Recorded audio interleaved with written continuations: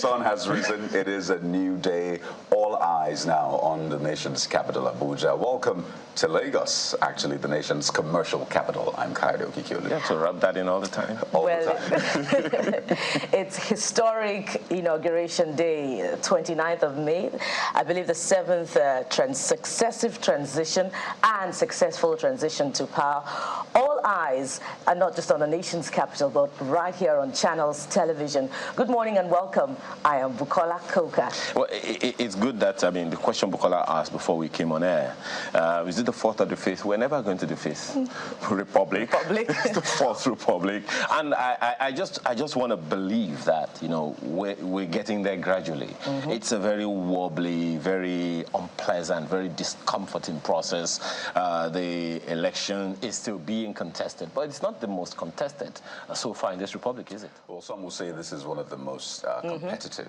Competitive, really. Yes, but really, not most especially contested. When you look at the cases in court, there's still 3 cases in court. In 2019, it was just the PDP's case that we saw up until the Supreme Court. So for a lot of people, political watchers and the rest, this has been the most competitive, hately or whatever, very, very contested election. But I'd like you to draw your attention to something very interesting playing out today, which some have raised, and it's a typology of sorts. So for 31 years, Lagos was the nation's capital of Nigeria. Nigeria since it gained independence in 1960. It became Abuja in 1991, after 31 years. Guess what? Some are saying 32 years after Abuja became the nation's capital, Lagos is now going to sort of become the nation's capital, and you understand why. Okay. He was the governor of Lagos for 8 years, and some have said a lot of people in Lagos would be relocating to Abuja. So if you're in the nation's capital and you're seeing new faces, some of those faces in Lagos, you're seeing interesting ways people drive. Hey, Lagos is now upon you. And that's a typology. No, there's one thing we don't want to go to Abuja, and that is the traffic. Please. I'm not sure that is ruled out. If that goes to Abuja, people like Chamberlain and Malcolm may just relocate back to Lagos. But Ayo, you made a very significant point about how this has been a wobbly ride, an undulating ride to this democratic dispensation that we've begun. Hopefully, we hope we'll begin to reap the gains. If we just recall some of the events that have led us here, military coups, a civil war, we recall the NSAS, and a very difficult road to getting that Electoral Act 2022 as amended, that President Muhammadu Buhari, prides as one of his legacies that he's leaving behind for Nigerians. So perhaps if those are some of the little things that we'll be celebrating on this May 29 Inauguration Day, perhaps it's worth it. But Nigerians are looking forward to a lot more. Well, most certainly, there's a lot to. Nigerians are looking to a lot more, and as Bukola has said, look to Channels Television. We will definitely bring all of those issues to you. But one of the most outstanding things about this is that the number that the incoming president occupies in the long line of presidents that Nigeria has had. We've had military, we've had civilian, we've had an interim government that has been nullified by the courts, but here we are today. There are those who reference the fact that, as you said, whether you like it or not, we've always had contested elections. Indeed. There are those who would reference the 2007 election as one of the most controversial elections in terms of the results and the outcomes, and the president at the time who was acknowledged that and was going to do something about it. The question remains, and there's those who are still saying, no, this is my president, this is not my president. But look, the one that is inaugurated, recognized by the Constitution, recognized by the National Assembly, occupying the office of the president in in Aso Rock, will be the one that will represent Nigeria anywhere, everywhere. So the least we all can do is to line up with that. But that doesn't take away the issues that must be addressed by the same government, whether we like it or not. Indeed. As of this morning, there should be no vacuum. So it's safe to say President Muhammadu Buhari is still Nigeria's president in some sense. It's safe to say that up until when the inauguration proper starts. So let's tell you, what to expect. All eyes on Eagle Square, Abuja. Channels Television is live there. We understand that it looks like it's going to be a rainy day in the nation's capital, Abuja. So just in case you'll be moving around there today, you might want to hold on to your umbrella. We also know, at least according to the Secretary to the Government of the Federation, that it's going to be a very quick process. As within an hour of the start of the program, Nigeria's incoming president should be in power, should have taken the oath of office, and then President Muhammadu Buhari will become Nigeria's outgone president, immediate past president, in just a few hours. There's a lot of preparations ongoing right now at the nation's capital. Nigeria is expecting dignitaries from across the world. We've been seeing images, videos of them arriving in the country as far back as yesterday, saying, well, they are ready to be a part of this. And you understand the role Nigeria plays, not just in Africa, but in the world. The largest black nation has over 200 million population. We're still going to conduct that population census, by the way, which is another thing on the table of the incoming president. But you understand this is such a big day on different levels, as my colleagues have said. And indeed, you know, speaking of what we know, the secretaries of the government of the Federation led us to believe yesterday that this is in fact the most prepared incoming president, and I imagine he was referring to the handover notes, you know, that has been, you know, given to the incoming president. And as such, by Tuesday, the 30th of May, 2023, he should begin to tick all of the boxes needed for him to begin to run the country successfully. I imagine, of course, more details would emerge, you know, after he settles into office. But then again, he said at that all-important presidential inauguration dinner yesterday that he asked for the job, he worked hard for the job, and as such, don't pity him. You know, those were his words in the reverse. So there's a lot to expect from the incoming president, the 16th Democratic President of the Federal Republic of Nigeria, Bola Tinubu. So there's a whole lot to expect from him. Speaking of the inauguration, the delegations, the delegation of the United States arrived yesterday, and of course, they've announced their presence right from social media, and that's also trending. So there's a lot to expect, you know, from today's ceremony. Well, there's a lot indeed to expect, and the venue of our expectations is Eagle Square, which is what you're seeing right now. Well, as you can see, there's been quite some rain this morning. What was the words my producer in Abuja used? Cats and monkeys and pigs or something like that. Well, not, what's the other one? What's the normal one? Cats and dogs. Cats and dogs, no. So we used completely different words altogether. You see the weather. You know, it's poured already, actually. It looks like the rain came to wash away, you know, or to clean up the... Well, you're doing the normal Yoruba thing right now. Well, let's just see it as a good sign.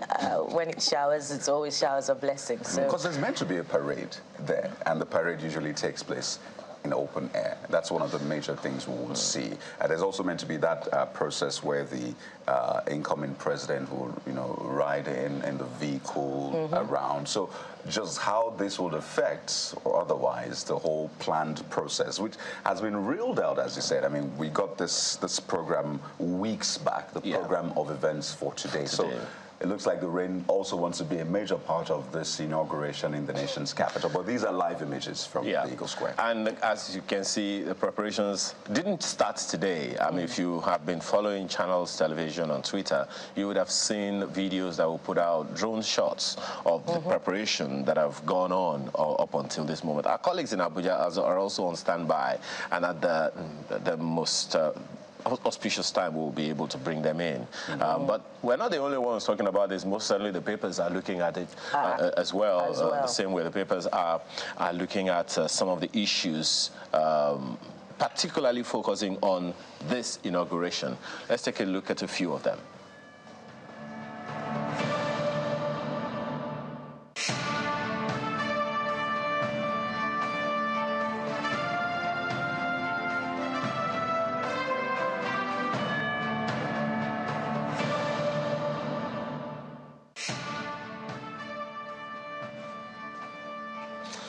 There you go.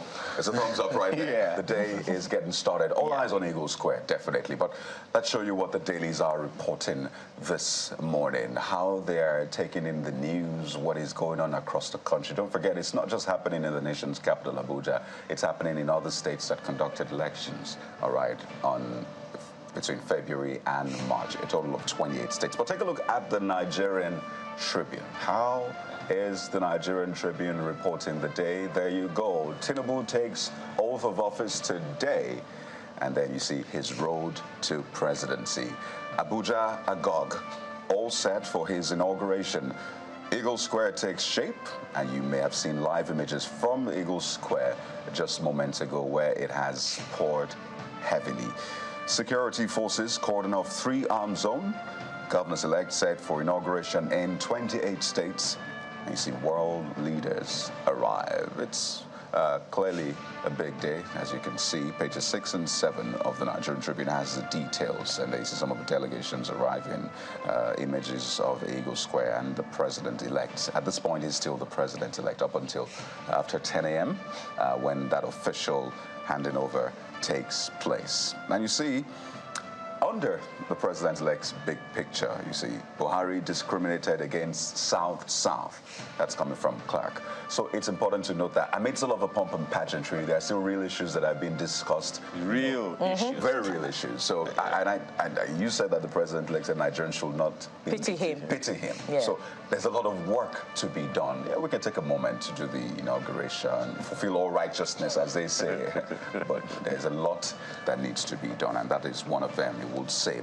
And on top of a very right corner, Autumn hands over 187 billion naira debt to successor. So it's not just at the nation's capital that we're, we have all eyes on. There's also that coming from the states. And just one more. It was a very, very curious situation that played out yesterday in Oyo State. Police arrest 7 in Ibadan.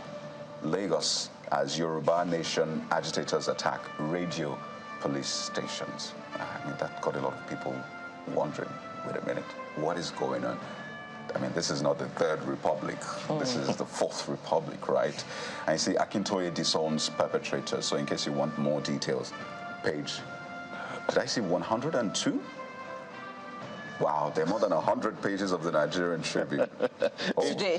One of the things that you are likely to see in all of the papers today, you see on some front pages, congratulatory messages. Already. Before you open the pages.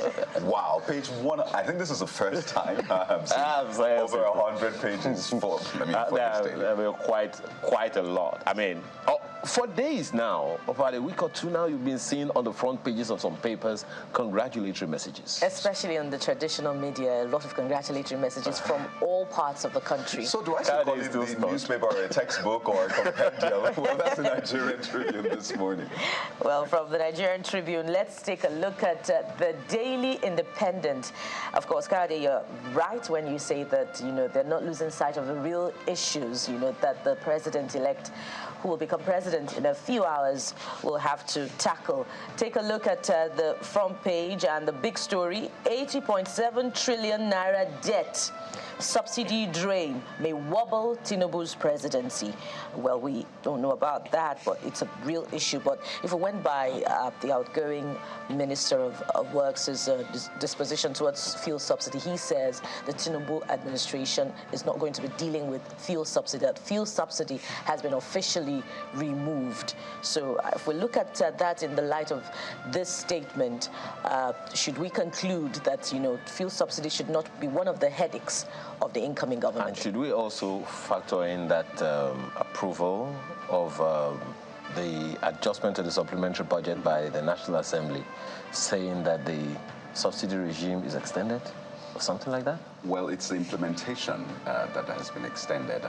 Implementation of the, it's supposed so there's to a 2022 supplementary budget. So it was meant to be terminated mid-year because they had issues, a capital project. So they had to extend it up until the end of the year so that those projects would, of course, be dispensed with. Does that include subsidy? Subsidy. Well, that's a very good question, Ayo. Like it or not, this government has said the decision is meant for the next government to take. So it is going to be the next government to take whether it extends beyond June. I guess we have no choice but to wait. Well, take a look at the riders. Crisis brews in Cross River over Kali aircraft. That's a page 29 read. Buhari insists Nigeria now better off than in 2015. That's a page 7 read, and I imagine you have a lot of answers, to that, so keep them coming. But look at the front page. You also find a lot of congratulatory messages, on the front page with the picture of the president-elect. Let's leave it there for the Daily Independent. We'll be going to Abuja shortly, but before that, let's take the Guardian newspaper this morning, and this perhaps is the position of several other people today as far as this incoming government is concerned, because there have been extremely high expectations with previous governments, but this one is saying cautious optimism as Tinubu offers hope to weary Nigerians. Look at that story. Not a single rider. That's all the story. I'm not sure that story needs a rider. It has all the rider inside of it. It's all encompassing. So that's the story you'll find on page 6 of the paper. It also has 8 years, 8 performance indicators. The details you'll find if you pick a copy of the Guardian newspaper. Right under that one, Buhari's tenure ends, but not his rare economic footprints. Find the details of that on page 21 this morning. I apologize for my difficult choices that caused pains. Buhari tells Nigerians. That story you'll find on page 6 of the paper this morning. So the question then Nigerians would be, how would you respond? Would you say apology accepted? I hope you do.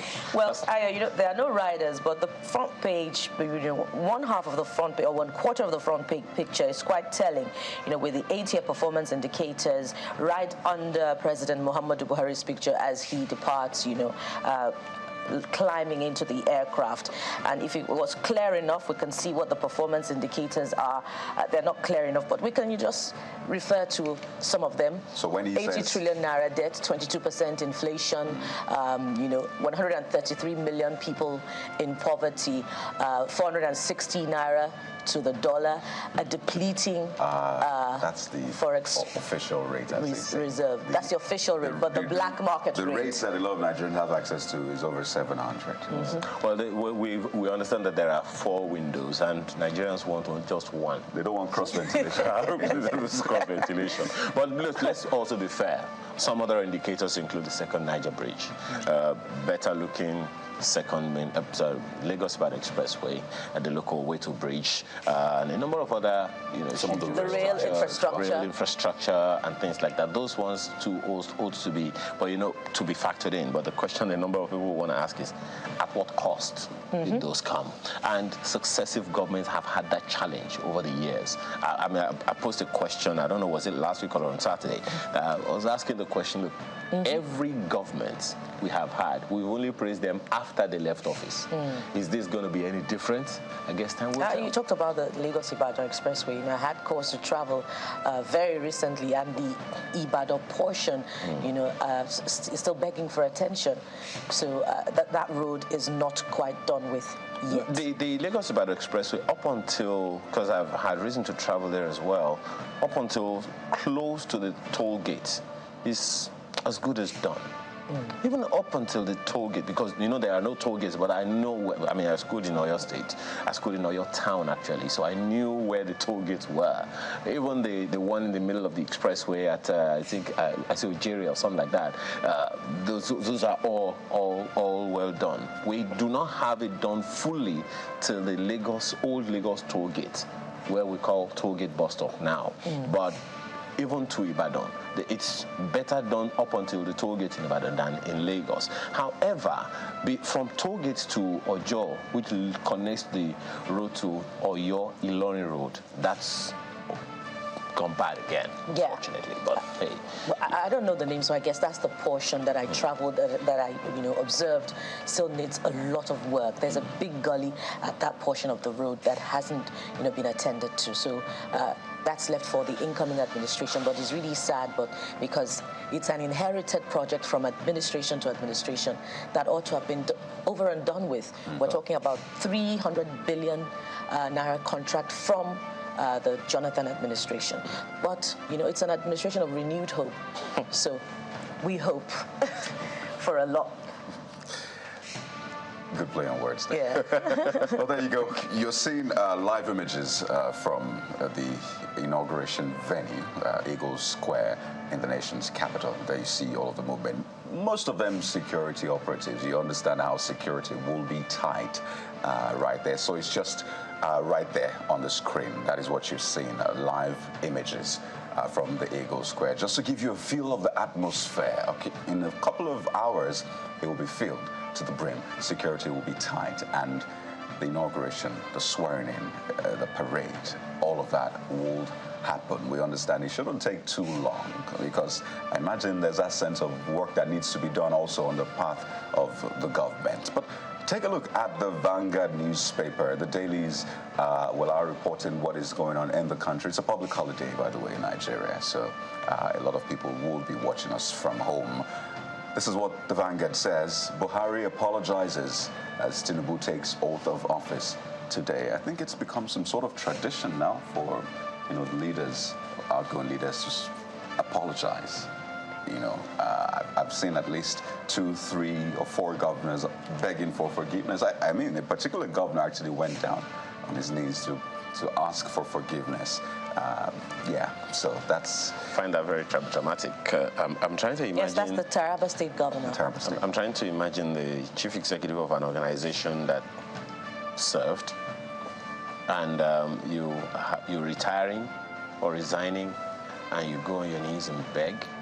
I'm sorry. Maybe you maybe beg I'm your just being employers. Maybe I'm just being simplistic, but the people are the employers. You took difficult decisions that the people didn't know needed to be taken, simply because they didn't have all of the figures, all of the numbers, all of the information that you have.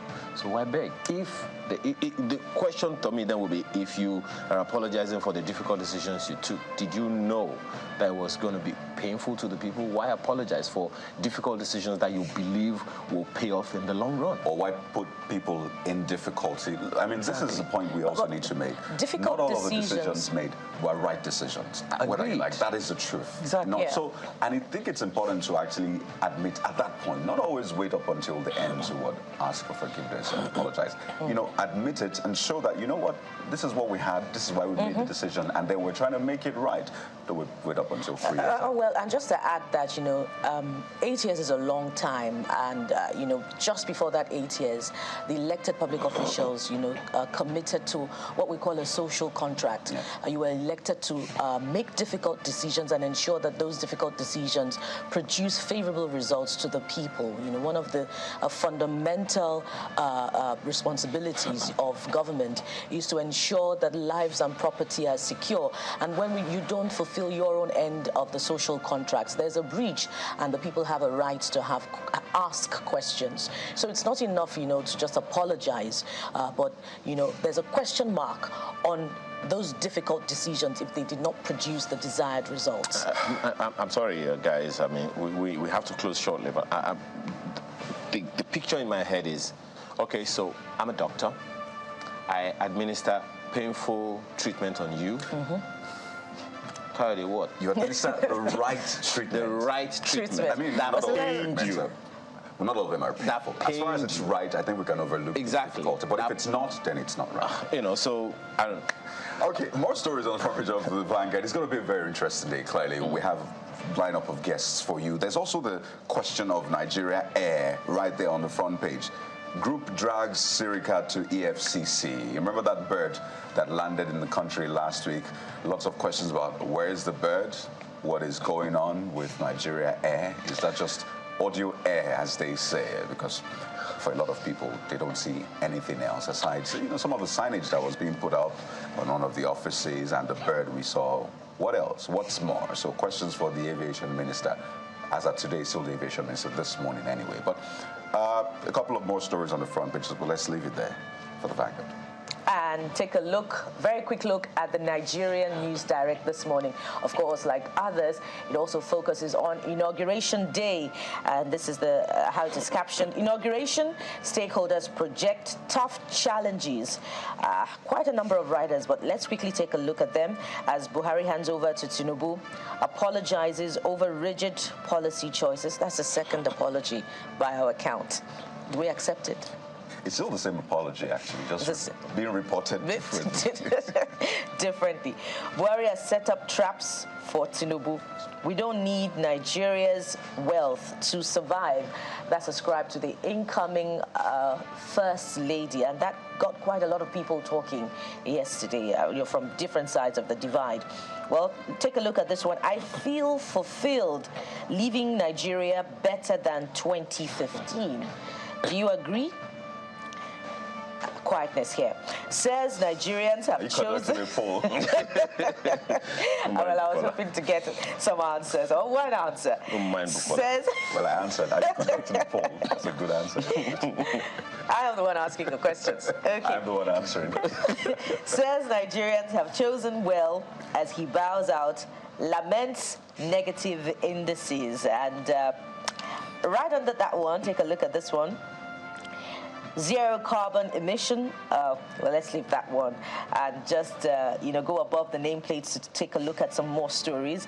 NAS leadership.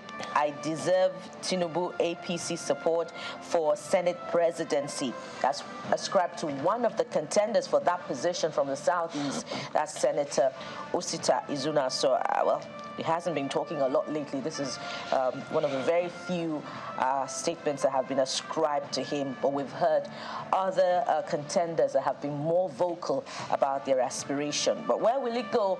We have just a week or two more to find out. It'll be interesting.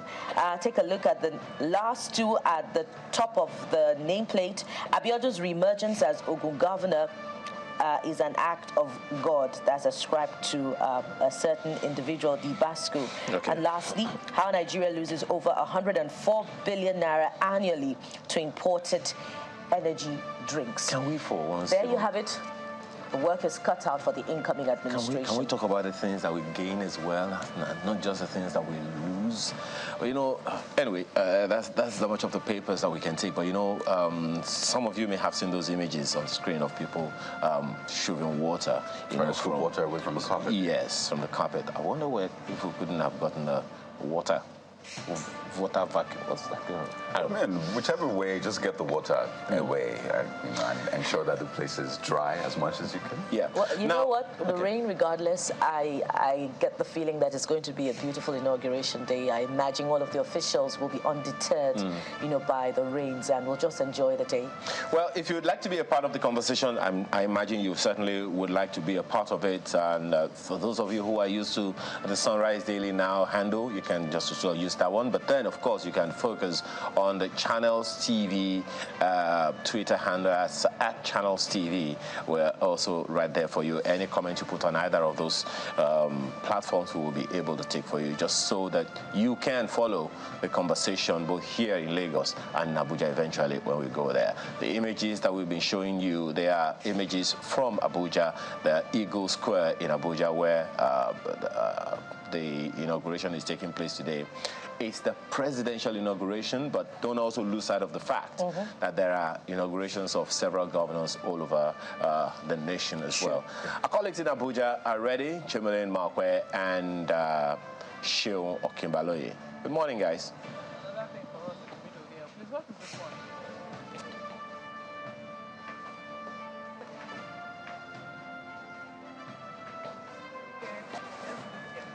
All right. Just a feel of what you'll be seeing today. So it's a very interesting day, really. And we made that joke earlier. That it looks like Lagos is moving to our Good morning, everybody. Incidentally, the three of them inauguration of the 16th president from here. Welcome to you live from Eagle Square. Well, yes, indeed. I, Chamberlain, is alongside my colleagues. Sheon Okimbaloye, welcome everyone. What a day, what a time in Nigeria's history. Yep. Our political history somehow is getting some addendum, isn't it? Well, we could have predicted that this morning was going to be like this. It's happening right in the middle of the rainy season, yet it seems we never see the rains coming. Good morning and welcome. I'm Maokwe Ogun Yusuf.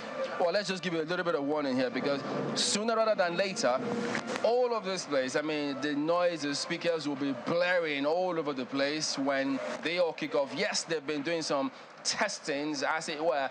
But of course, the heavens did open up here. So heavy rains down here. So that slowed down some of the action, some of the things that had been built. But make no mistakes about it, the event will go on as scheduled and as planned. And it promises to be a very interesting one for all of those who will be participating. It is a significant day in the history of this country. May 29 is generally, so that is why it is a big day, guys. You know, the weatherman did send a text message on the WhatsApp group about today. I'm not sure how many of us got it, but I think it's a good feeling to have the showers. And it's been raining. For those of you who are not residents of Lagos, and wherever you may be watching us today, the feeling is that of what we did not expect as much. We knew that it's in the rainy season, but perhaps we didn't expect to see as much as it has poured this morning. But it's also a very good thing amidst the security that we're seeing this morning. It's almost a very tough one to get in through these security barricades. We've been seeing a lot of police and military officials coming in around the grounds this morning, and they're trying to do their own job as we are doing ours this morning.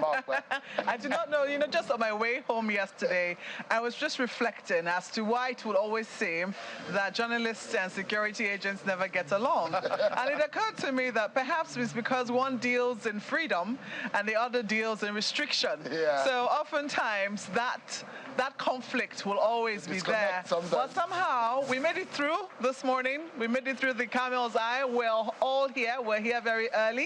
I imagine that if you're not holding an invitation or you do not have a worthy accreditation, please do not find yourself anywhere around this place, because you will be bounced back. It was quite interesting because now journalists were all accredited alongside everyone who will be here. Yeah. So, but you know how security usually is when you have changeover like that. Sometimes you think or you expect that there will be that handshake among security personnel of both camps. Yes, it's the same security. Yes, it's the same party. But sometimes some things can happen. So even the tags that we had, sometimes they tell you, no, we don't recognize this tag. So it's always, it turns out, it happens like that sometimes. So we had that challenge as well, but thankfully we are all here. So we expect a lot to go on today. So besides, other than the rains, some of those personnel, guests, they're all arriving. You saw different shots of several people just trying to ensure that they clear the path for this big event to happen here today, which we will bring you all of those details as they unfold here on Channels. A bit of deja vu, if you ask me. We're back here in Eagle Square, which was built specifically for a purpose like this. To recall that on May 29, 1999, when we started the Fourth Republic, was when this square was eventually built, and that was where that historic handover happened between the military authorities to President Obasanjo, to President. The handshake. Yes, that to kind President of handshake from a military man to a former military man. Yes, who is now elected democratically. Indeed. The very first experience in the Fourth Republic, Malcolm. Indeed, and it happened right here in Eagle Square. And since that time, this square has witnessed all manner of events. This year alone, Shewon, you and I have been in this square at least twice, covering different events that had to do with political parties. But this time around, this is a national event.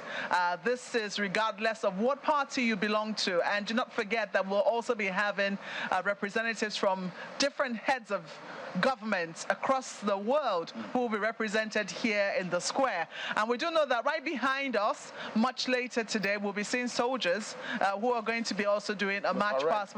Yes, there will be a march past parade. You know the interesting thing about that? During the week, we've had our recce here to see what exactly, where we're going to set up, how we're going to cover this event. And I saw that those guys did their rehearsals without the rain. I'm hoping that their boots will recognize that the terrain is a little bit different this morning, because the performance itself, which is the D-Day, is wet. The weather, I mean, the floors are wet. But when they did their rehearsals, the floor were dry. But even the military, they have a term. They always say, "May it not rain on your parade." At least it's rain before the parade, so I guess they'll know how to manage that. Yeah. I think at some point, I mean, being military soldiers, they go through. They're usually used to all sorts of weather. Indeed. So today is the day. Unfortunately, well, if the rain is there, they've got to. They have no choice. They will have to. So, of course, we expect the Air Force, several performances will come through from the Army today. There's going to be some parade of the aircraft, the Nigerian Air Force, the Nigerian wing of the military in Nigeria. They're going to fly and showcase what they do on every day, and perhaps we can see some smoky Nigerian colors. I mean, it's been a while we saw that kind of display, but perhaps that will add some color to the event of today. When we were talking about 1999, and it just flashed through my head, 1999 to 2003, Obasanjo had sway. From 2003 to 2007, he was re-elected for another 4 years in office. And in 2007, there was another PDP member who was elected, President Umaru Yar'Adua. Unfortunately, he didn't see through this term in office. 2007 to 2010, he died in office. And Goodluck Jonathan of the PDP, who was the vice president then, took over. And Goodluck Jonathan, up until 2015, well, Muhammadu Buhari, the incumbent president, who till about noon today might be president until the new man, the oath of office is taken. Bola Tinubu, who is of the APC. Yet another transition from one political party to the same political party will happen today. Interestingly, when I was speaking with the SGF yesterday, he said, look, this is not going to be a lot of talk. Yeah. There won't be a lot of, the event is pretty much straightforward. As soon as we arrive here today, it's going to be the national anthem, maybe some prayers, and then the oath taking, perhaps the vice president-elect will go first. Then he gets sworn in by, I guess, the Chief Justice of Nigeria, then the Justice Ariwola. Then we'll, of course, see the president-elect Bola Tinubu taking up to the podium. That is the moment a lot of Nigerians will be expecting. And what you see right on your screen, that is going to be that very spot where you see the green carpet, laced with a red carpet in the middle of it. That canopy has been raised. It was lowered earlier because of the rain, but now it's been raised. That is likely, I mean, that will be the spot where that traditional event for the transition of power will happen. So it will be very interesting, as we did tell you, and we are here live at Eagle Square to bring you all of that detail and more. But for now, let's just take you through this report. What I'd like you to have a look at it is the journey of the president.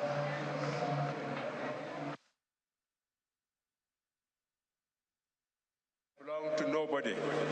President Muhammadu Buhari made this declaration during his inauguration as Nigeria's 15th president. The first few months of the Muhammadu Buhari-led administration were replete with promises, charting his own course on a three-pronged agenda: security, economy, and anti-corruption.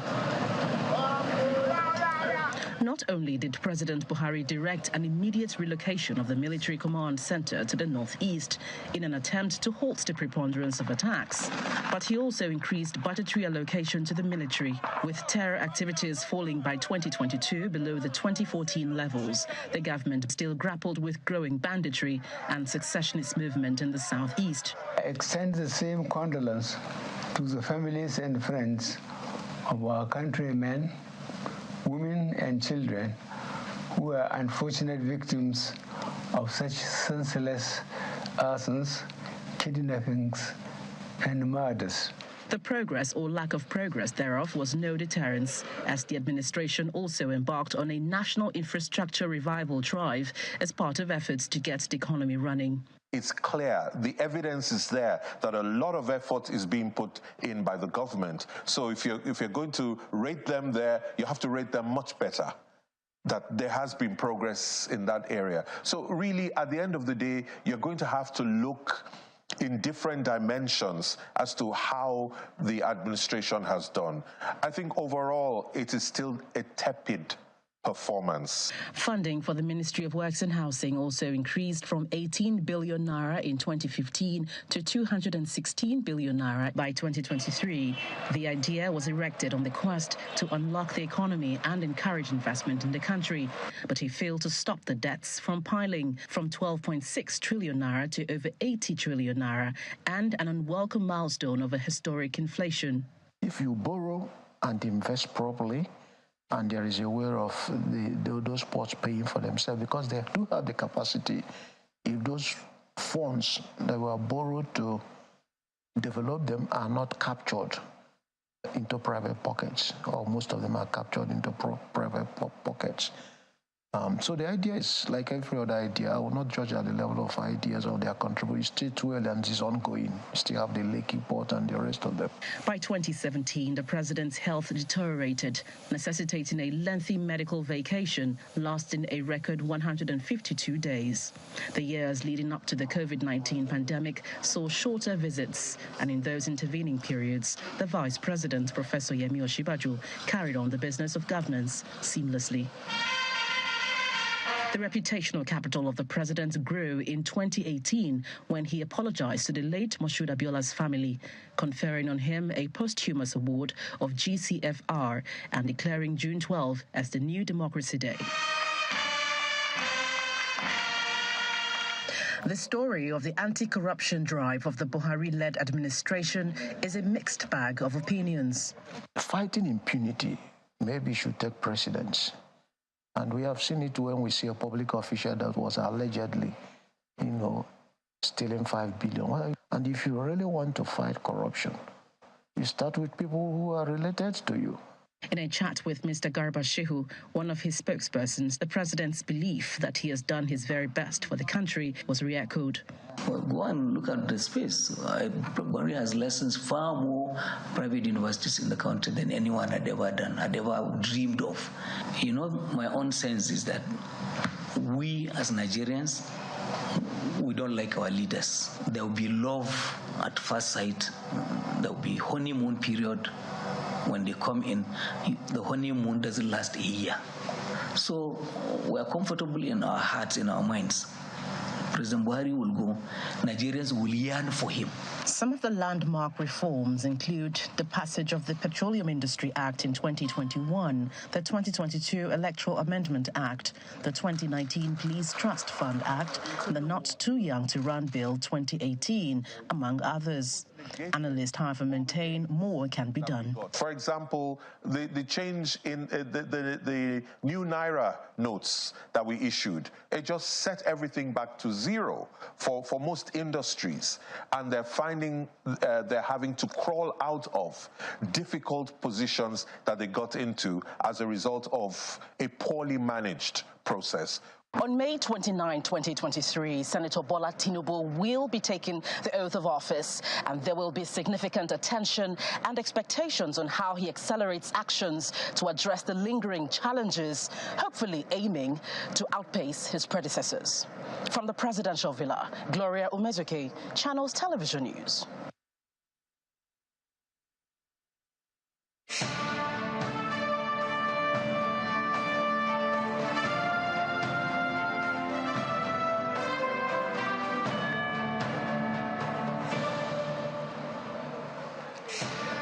Well, one thing, guys, how time flies. Absolutely. 3 words there.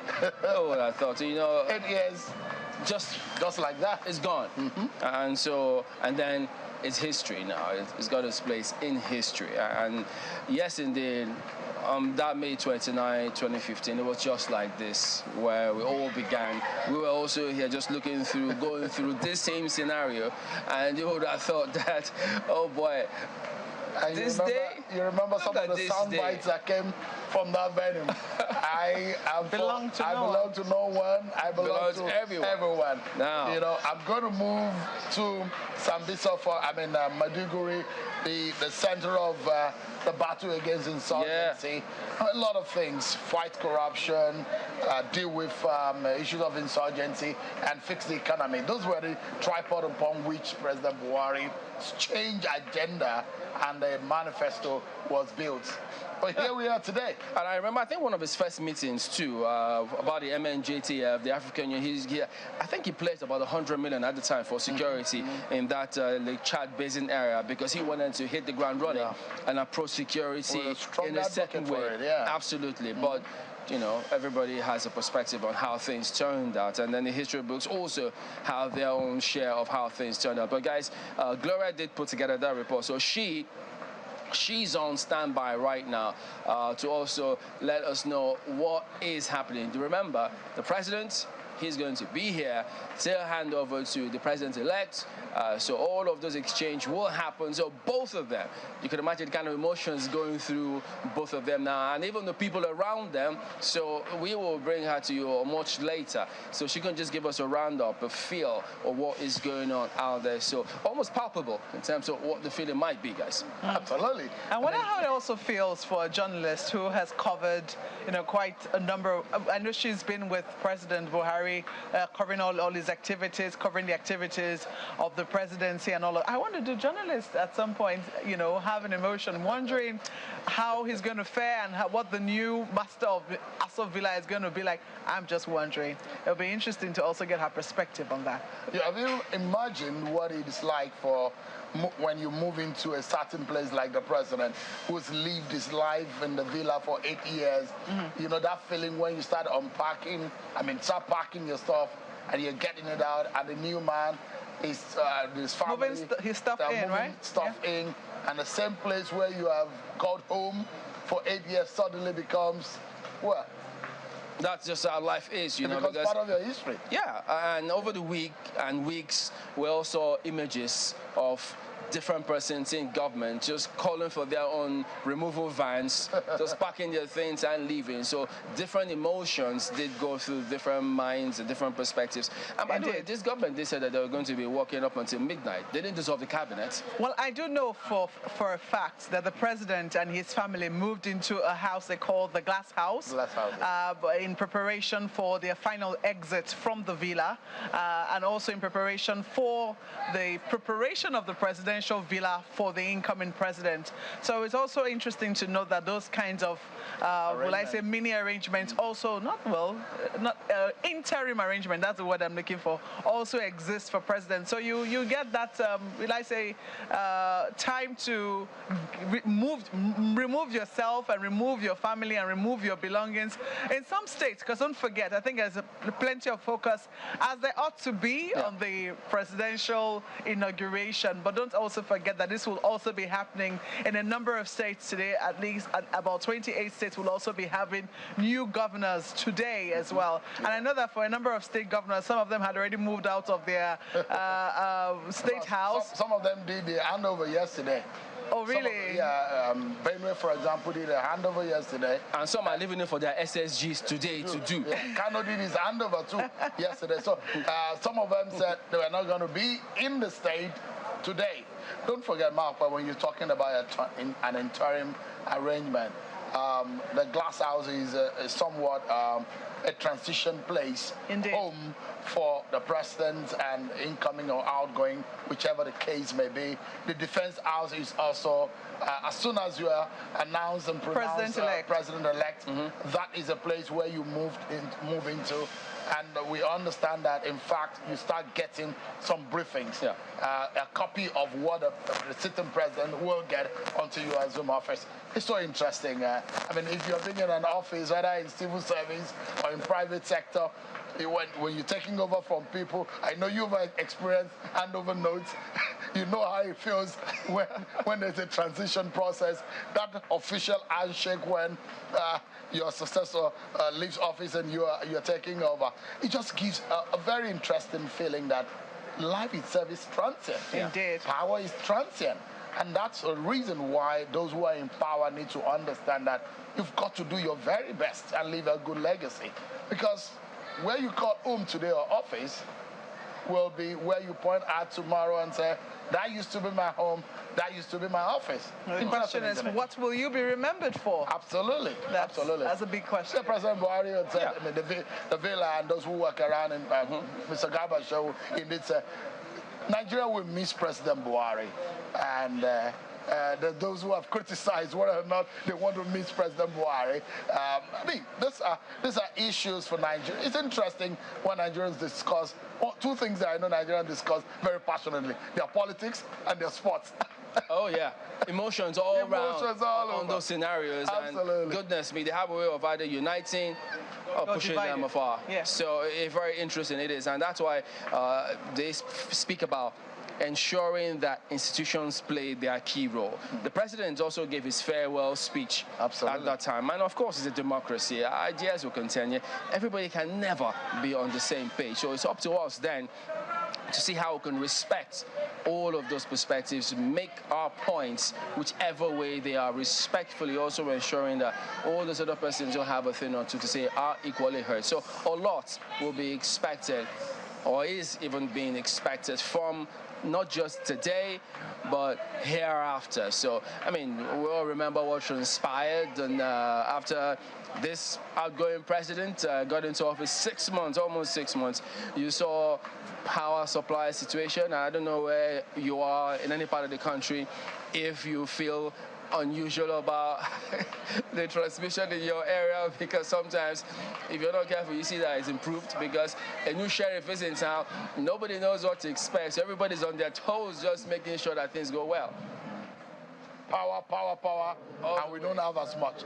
I mean, we've been talking about this. I was discussing with some of my guests on the program and said, look, I was born into the up-NEPA. I'm an up-NEPA generation.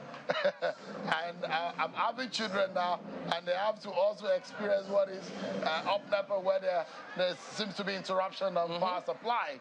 And this is some of the things that a lot of people think that the incoming government needs to deal with, not to work on it alone. We are hoping to see what a Siemens deal will turn our power to bring to Nigerians, especially those who run companies, industries, and they need power, regular power supply to run their daily businesses.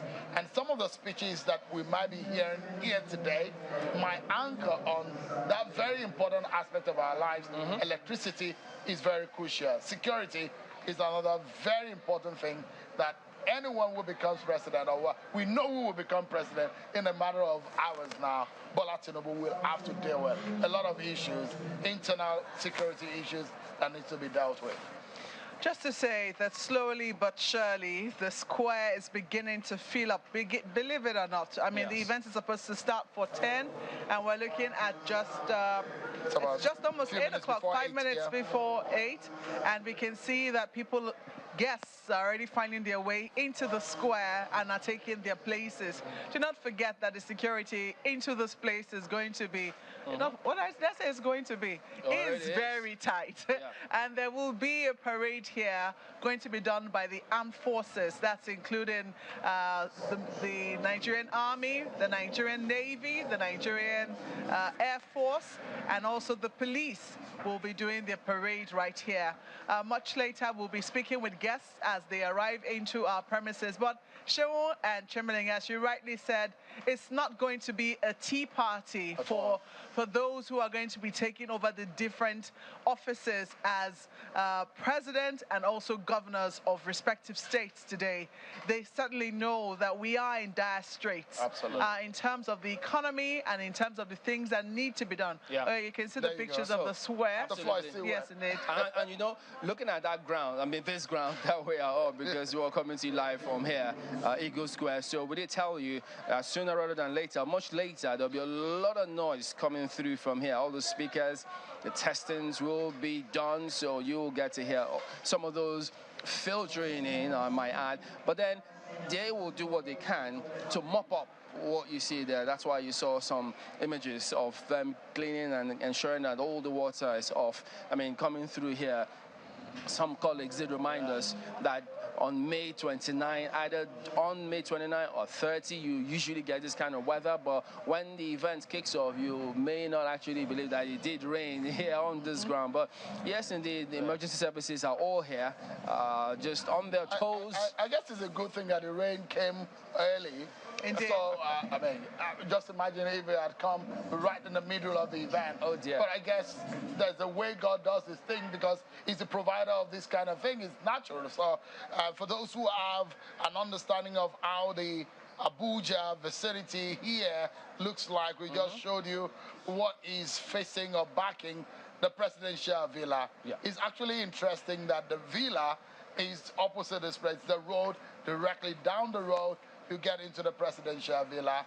It just takes less than 5 minutes to drive from the seat of, well, from the presidential villa into the Eagle Square, where we're going to be seeing. We understand that a lot of heads of governments across the world, from Africa and every part of the world, we saw the president of South Africa that arrived the country.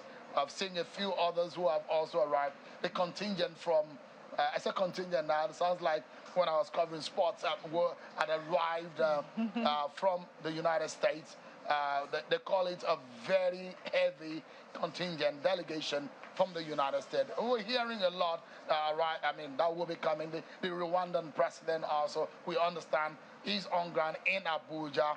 The city is bustling. Security, watertight, as much as the eye can see. I'm guessing that they do not want to leave anything to chance, not only because this is a very important event in the life of our country, out of our nation, but also the fact that we have a lot of guests. No one wants to see any kind of embarrassment security-wise. So it's also very good that you have that sense of security when you see these guys who are, some of them heavily armed, and the fact that you mentioned about the paramilitary guys, the FRSC, the emergency agencies, all of them are on the ground, manning their position, and this is strictly by invitation.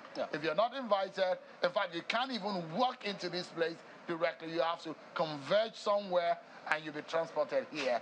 Looks to me like this is one of the most well-organized national events that I've covered.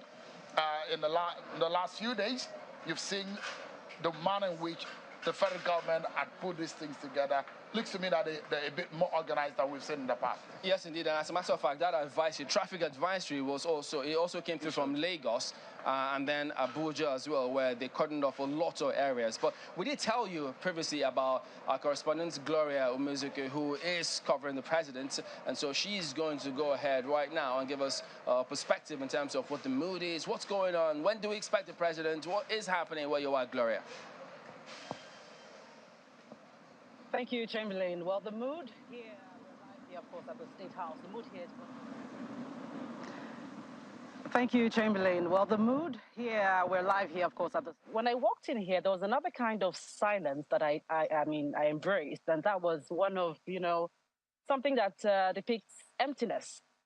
And so, just like when you see a school on vacation, where when you walk in after vacation has started, you see just the janitors and the security guards and all that. That's what we came here to meet.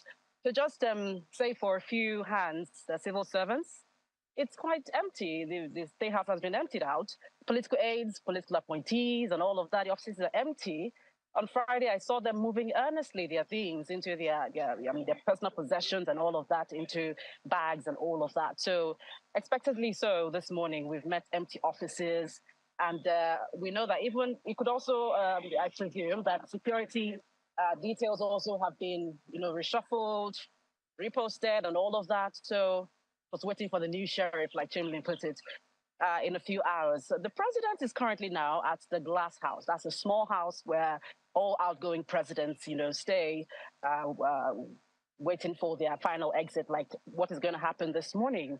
So he's there. He's, as a matter of fact, he's the fourth democratically elected president to occupy the Aso Rock Villa. And then President-elect Bola Tinubu will be the fifth to occupy, the democratically elected president to occupy the Aso Rock Villa. So we're expecting him, of course, that's when he takes oath of office, he will be the president to do just so. And we know that the president, at the moment, he feels a huge sense of satisfaction.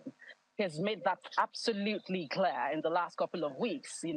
First of all, he started by saying, we've done our best. I have done my best for the country. And that created ripples here and there.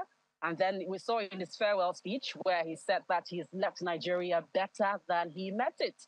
in 2015. So these are statements that, have created polarized views. Some would say that, oh, yes, they hail the president. He has done well infrastructure-wise. He's done well in terms of security and all of that. And then the other side would obviously say that they haven't seen much that the president, has done. But one thing I must say is clear. Not all president or not even one president can tick all the boxes. That's for sure. So the president, and like some people would always say, presidents will come into office, inherit problems, try to solve some, and even create some of their own. And perhaps, I think the disenchantment out there is because the president might have created a few of his as well. We saw how the cash crunch policy went down the drain, not down the drain, of course, but went, sour for many people. And then also we saw how the debt burden, like you saw in my report, went to as high as 80 trillion from 12.6. Ab initio. So these are issues Nigerians are disgruntled with and feel that, the president might have done better, here and there. But of course, he's also had his own areas where people have cheered him on for. Thank you very much indeed, Gloria Umezuke, just bringing us up to speed in terms of the mood and what has transpired and probably what to expect. So soon, you'll get to see the president leave where she is and then make his way down here, where we will be here still and bring all of that to all of you. Yes, well, speaking of you see how calm that environment is where she's reported. That used to be a beehive of activities in terms of the traffic and the kind of movement that you always see around the residence of the president. Yeah. But like they say, who wrote that? The telephones no longer ring. Those who have walked in the villa, the kind of thing that happen when you're in the seat of power and when you're leaving office. Well, they should know that already. I mean, they don't need any telling because that is what a lot of them will expect. But just give us a moment. We will be back. Don't go away.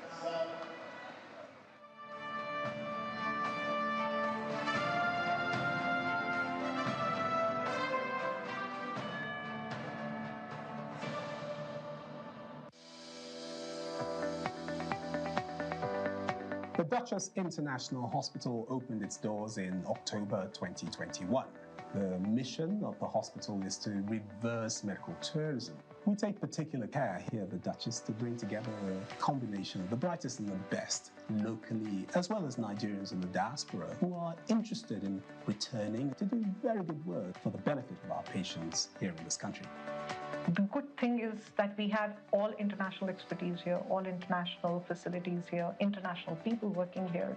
Everything is coming together in a space which was considered not great in terms of the availability of healthcare. Axis Bank, of course, has been able to provide us with a robust range of products and services that has enabled us to deliver that standard and quality of healthcare that is integral to our mission as an organization.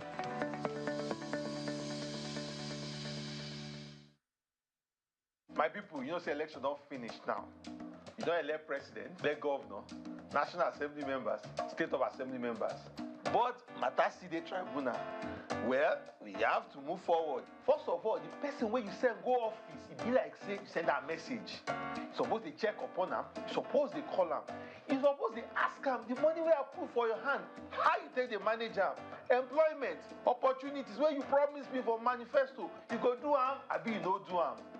Now here, budget is going to make it simple for you. If you track government budget, how government takes spend money for your area from budget.org. You even fit track public projects, all the roads, the schools, the hospitals for your area. Tracker.ng. You even fit on allocation for your state, for your local government. me.budget.org. Now, the matter in your hand. The person where you send go office, you supposed to make sure saying they work for you. This message now from Budget. When you have cavities, it hurts so bad it makes you miss school. Even football. But we prevent cavities before they form with Colgate. Colgate locks calcium in. Keeps cavities out. Ovieme. Oh, I wish you were here. I'm always with you. But it's not the same without you.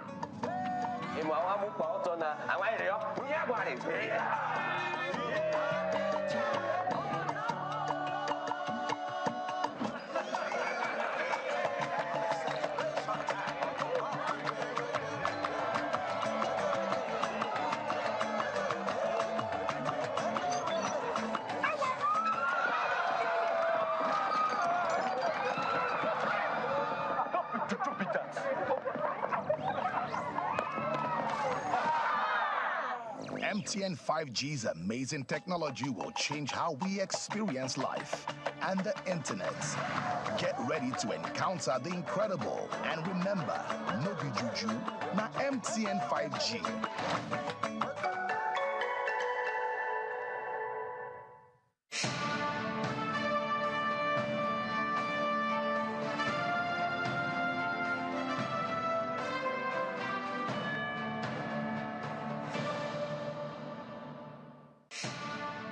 So there you go. Welcome back to the inauguration of the 16th president. We're coming to you live from Eagle Square. We did say in our opening sequence that, of course, a number of party faithfuls will be buzzing, but we're likely to hear from them directly.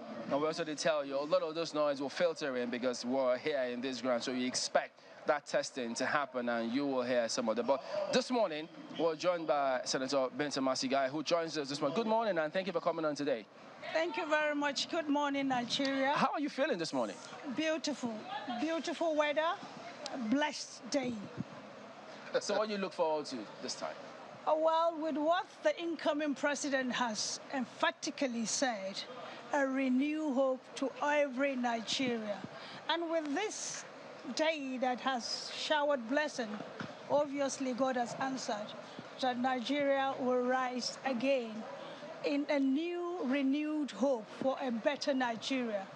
A Nigerian that believes in herself or himself and seeing that what God has done for Nigeria, no matter what, we're better together, lifting this country to a greater height. And I strongly believe that the two gentlemen that God has destined them to now pilot the affairs of Nigeria, where one time governors in their various states, and they did well. And I think that was one of the kudos that most Nigeria believe that they will do better, even as president and vice president of the Federal Republic of Nigeria.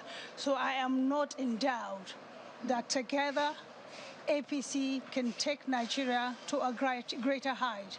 And with the cream, most especially the African heads of governments and even prime ministers of various main governments that have come to Nigeria, it shows that there is a light in the tunnel, that definitely it will shine brighter and brighter. Yesterday somebody said, I think one of the guys that I think did I don't know, I met him on the, he said, a new Nigeria, irrespective of our diversity, we will stand better together. And I think that is what every Nigerian should have, that the Nigerian of yesterday might have failed us, but the Nigeria of today has a vision and a focus. And for us as Nigerians, we should now follow that train and help these people. Because for you to fight corruption, it depends on every Nigerian. The government is for the people, by the people, and for the people. So we as Nigerians need to follow and fight to see that we have a new Nigeria where hope is not dashed, but is renewed for a greater Nigeria. You served in the Senate, representing Adamawa State, same time Senator Bola Tinubu also representing Lagos, and now she's someone you work closely. I know how passionate you are advocating for the rights of women in governance. Now you have a combination of two senators or former senators, Senator Kashim Shettima as the president-elect, Senator Bola Tinubu as the president-elect, and you have Senator Bola Tinubu as the first lady in waiting. What kind of combo do we have in the first family that you know? What can you tell us about them? Well, the good thing is that they were once in an executive position and again in the legislative arm and again back again into the federal executive. So obviously, since they have done what is expected of them in their two various states and were being given an average score, and even the First Lady was once a First Lady of a state and again a parliamentarian, which obviously when we're in the 8th Assembly, I think we worked in the Committee on Women Affairs, and she was one woman that has been there aiding me as the chair of that committee. And one of the things that endears me to her is looking at the less privileged. Even as a senator, she runs an organization where the less privileged, especially women and the vulnerable, are being taken care of. And that also, I said, is a new hope for a better Nigeria. And I strongly believe that the expectation of Nigerians are high on the president, the vice president, and even the first lady, the mother of the nation. And I know the combination will be something that we are all waiting for, because it's going to be a different dimension entirely. Once an executive, another parliamentarian, the three were in the Senate. Obviously, they know the plight of Nigeria through their representatives in both the House and the Senate. And I know that Nigerians come first. And like what he said, I didn't beg for it. I asked for it. And obviously, I am going to work for Nigeria. So I know it's going to be a beautiful combination. The president-elect actually said, there are no excuses. I campaigned for it, I asked for this position, and so there's going to be a lot of pressure that is already in waiting. But one thing I want Nigerians to know is that for the president to achieve whatever he wants to, we must support him. Policies that probably have not been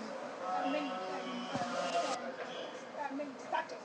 We need policies that are people-driven.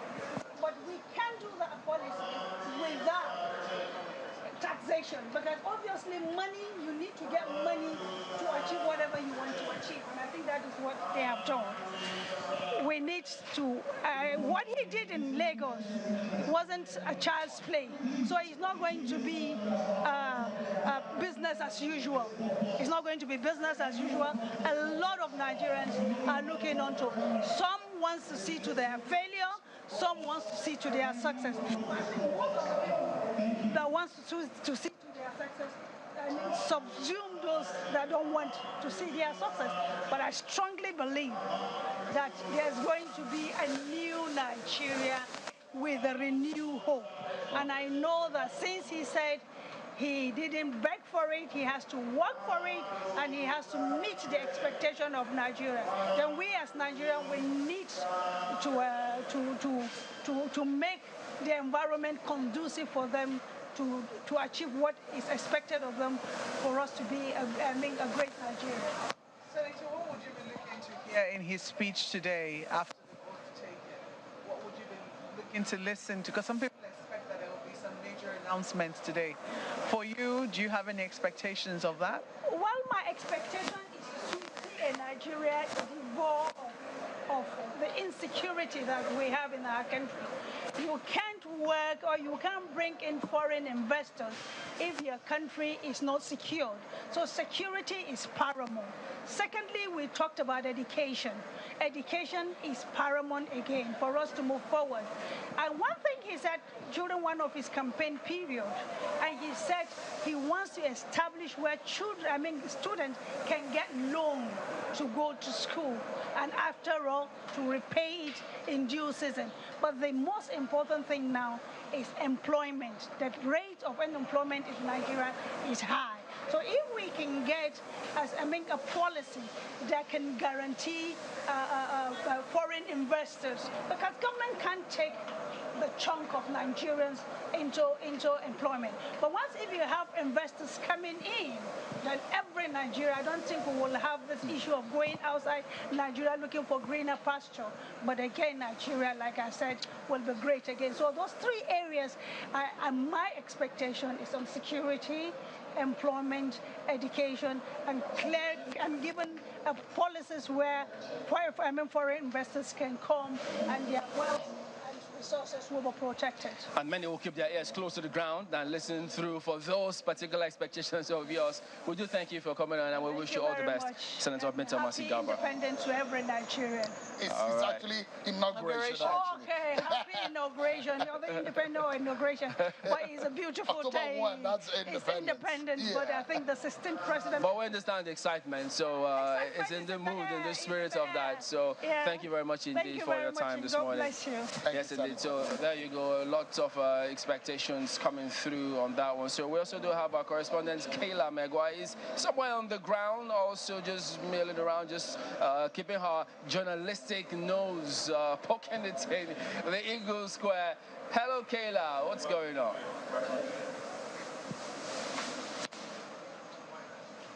Yes, we are live right here at the green carpet, very wet green carpet right here at the Eagle Square. A lot of arrangements going on. Of course, we've been talking about the downpour. It was a very heavy rain this morning. And many people, you know, it's supposed to start at 10 o'clock. But I think many people have gotten used to the fact that these events, you have to actually prepare for it. So we had a lot of people. I came in from the old parade ground this morning, and a lot of people making their way there so the buses can get them to this venue on time. We're seeing quite a lot of activities going on here. People, of course, walking across the camera and all of that going on. That's because a lot of cleaning up is going on. There's a lot of water in this particular carpet, so a lot of sweeping is going on.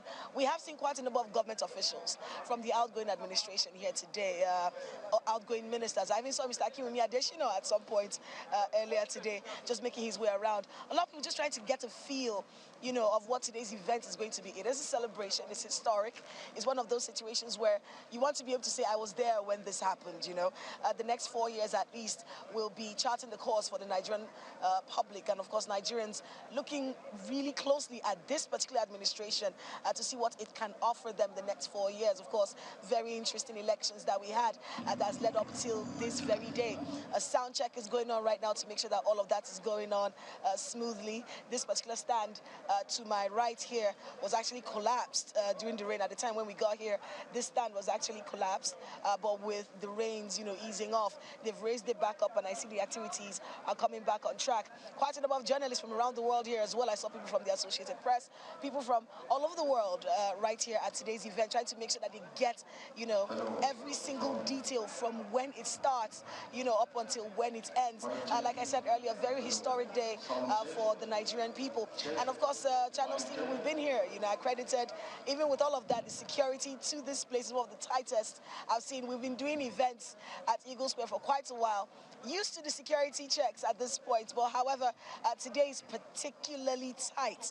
All the way around Eagle Square is tight right now, and if you do not have accreditation, it would not be wise for you to be around this area at this point in time. But right now we're seeing the arrivals of journalists mostly, and of course some people from around the world. We're seeing the diplomatic corps right there at the right there behind me. That's where the diplomatic corps will be sitting today. It'll be interesting to see what leaders from around the world make their way here today. We haven't seen any as yet. The one person I have seen today was Akinwumi Adesina of the African Development Bank, and he came in for a little bit, and I think he's gone back out. But right now we're just seeing people coming in, you know, just checking to see. I think right here to my left, before you can go into the state box there, they're trying to see if they can get people to show that they are accredited to be in that particular state box. So we have that going on here right to my left. If we can actually just take a little while to actually see that that is going on right there. Before you can enter into that box, even with the accreditation that you've been given, they make sure that you have all that is needed for you to go into that state box. That is where most of the dignitaries are going to be seated. So this whole place is going to be cordoned off real soon. We're going to have a situation where many people will not be able to be here. But like I said, it's a celebration, so we're watching to see how it all unfolds. But for now, we're seeing a lot of cleaning up going on because of the heavy rains, and we're trying to make sure that this place is sorted out so the events can start proper in the next few hours. I think we're looking at them right now. That place, that box there, is where the action will be. We'll be looking at a lot of the people who will be making their way in there.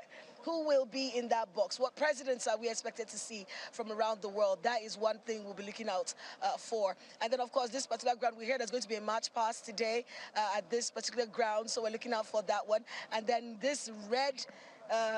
this platform that is right here to my right will be where the swearing in will happen. Historic day for the people of Nigeria, and one that we're looking on to see how it unfolds in the next few hours.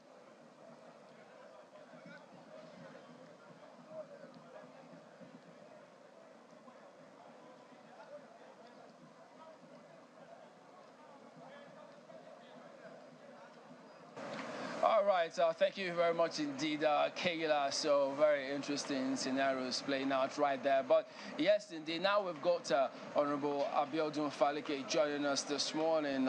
He's got several responsibilities, so we won't be surprised if his phone rings, actually, because they might call him for a thing or two. Good morning, Honorable. Good to see you. Good morning. Good morning, Nigerians. How are you? Congratulations to all of us. How is it going on with you today? Very well. I'm so happy, deeply happy. I couldn't sleep. I was waiting. I've been waiting for this day to come. And we thank God. And then, of course, the beautiful weather. So, yeah, go ahead. Yeah, okay, yeah. So, because when you say it's got a lot of role to play, the National Secretary of the campaign, and here you are. In fact, you're one of those who have been touted to be perhaps the chief of staff to the incoming president, They've given you several roles, and a lot of people thought that you're very close to the president-elect. What role do you think you might be playing? Do you know? Well, let me say that at the point of starting this project, way back early 2020, what I had in mind was that I saw that Tinubu was the only man who could come at this time of the situation we find ourselves in Nigeria. And as at that time, there was nothing in mind to say, this is the role I'm going to play. As at today, I bless God, I'm an elected member for the 4th time in the House of Reps. I'm ready to serve anywhere, even to stay back in the House. I'm ready to serve. I mean, but you won't be surprised if you are being announced today to play a crucial role, closely working with the president-elect. Well, that is his prerogative. You can decide where you are his man, aren't you? Including you, you are his man. Well, I'm a Nigerian. Yeah, so in Nigeria, you must believe in Nigeria. Yes, I believe. Yeah. Yes. But Honorable, do we expect a cabinet list announcement ASAP? Of course, within 60 days. That's what the law 60? says. 60?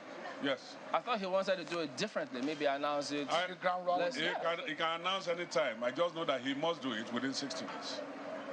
Hopefully, we might be seeing some positions, some roles being announced on this ground today, or maybe shortly after. What are those roles can you give us an understanding? Honestly, I don't know that. Oh, you don't want to let God out of the bag. We understand. I don't know that. I don't have such a... You know a little more than you're letting out, eh? It does look I don't know that. But what are your expectations? Because the truth of the matter is, we know that it has not been exactly an easy one for your party to be here today. And even now, as we speak, matters are in court. We see that strategically, you've chosen as the theme for this inauguration, Nigeria, better together. Yeah. It would seem that you understand that at this point, perhaps the country is a little more divided than it's ever been, especially in terms of how the votes went, for the presidential elections. So what are some of the things that you would like to see in terms of announcements made, or in terms of helping to really relieve the theme of Nigeria better together? Well, thank you. I think that what is critical is for all of us to believe in the entity Nigeria. Not because I'm a Yoruba man or a Igbo man or a Hausa man. Believe in Nigeria and play your role, not because you want your village or your community to be developed. No, play your role and see how Nigeria can be better and respected across the world. When we travel out of this country, we see other countries in a very, very smooth governance. And so we expect that this government that is going to be sworn in today will, of course, bring us to that level of respect across the world. So do we expect that Nigeria, that theme, better together, do we expect to see it in his engagements, announcements, projects, across board? Inclusiveness, complete inclusiveness. He has those plans. Of course, of course. Can you tell us, because I know that you're deeply part of this organization, of this event in the transition period, what are we to expect? Who are the leaders? Who are those personalities that we are likely to see today on the ground? Oh, we expect to see all Nigerians here. We expect to see all Nigerians, including all our former head of states. We expect to see them here.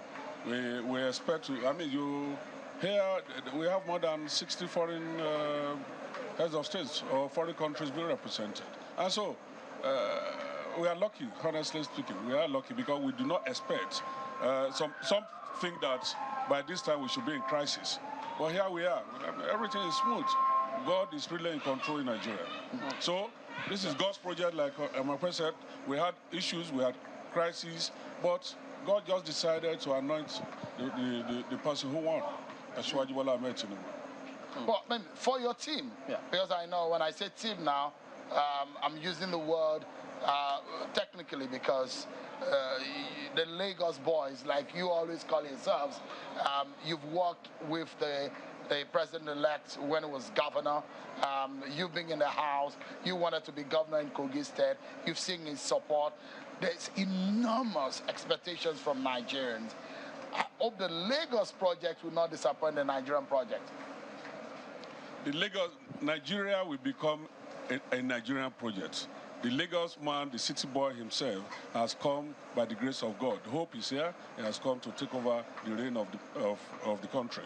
And so what he did in Lagos is just very, very minute of what he's going to do in Nigeria. He's going to set the country on a standard that every other person will follow thereafter. As it is today, Lagos is on a rolling plan. Even if you become governor tomorrow, you have to follow that plan because you cannot afford to fail. And so also that will happen in this country. So perhaps you can tell us then, what kind of speech do you expect today? A motivating speech, a speech that Nigerians will believe that they have a government, a speech that will captivate Nigerians everywhere they are in the world, a speech that will bring Nigerians back home to come and contribute to the development of this country. Does it bother you that perhaps, I do not know if they were invited, but members of other political parties, especially those who contested with him in the elections, I mean, I do not know if they were invited, and it's not clear if they will be here today, but will it bother you that they won't be here today? No, for me, they have a right. They are in court. And so some of them feel that if they come in here, which means they have already abandoned their case in court. But I know we have so many PDP members who are coming here today. I saw about 500 of them yesterday, supporters of PDP, who came to meet me to say they needed cards. But I said, oh, I can't give 500 cards. I can only give very few. So Nigeria is coming of age. I mean, President-elect is someone that is always described as the guy that has good eyes for talents and quality, putting together a good team. What kind of team do you think that we should expect from Bola Tinubu? A team that would move Nigeria forward. A team that will be all-inclusive, including other parties. That's what you should expect. Really? Oh. Yeah. Are we expected to see other members of other political parties? They are Nigerians, for God's sake. If they can contribute, I'm sure he will pick them out and add them to his team. All right, then we know you have a busy schedule, but we do appreciate your time talking to us this morning. Thank you. Congratulations to Nigerians. Thank you very much. God bless. All right, so there you go. Yes, indeed. So just looking forward to that speech. He's talked about the speech that will motivate and bring everybody together. He says, expect that in the theme, not just the theme as a sing-song, but the projects, the engagements, the appointments. So even other political parties, he says, they're welcome, all welcome here. Although he's a bit shy to say some things, I know how close he is to the president-elect. He's one of those whom you will call the inner chamber team members of kitchen cabinet. Kitchen cabinet, and those whom they say could actually knock on his bedroom door. That's how close he is to the president-elect. And, you know, there are a lot of expectations on this the incoming government. The fact that they think that he has that ability to put a good team together. They think that he is a good strategist.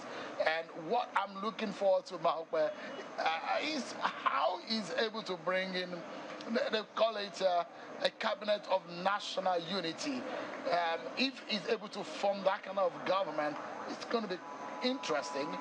We know that President Obasanjo did something like that, where he invited members of other political parties to his cabinet, trying to unearth resources and energies from other political parties. If that happened, especially in a very divided Nigeria of today, maybe, just maybe, it could bring some sense of unity. Yeah, and you know what we say here, a lot rises and falls with leadership.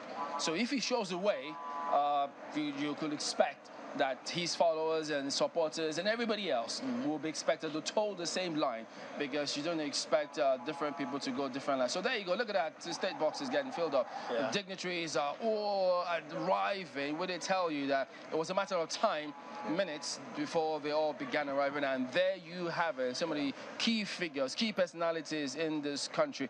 Aliko Dangote, you know him. Nigeria just launched its refinery a moment ago. And then his very good friend, Femi Otedola, also there, right there. Oh, another is walking in. You perhaps have seen the top 3 Nigerian billionaires. That's a company to keep. Very much. But they didn't leave any space in between, so you can't break into that. So it's not exactly easy. So. That's the chairman of Bola Industries. There you go. And Mr. Femi Otedola and Aliko Dangote. You could refer to them as perhaps the captains of industry. Nigeria. I mean, these guys, you see them play their roles in Nigeria economic space. But again, in this kind of event, you cannot leave them out. Their presence also means a lot. We'll be seeing members of the diplomatic corps. We'll be seeing former heads of state. We'll be seeing former heads of government here in Nigeria also. All of these personalities, they mean something. They're part of the jigsaw coming together, which means, which also will paint the kind of picture that this kind of event will stand for. This is not just a Nigerian event. This is a global event of some sort. Yes, indeed. So it's that time, I mean, it's that day, actually. We will bring you some unique insights here on the inauguration of the 16th president. So you have to keep it locked here, because you never know when we will drop it for you here today, Inauguration Day. We will be right back.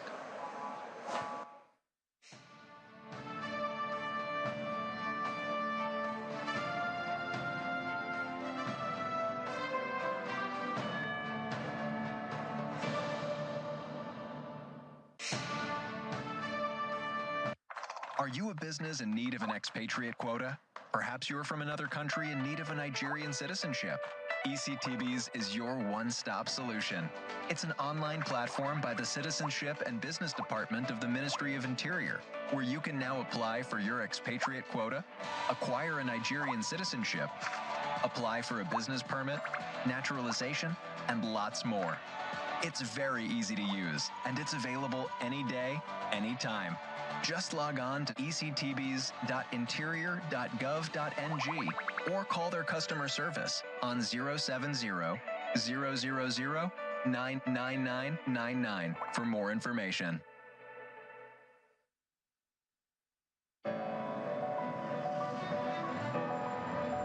Hi, I'm Pat Rankin, and they don't call me World Best for no reason. I only deal with the best, be it auto or business.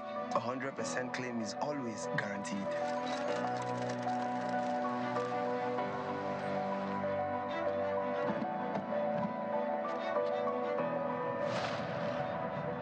Welcome to World Class Insurance Services.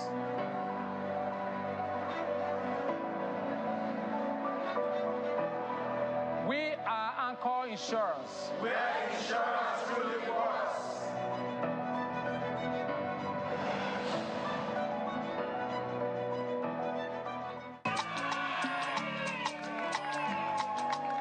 New beginnings are always colorful. When we celebrate the start of life's journey, we marry in colors. With our proudly Nigerian Dulux paints, now available in any color. Express your world however you want it. Visit a Dulux Color Center to get any color instantly. Dulux, let's color.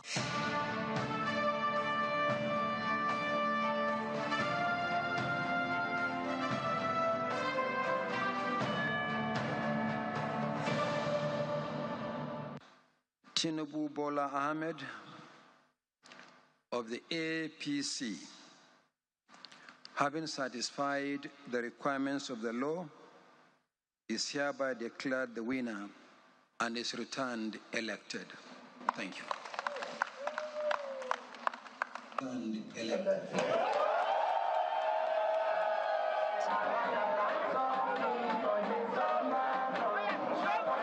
Former Lagos State Governor Senator Bola Tinubu is Nigeria's president-elect after defeating 17 other presidential candidates. Senator Tinubu comes to the office bearing the promise of a renewed hope. Whatever the cost, we are going to chart the path together.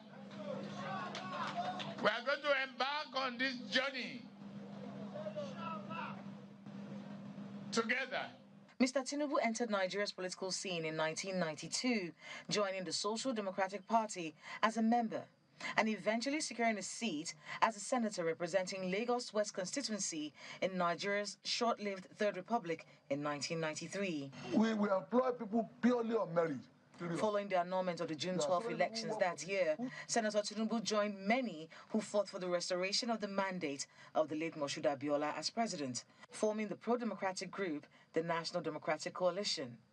When those efforts failed and General Sani Abacha came into power, Senator Tinubu went into exile in 1994, returning in 1998 after General Sani Abacha died. In 1999, he was sworn in as the governor of Lagos State on the platform of the Alliance for Democracy, where he served for 8 years. Some achievements recorded in those 8 years include instituting reforms that greatly improved the welfare of judicial officers, pioneering the bus rapid transit system, creating and rehabilitating a massive road infrastructure network still in existence today, and rehabilitating and creating several housing projects across Lagos, among others. In February of 2013, Tinubu was among several politicians who merged the Action Congress of Nigeria, the Congress for Progressive Change, the All Nigeria People's Party, a faction of the All Progressive Grand Alliance, APGA, and the new PDP, a faction of the then ruling People's Democratic Party, into the All Progressives Congress, APC. Bola Tinubu has had his share of scandals. After leaving office in 2007, he was brought before Nigeria's Code of Conduct Bureau, accused of operating over 16 foreign accounts. A bullion van was sighted entering his Bodleian residence in Ikoyi during the 2019 general elections, raising concerns that he planned to rig the exercise. He has carried the toga of the Godfather of Lagos since his years as governor, a reference to his reputation as kingmaker in the nation's political circle, especially in the southwestern part of the country. Nonetheless, after winning the APC primaries in 2022, Senator Tinubu forged on to the grueling campaign phase, culminating in the presidential elections of February the 25th, which has produced him as president-elect. A Bola Tinubu presidency will be hinged on his 8-point agenda, focusing on leadership, technology, security, infrastructure, homegrown business, education, and true federalism. In a country largely divided and bogged down by security and economic challenges, Senator Bola Tinubu, now president-elect, has his work cut out for him. Kayla Megwa, Channels Television News. So there you go. You're watching the presidential inauguration, and that's the man who is going to take the saddle today. So a lot expected. Well, we have spoken to some of the key officials of the party. They are also looking forward to that speech, which they expect to rally the troops, in the manner of speaking, and ensure that the country, in fact, is almost a common phrase here, hit the ground running. Indeed, looking at the man there that will be bearing the burden, he will be called the number one citizen of the land. He will be called the president. He will be called the commander-in-chief of the armed forces. If there were nuclear codes, he will perhaps today get the codes today. If there were any kind of authority officially, he will be handed over. One thing that he's not a general, but he's shown that he's a general in the game of politics. A former governor of Lagos, a two-time, is one of the very first school of the first set of governors in Nigeria from 1999 up until 2007. He was very popular for his the way that he fought the federal government on issues of policy. He went to court to challenge on the issue of local government administration. He's also one that is known for his political sagacity. These are some of the words that politicians use quite often. And looking at those who are present, those that you see there, the likes of Lai Mohammed, the Minister of Information, who will soon be a former Minister of Information. He was his Chief of Staff. Lai Mohammed served from 1999 to 2007, 2003 as the Chief of Staff to Bola Tinubu. And the man right behind him is Senator Olorunniyi Mamora. He was also the Speaker in the Lagos State House of Assembly. These are the people that have worked with Bola Tinubu, the man that will be in the saddle for at least the next 4 years, all things being equal. And you can see the kind of dignitaries that will be expected. I guess we'll be seeing a lot of Nigeria's traditional rulers, the first-class obas, and traditional rulership in the country.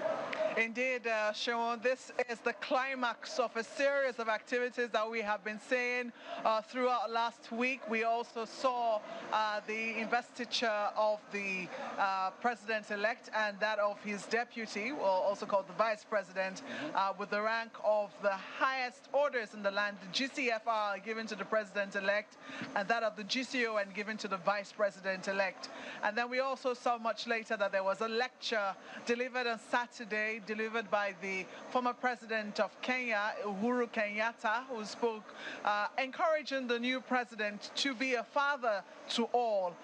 We also have seen the service that was held yesterday. There was also, beg your pardon, there was prayers held on Friday at the National Mosque as well. So this number of activities preceding the inauguration itself, and today is the climax of all of those activities. Present at that lecture, which was delivered on Saturday, Mr. Femi Ade, beg your pardon, not Femi Adeshina, I'm trying to remember his own first name now, but Akinwumi Adeshina, thank you very much, is, yes, the president of the African Development Bank. He's also present at this particular event today, right there in the state box. We did say that it's a pretty big square, capable of accommodating thousands of people, and slowly but surely we did say that it is filling up. You can see people milling into the square.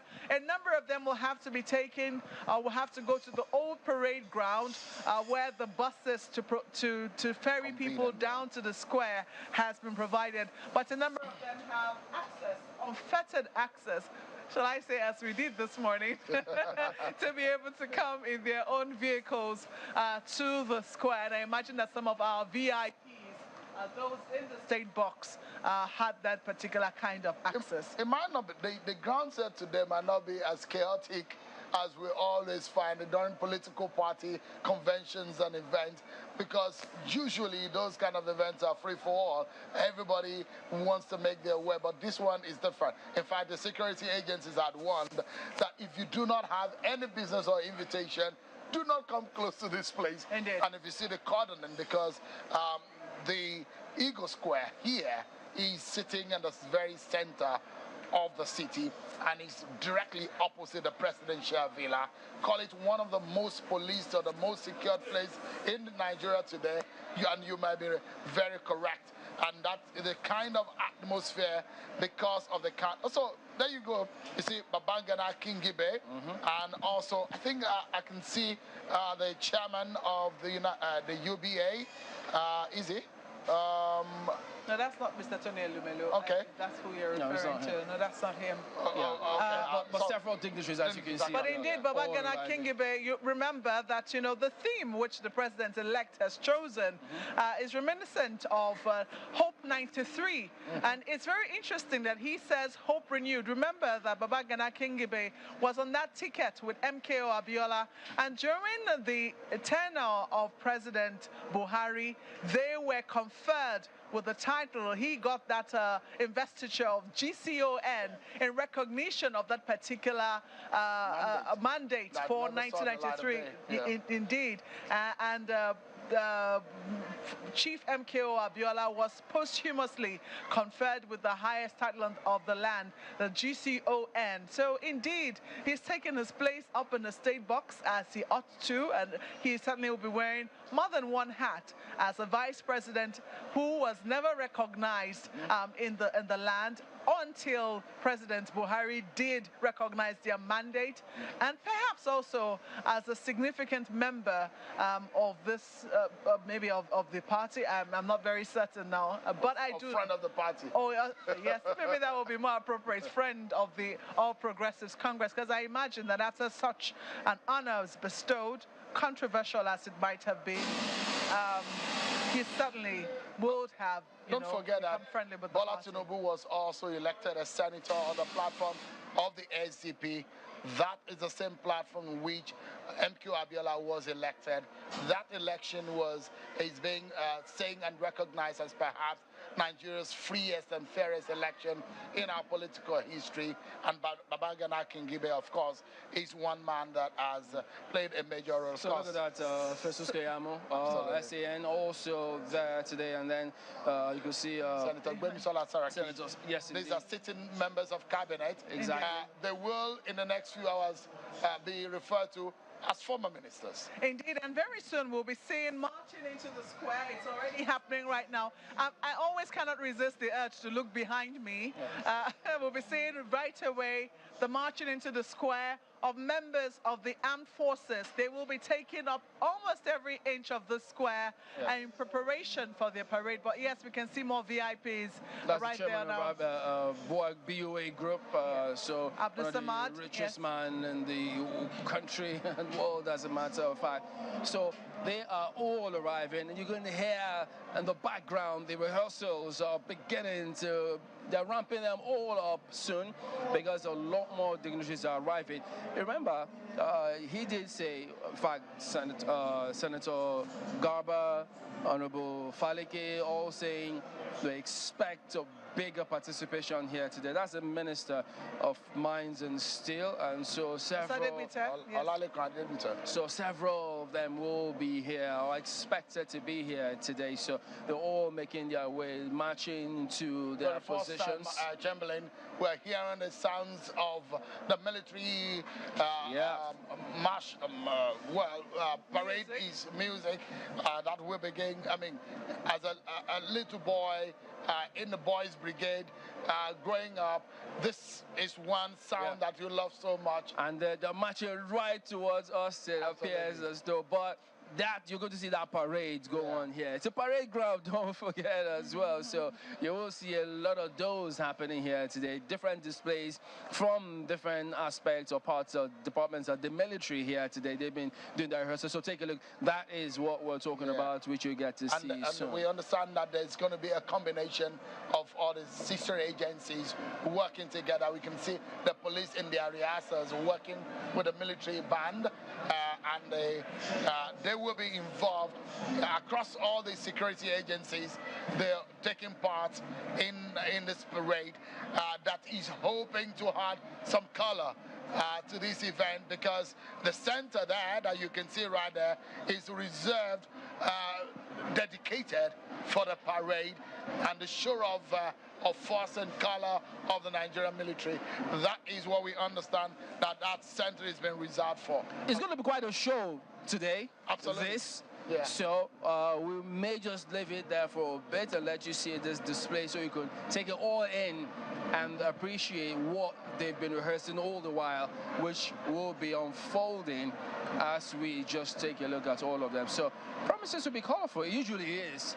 Anyway, notwithstanding the rain, the weather, which is all cleared up now. So they're also in strategic locations within and without this square, and so it's really, there's a blanket coverage of security today at Eagle Square. And why not? Because it's a momentous day in the history of this country. May 29, the presidential inauguration. I don't know if Chamberlain actually participated in the NYC. Maybe it has not started when you finish university, but I remember. I know Malcolm did. I know Malcolm did. But I mean, at some point you must have participated in a parade, and you must have done the marching compulsorily if you participated in the NYC. It was under the sun, and I didn't look forward to it because it was burning down my head, and it was a culture shock. Adamawa State. Oh, wow. It was very hot indeed, and I thought I didn't expect to see that kind of scenario. You know, when you put your cream, as it were, you go for the parade, you come back, it's all turned to water.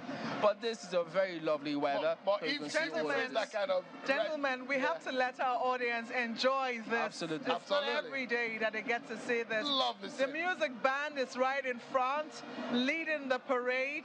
They are going to be providing all of the music for the armed forces today. Right behind them, you find the army, the Nigerian army. They always come first. They're the most senior, and they will always lead the parade. Right behind them, after two battalions, then you see the Nigerian Navy all decked up in their cream and navy blue. You can see that. And then right behind them is the Air Force and the Nigeria Police. A very beautiful, beautiful sight to behold, the Nigerian Armed Forces. And you've already seen there are 4 men standing right in front, marking the positions where each of these, should I say, platoons are going to be stationed. So we're going to be seeing something very beautiful this morning. We're going to keep quiet a bit and let you enjoy the music coming from the grounds this morning.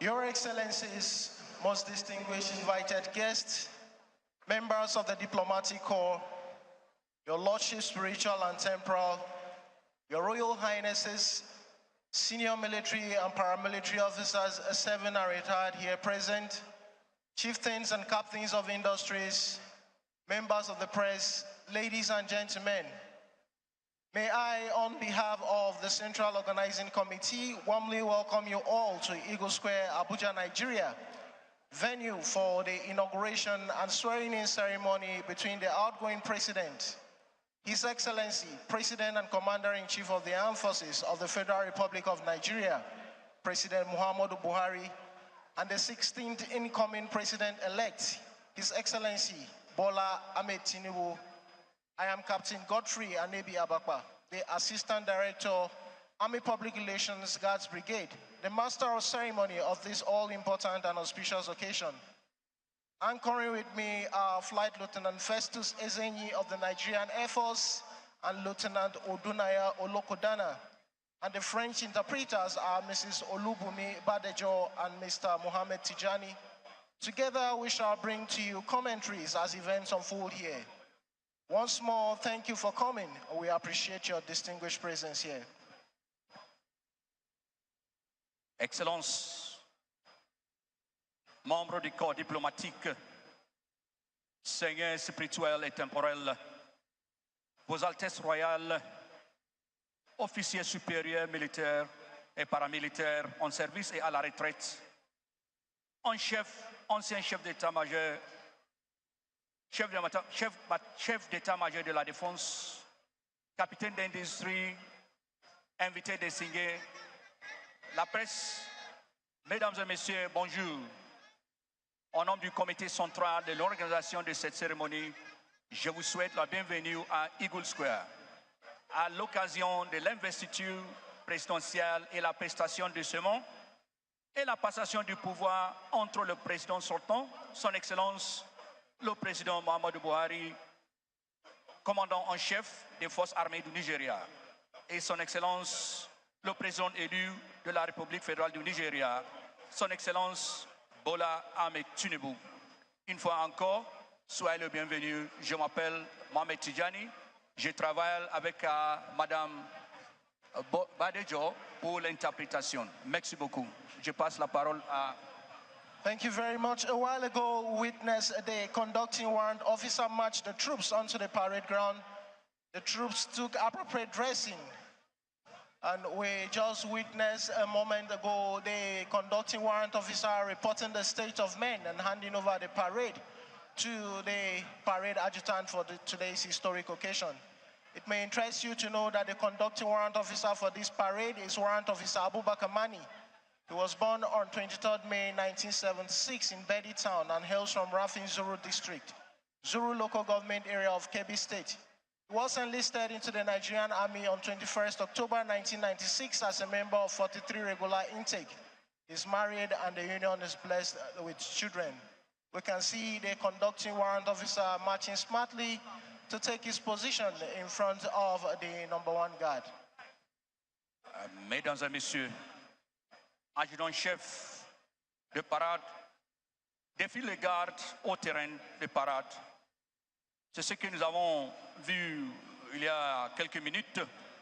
Il faut savoir que le sous-officier Aboubakar Mani est né le 23 mai 1976 à Bedi Town de l'état de Kebbi. Il est recruté à l'armée en octobre 1996, membre de 43 promotions. Il est marié avec les enfants. Merci beaucoup. Je passe la parole au capitaine Abakpa qui va continuer. Nous allons travailler en équipe avec lui. Merci beaucoup. Thank you very much, Mr. Mohamed Tijani, for the French commentary so far. In a short while from now, the parade adjutant will take his position as he awaits to hand over the parade to the parade second in command.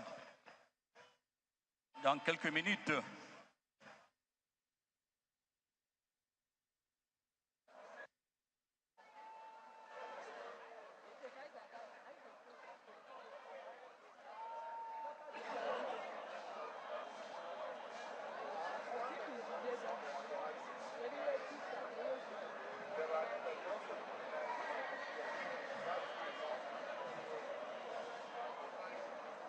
Distinguished guests, ladies and gentlemen, we can see that the parade adjutant has taken his position, and any moment from now, he will be handing over the parade to the parade second in command.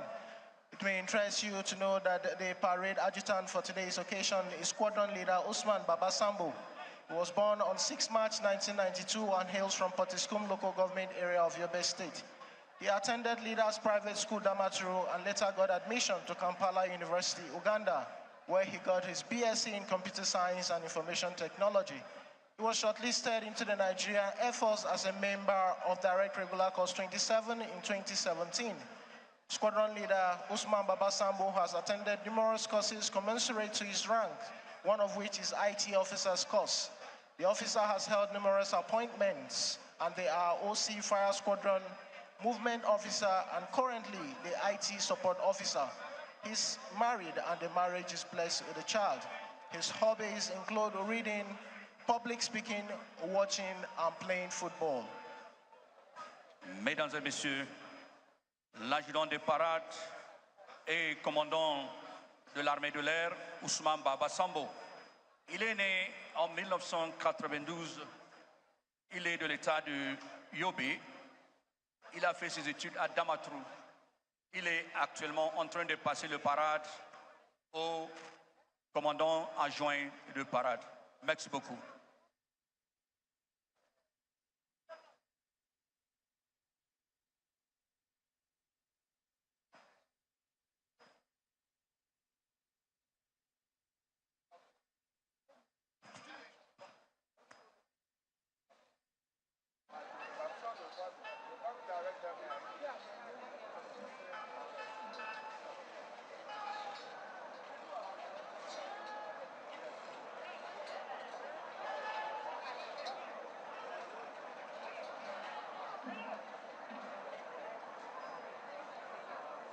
Distinguished guests, ladies and gentlemen, we just witnessed the parade adjutant reporting the state of men and handing over the parade to the parade second in command in the person of Lieutenant Commander Kuzayet Yali Kaza.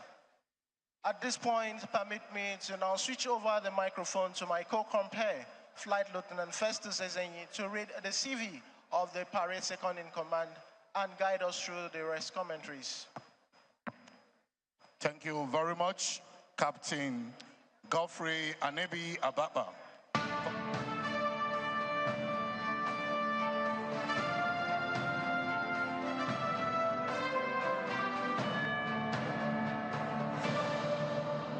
I can assure you that the government under my watch will be people-centered. True to your words, you have kept your covenant with Ogun people. The actualization of the agro-cargo airport, your remarkable intervention in the educational and health sectors, massive infrastructure development, lives and property secured. Under your watch, dividends of democracy are visible all over the state. All these and many more make your tenure outstanding. As you begin your second term in office and another year of your life, we identify with you and wish you a successful tenure of office. Prince Dapo Abiodun, MFR, we are proud of your excellency. Powered by Prince Adebayo Samsidina Belugun, all-rounder, National President Akomoran. OVMA. Oh, I wish you were here. I'm always with you. But it's not the same without you.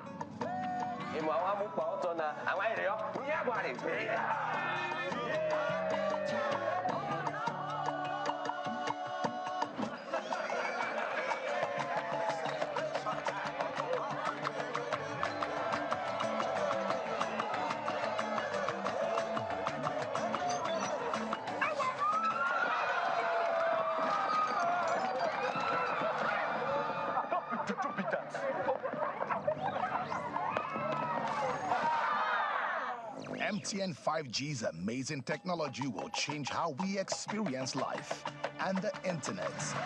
Get ready to encounter the incredible. And remember, no be juju, na MTN 5G.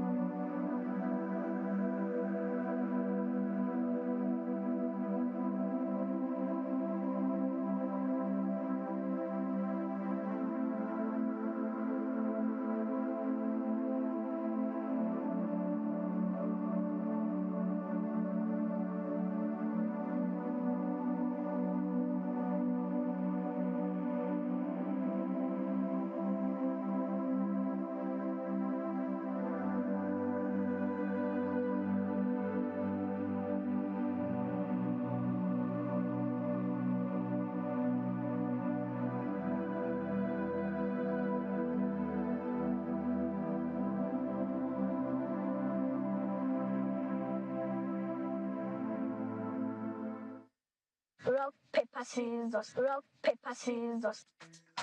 Mommy, I'm not feeling so well. Mommy, I'm not feeling so well. What? Load my AXA app. I need to see the doctor. Okay. All right, fine. Okay, anyway, small.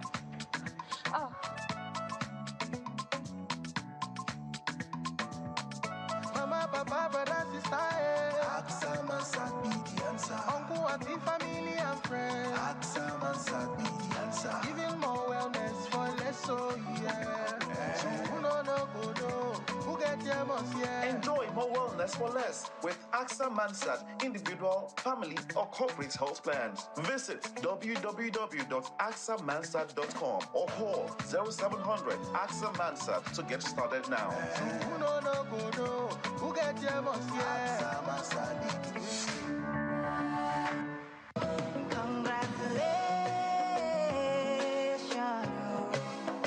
Congratulations, Nigeria's President-elect, His Excellency Asiwaju Bola Tinubu. Mandate for All-Inclusive Nigeria congratulates His Excellency Asiwaju Bola Tinubu, President-elect of the Federal Republic of Nigeria, on his victory during the February 2023 Nigeria presidential elections. We join millions of Nigerians in wishing His Excellency a successful swearing-in as President of the Federal Republic of Nigeria and Commander-in-Chief of the Armed Forces on Monday, 29th May 2023. We are using this opportunity to ask our fellow citizens and compatriots to support the incoming administration of Asiwaju Bola Tinubu so that Nigeria will continue to experience great developmental strides. And now, Sir Ozo Okabwe, convener, Mandate for All-Inclusive Nigeria.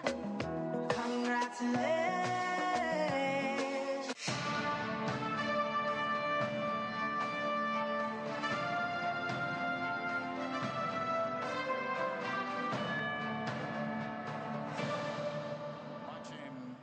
And taking positions in front of the saluting dais, where they will await the parade second in command to order them to fall in with the guards. Mesdames et messieurs, le commandant en seconde de parade ordonne les sous-gardes de former. Le commandant adjoint de parade a ordonné au commandant de la garde de marche d'empare alerte afin de former. Les sous-officiers vont retirer.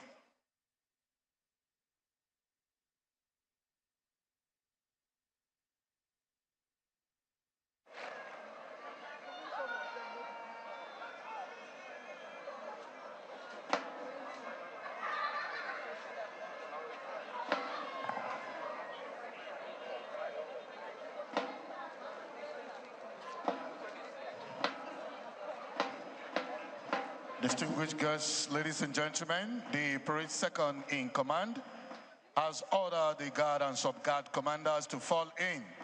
And what you are witnessing now are the guard and sub-guard commanders marching smartly towards their guards to fall in and take positions, while the conducting warrant officers are reverting back to take positions behind their guards.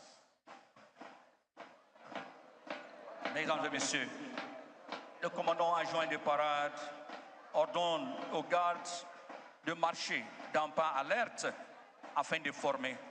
Les sous-officiers vont retirer immédiatement. Merci beaucoup.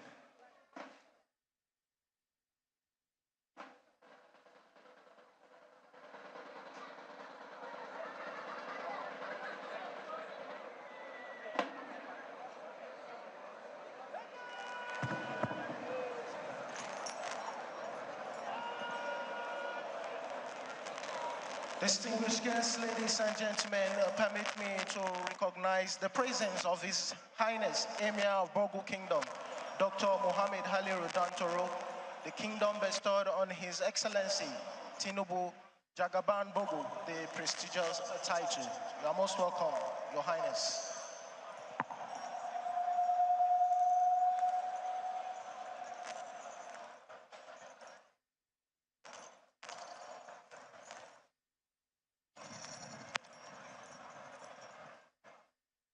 Distinguished guests, ladies and gentlemen, riding toward the saluting dice to take position is the parade commander.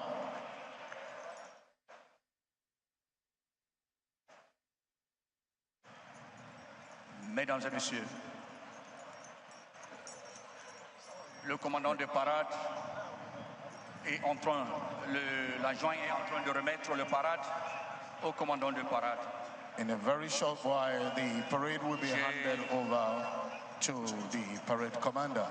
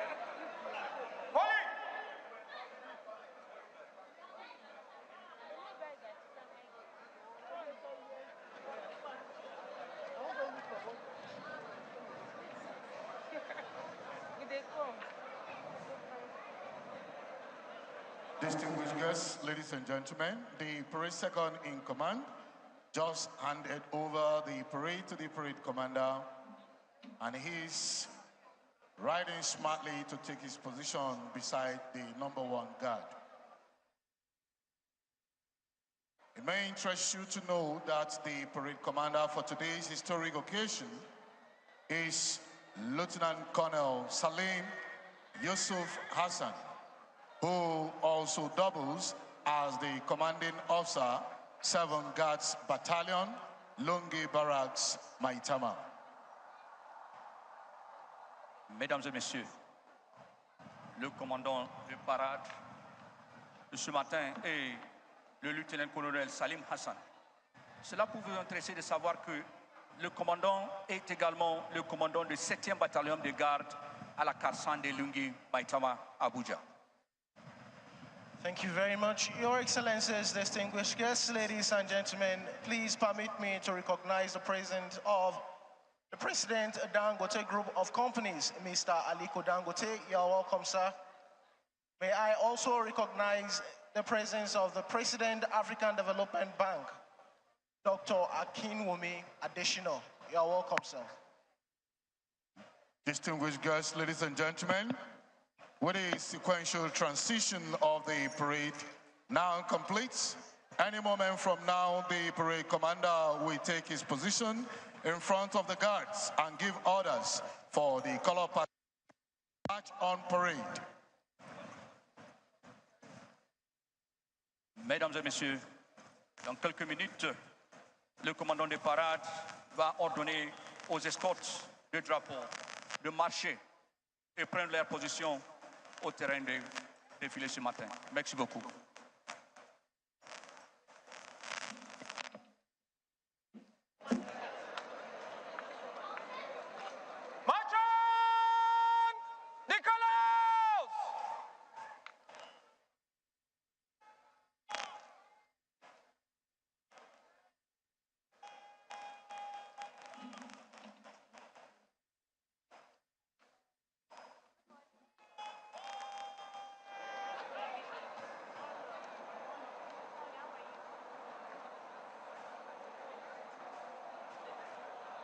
May I please request all our distinguished guests to rise as a mark of respect to the colors when the color party marches on the parade, while officers and warrant officers in uniform are to salute.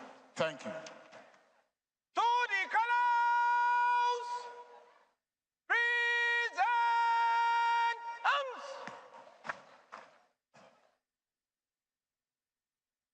Please, I request all our distinguished guests to rise as a mark of respect to the colors. Mesdames et messieurs, Officers and warrant officers in uniform are to salute. Thank you.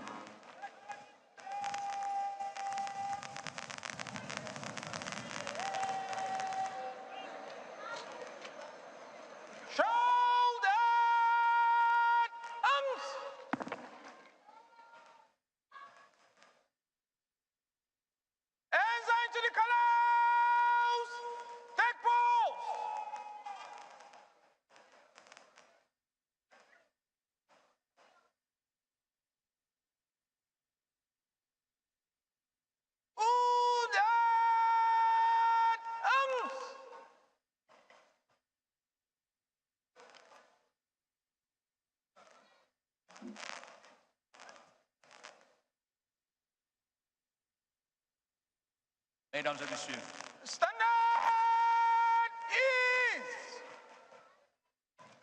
Distinguished guests, ladies and gentlemen, with the color party having marched on the parade ground, this presents a complete composition of a standard parade. Distinguished invited guests, ladies and gentlemen, while we await the arrival of dignitaries that will grace this occasion, please permit me to acquaint you with the composition of the parade. There are 6 guards on parade this morning. The number 1, 2, and 3 guards are provided by the Nigerian Army. Number 4 guard is provided by the Nigerian Navy. Number 5 guard is provided by the Nigerian Air Force, while number 6 guard is provided by the Nigerian Police. On parade also is a highly revered component of regimentation, the color party, which comprises the ensigns, escorts to the colors, and the parade regimental sergeant majors. We also have on parade this morning the mass band comprising of the Nigerian Army, Navy, Air Force, and the Nigerian Police.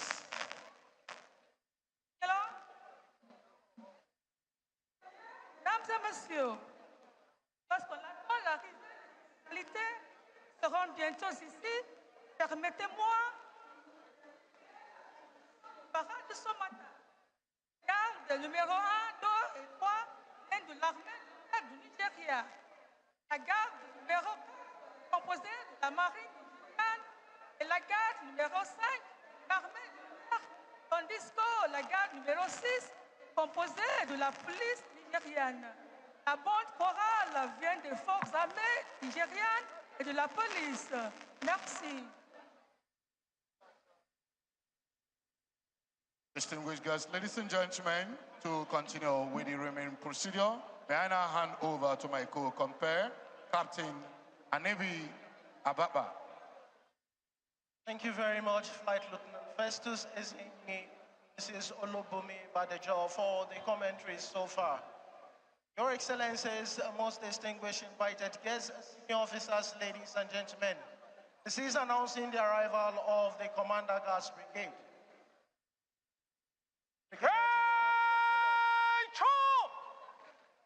Mesdames et messieurs, annonçons l'arrivée du commandant garde de brigade, le général A.M. Oumar.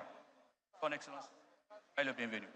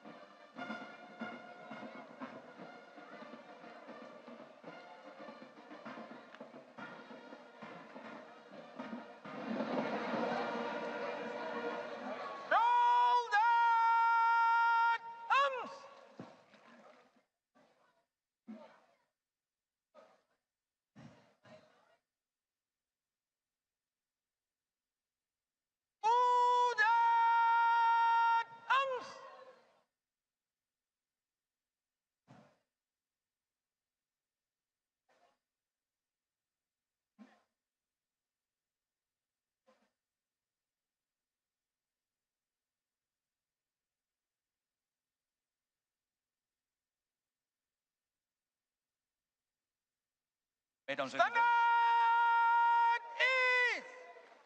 et messieurs, j'ai le grand plaisir d'annoncer l'arrivée du président du groupe de Dangote, M. Aliko Dangote, et le président de Banque de développement africaine, le Dr Akinwumi Adesina. Son Excellence, soyez le bienvenu.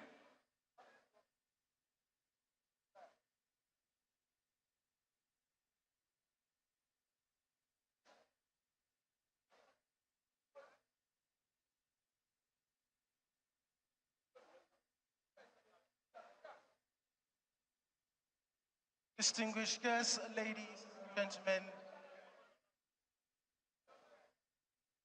permit me to recognize the presence of the former President of the Federal Republic of Nigeria, His Excellency, Goodluck Ebele Jonathan, GCFR, his lovely wife, Dame Patient Jonathan. Welcome, Your Excellency. Distinguished guests, ladies and gentlemen, His dignitary's arrival unfolding here at the Eagle Square, Abuja, Nigeria, where activities climaxing the presidential inauguration swearing-in ceremony between the president and the outgoing president of the Federal Republic of Nigeria. We just witnessed a while ago the arrival of the Commander Guards Brigade, and in a short while from now, we shall be expecting the arrival of the service chiefs and the Inspector General of Police.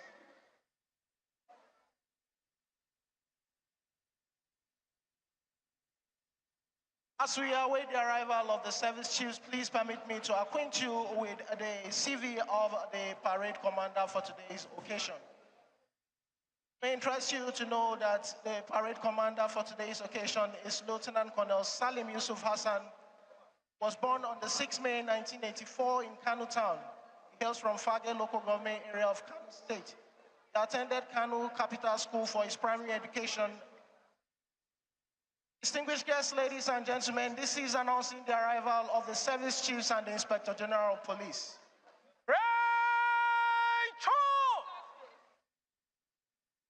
Mesdames et messieurs, annoncez le service.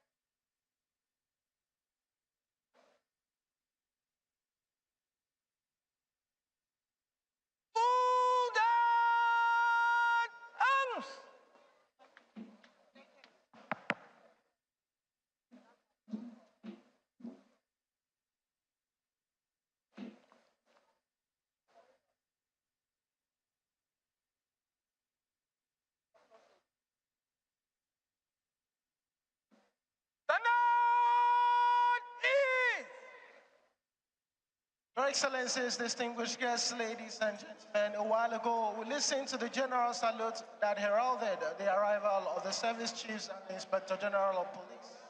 The Chief of Army Staff, Lieutenant General Farouk Yahya, the Chief of Naval Staff, Vice Admiral Awal Zubeiru Gambo, the Chief of Air Staff, Air Marshal Ishaka Oladayo Amao, and the Inspector General of Police, IGP Usman Al-Khali Baba. You're welcome, sir.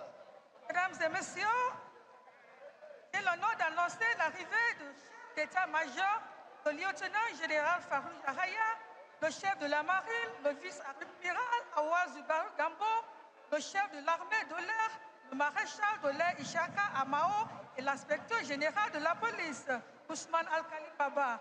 Vous êtes tous les bienvenus. Merci.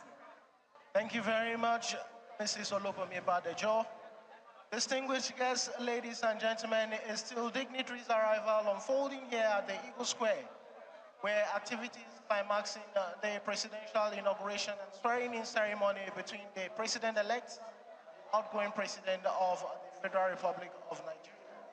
We witnessed a while ago the arrival of the service chiefs and the Inspector General of Police. A short while from now, we shall be expecting the arrival of the Chief of Defense Staff, General Lucky Rabo, CFR.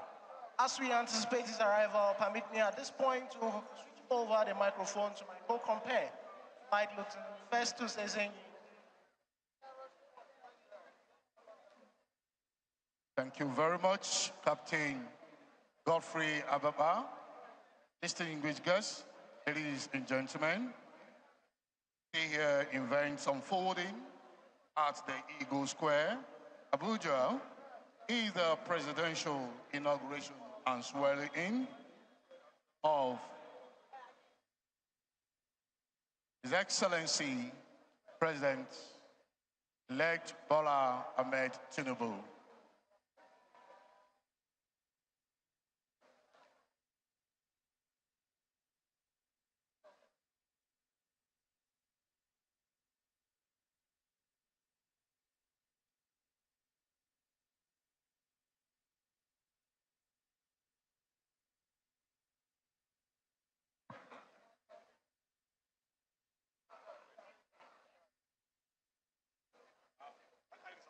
Your Excellency, distinguished guests, service chiefs and Inspector General of Police, senior officers, ladies and gentlemen, announcing the arrival of Chief of Defense Staff,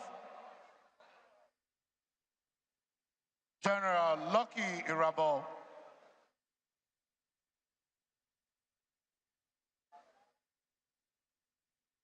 Mesdames et messieurs, j'ai le grand plaisir d'annoncer la présence du chef du corps de l'armée de défense, le général Lucky Irabo. Mon général, soyez le bienvenu.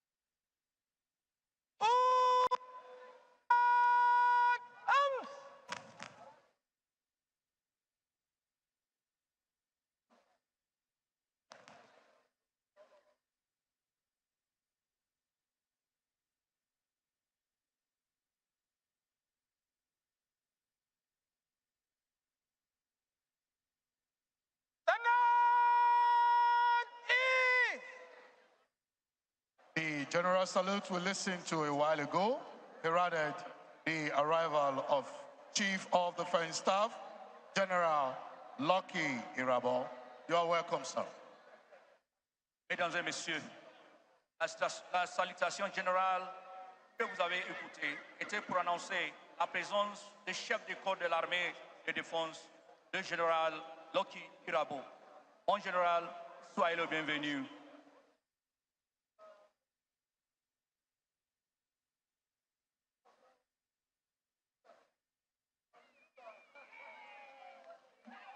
Mesdames et messieurs, nous avons aussi parmi nous ce matin le chef du royaume de Borgou, le docteur Mohamed Al-Rout Antoro, celui qui a donné le titre de Jagaban au président élu.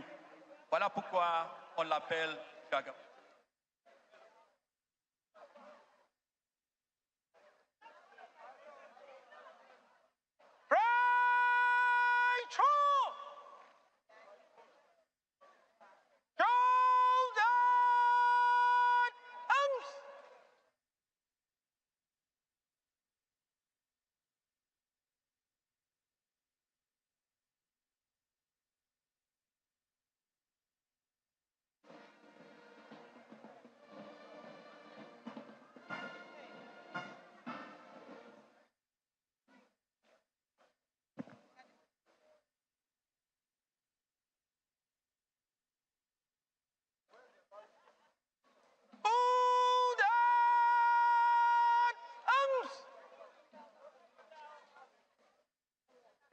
The fanfare you heard a while ago heralded the arrival of the Honorable Minister of Defense, Major General Salih Magashiri, retired.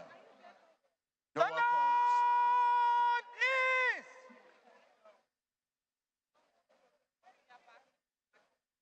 Your Excellencies, Honorable Minister, the Chief of Defense Staff, Service Chiefs and Inspector General of Police, distinguished guests, senior officers, ladies and gentlemen, announcing the arrival of the Chief Justice of Nigeria, His Lordship, Justice Olukayode Ariwola, Grand Commander of the Order of the Niger.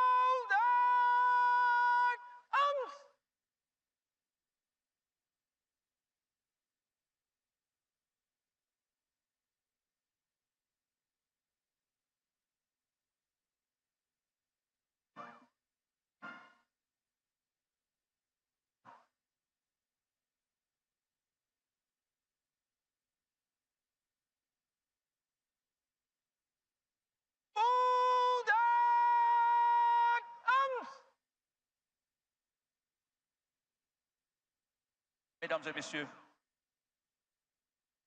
j'ai le grand plaisir d'annoncer la présence du juge en chef du Nigeria, Sa Seigneurie, la justice Kayode, Olukayode Ariwola.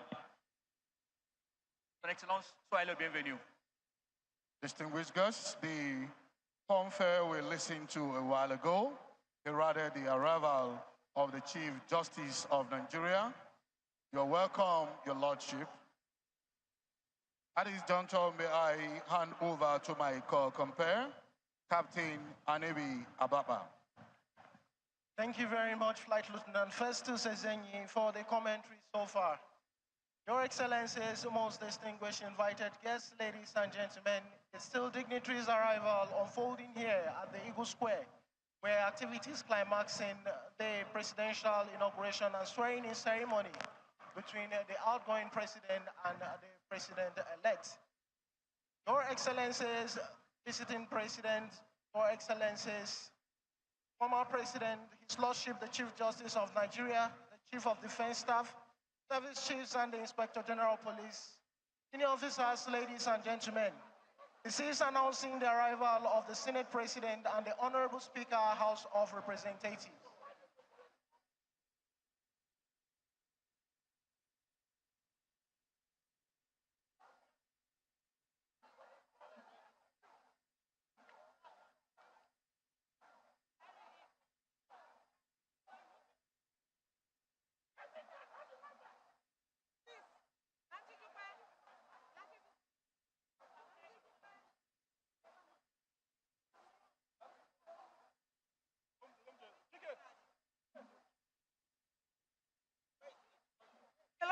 Mesdames et messieurs, l'honneur d'annoncer la présence du président du Sénat, Ahmed Lawal, et le président de la Chambre représentant son Excellence, Honorable Vanjabi Amila. Bienvenue, Excellence.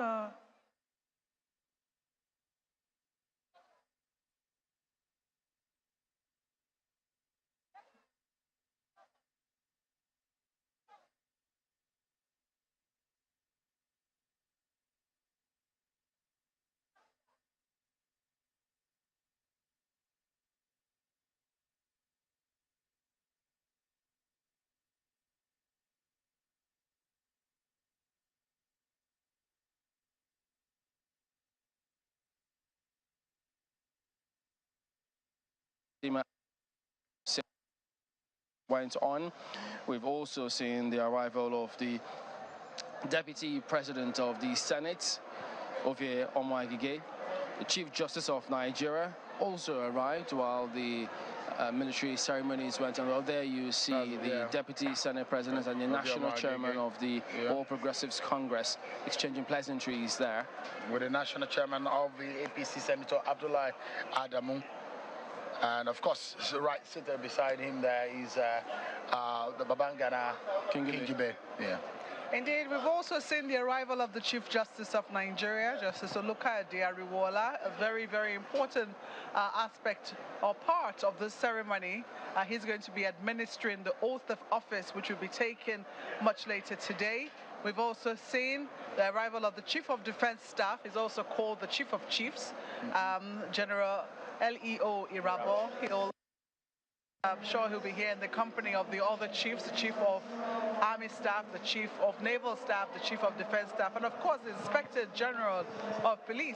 I imagine the court order, which we heard, has it been cleared? Look, I mean, the man has been doing his duties as the IG. He was here yesterday to inspect the grounds, and I guess that is playing that duty despite, I mean, I'm not sure the position of the court on that matter, but I understand that there was a court order. But we've seen the Inspector General of Police, like Marwe mentioned. We've also seen the Chief of Defense Staff, which Another title I've heard today. We'll keep learning. Chief of Chiefs, you call him. Yeah. Also. And all of them being warmly welcomed by the Secretary to the Government of the Federation, Mr. Boss Mustafa. He's certainly the one in charge of all of the arrangements we've seen being put together. Everything in terms of the arrangement being witnessed here in Eagle Square has been coordinated by the Office of the Secretary to the Government of the Federation. Also, I cited earlier the South African President, Cyril Ramaphosa, who was also received by the SGF. And of course, in line with the arrangement and the order of events here, we have seen up to the arrival of the Vice President-elect, and what we have not seen is the arrival of the President-elect, which in that order, arrival of the Chief Justice, arrival of the Speaker, arrival of former heads of state. I've seen former President Goodluck Jonathan arrive on the grounds today.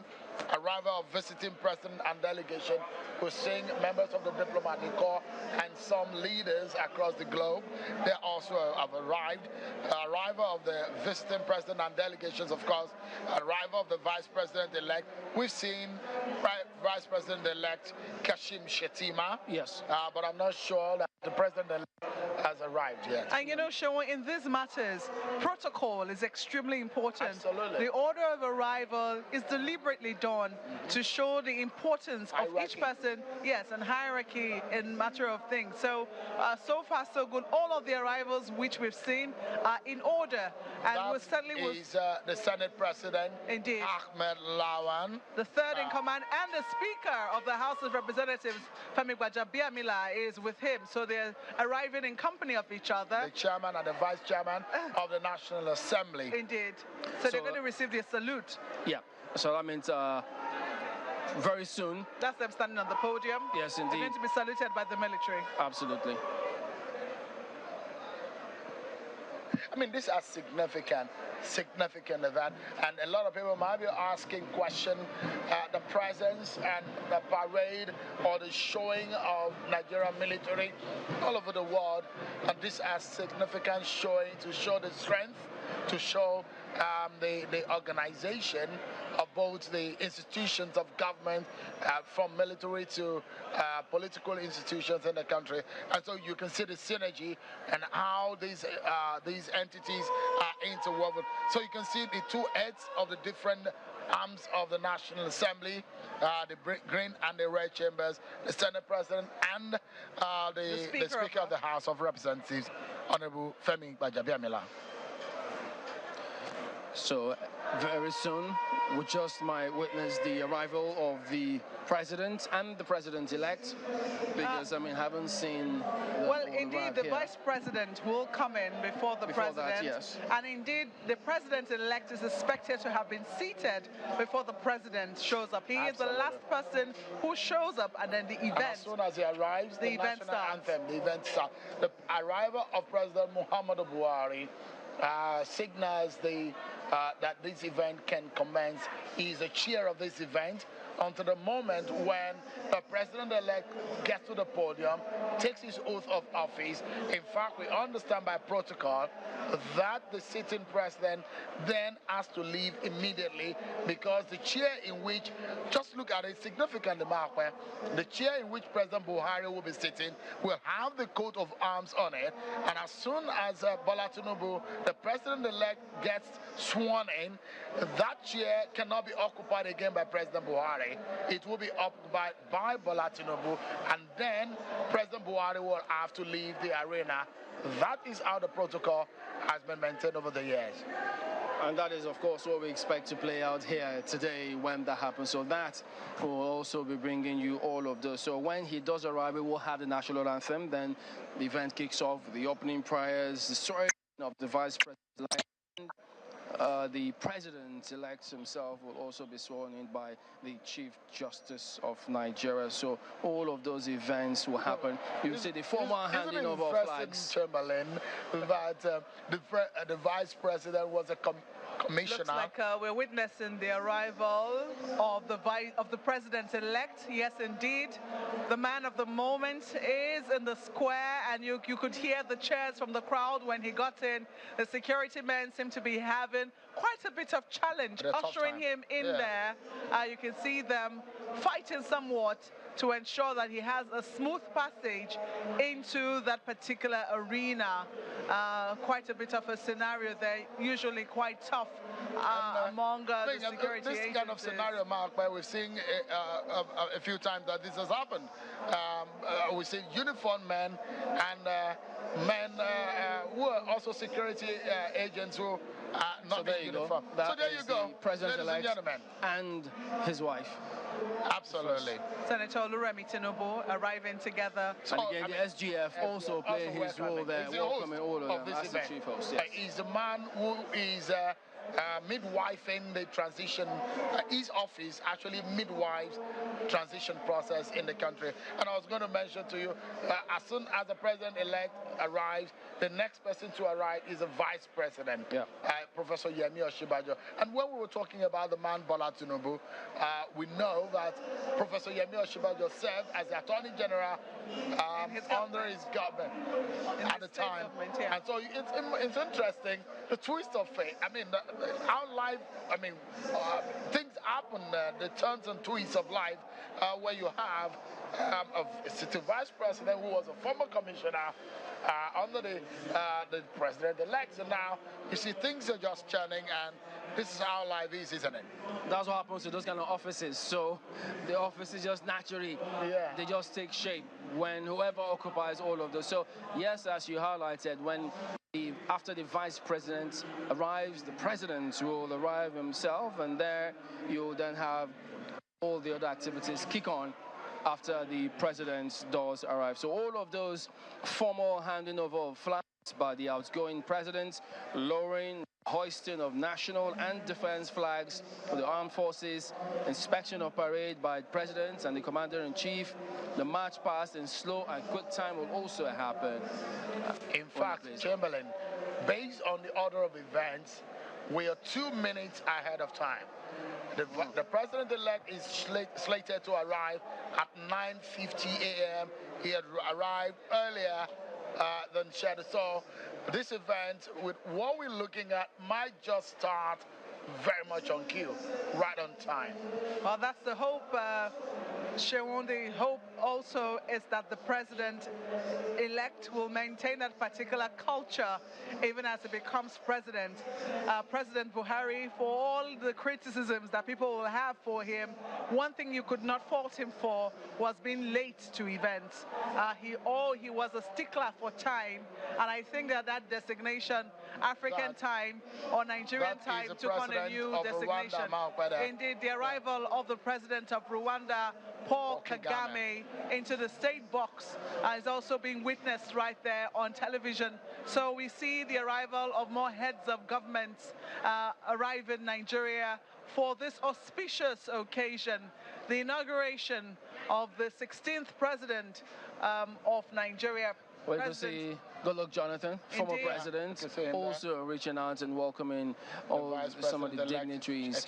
I remember he played an international role under this government, peacekeeping role in West Africa, in Africa generally. So he's met a lot of them several times. Even while he was president, Paul Kagame was still there. So that there will be a lot of banter to be exchanged. I mean, plenty of backpatting and meeting up, catching up perhaps to do before the arrival of the president. We also see Senator Godswill Akpabio as well there. Well, there'll be big questions to ask as to whether or not he's going to make it. Will he be Senate President of the 10th Assembly? It's still unclear. Yes, but hey, he's arrived and he's heading straight to the state box. And I'm assuming, and from what I'm saying, the Vice President might be arriving any moment from now. Some of the persons that I know that had worked around his office, I've seen quite a few of them right on the grounds right there on your screen. We might be seeing the arrival of the Vice President, Professor Yemi Oshibajo. Yeah, so if he does arrive now, he'll be, what, 5 minutes earlier than scheduled. So but that was quite interesting. It's interesting, actually.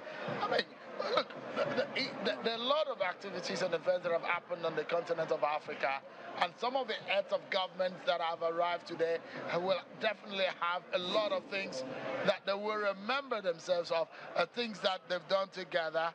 And of course, you say a former governor of Borno State, Senator Ali Modu Sharif, who was the predecessor to the vice president-elect, Senator Kashim Shettima. They have nicknames for some of these governors. They call him SAS. SAS, yeah. So there you go. So all right, there you have it, Chamberlain. I said it.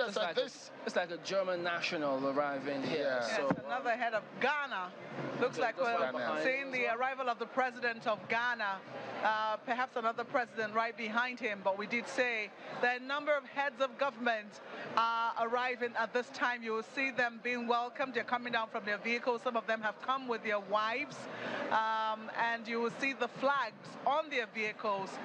And I know the very first one I saw in front was the flag of Ghana. So I imagine that will be the president of Ghana arriving at this moment. Our brother country. Our sister country. Where you might call it. We have a very strong affinity here in terms of jollof rice and a lot of things that you might be able to remember.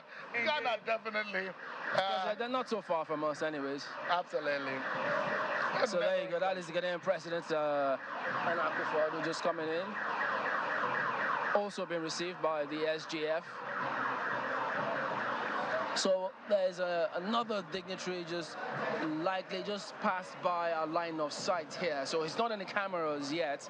So he might be within the premises in a matter of minutes, as a matter of fact. So we'll know who is in that convoy that will be arriving soon. So one person's hand, Chamberlain, that needs to be perhaps maybe after this event wash his hands and keep the water in the museum. It will be the boss Mustafa, the SGF, welcoming and shaking hands with with all the dignitaries and the big men and women who have arrived here today. Is indeed one moment that he may not forget in a hurry in his life. He's held a very important position in this country before now, but this very occasion has put on him so much duty and responsibility, and I guess that shaking hands and welcoming and making these heads of government feel at home in our very lovely, very wonderful and very beautiful nation of Nigeria will be a delight to not only himself but his family also. Oh yes, because I mean his office, very hectic schedule, organizing all of these events, various committees which he chairs for this particular purpose, all coming to fruition today, even as we speak. And more dignitaries hopefully will arrive soon before the president arrives, after which the events will kick off with the national anthem. So all of that, we're keeping tabs and watching and bringing them to you as we get them here. So you can see the Inspector General of Police there also. Beside the Chief of Air Staff, and right beside the Chief of Air Staff on the other side is the Chief of Naval Staff, and then you also have the Chief of Army Staff. I'm sure he's also seated right beside the Chief of Defense Staff. Oh, we see the arrival. Yet another. Looks like this is the Nigerian flag. I assume this is the arrival of the Vice President, Professor Yemi Oshibajo. I think I guessed right. Because he's the one next in line to arrive. Absolutely. So, and was slated to arrive what time? 55. 9:55. So he's just right there, just on cue. Just on cue. So this is actually going to plan, according to plan. According to protocol. Protocols, actually, too. This so there you go. Is one of the highly ranked traditional, absolutely, the Oni of Ife, Oba And then you could also see the NDLEA boss who, over months and weeks. Who also led Lagos State for a while. Yes. Which was the state that the president-elect was governor over shortly after he was a military administrator of Lagos State. So quite a bit of bit of activities tie them together. To all the rapid response squads. If you look at behind the Oni of Ife, he's one of the children of the president-elect. That's Iyaloja of Lagos State, Folashade Tinubu. So he's going to be coming down very soon. So this is the arrival of Nigeria's #2 man as of this hour. For the last 8 hours, he's carried that title of office, and today it might just be shedding that weight and load and to look to something else. In fact, it's been giving yet another responsibility to monitor another election and an election on the continent. But today, his focus will be reminiscing on the experience of the last 8 years. What a moment that has been in his life. His work with a president that he said they shared a lot of lovely moments. When the president took ill for over 6 months, he was out of the country. He was in the saddle. He was being regarded as one man who stepped up to the plate and did his best, and no one felt the absence of the president. That in itself is something that one needs to applaud the Vice President, Professor Yemi Osinbajo, for. And some of the things that people were quick to remind us of was the performance of the Naira against the dollar when he took the saddle at that point in time. So there he is, the Vice President, Professor Yemi Osinbajo, who was also a senior advocate of Nigeria, alighting from his convoy, received by the SGF, who is the chief organizer of this event. So he's going now to take his seat. But we all know after his convoy clears, will be the president. Excellent. But this will not this will not go without the Vice President getting his own taste of the military salute. Yeah.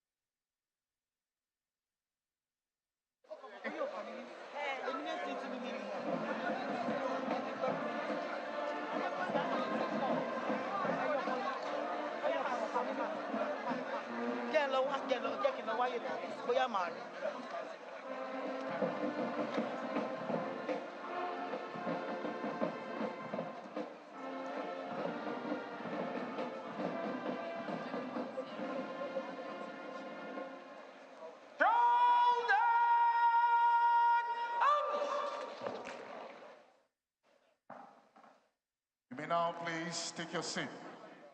Asseyez-vous, s'il vous plaît.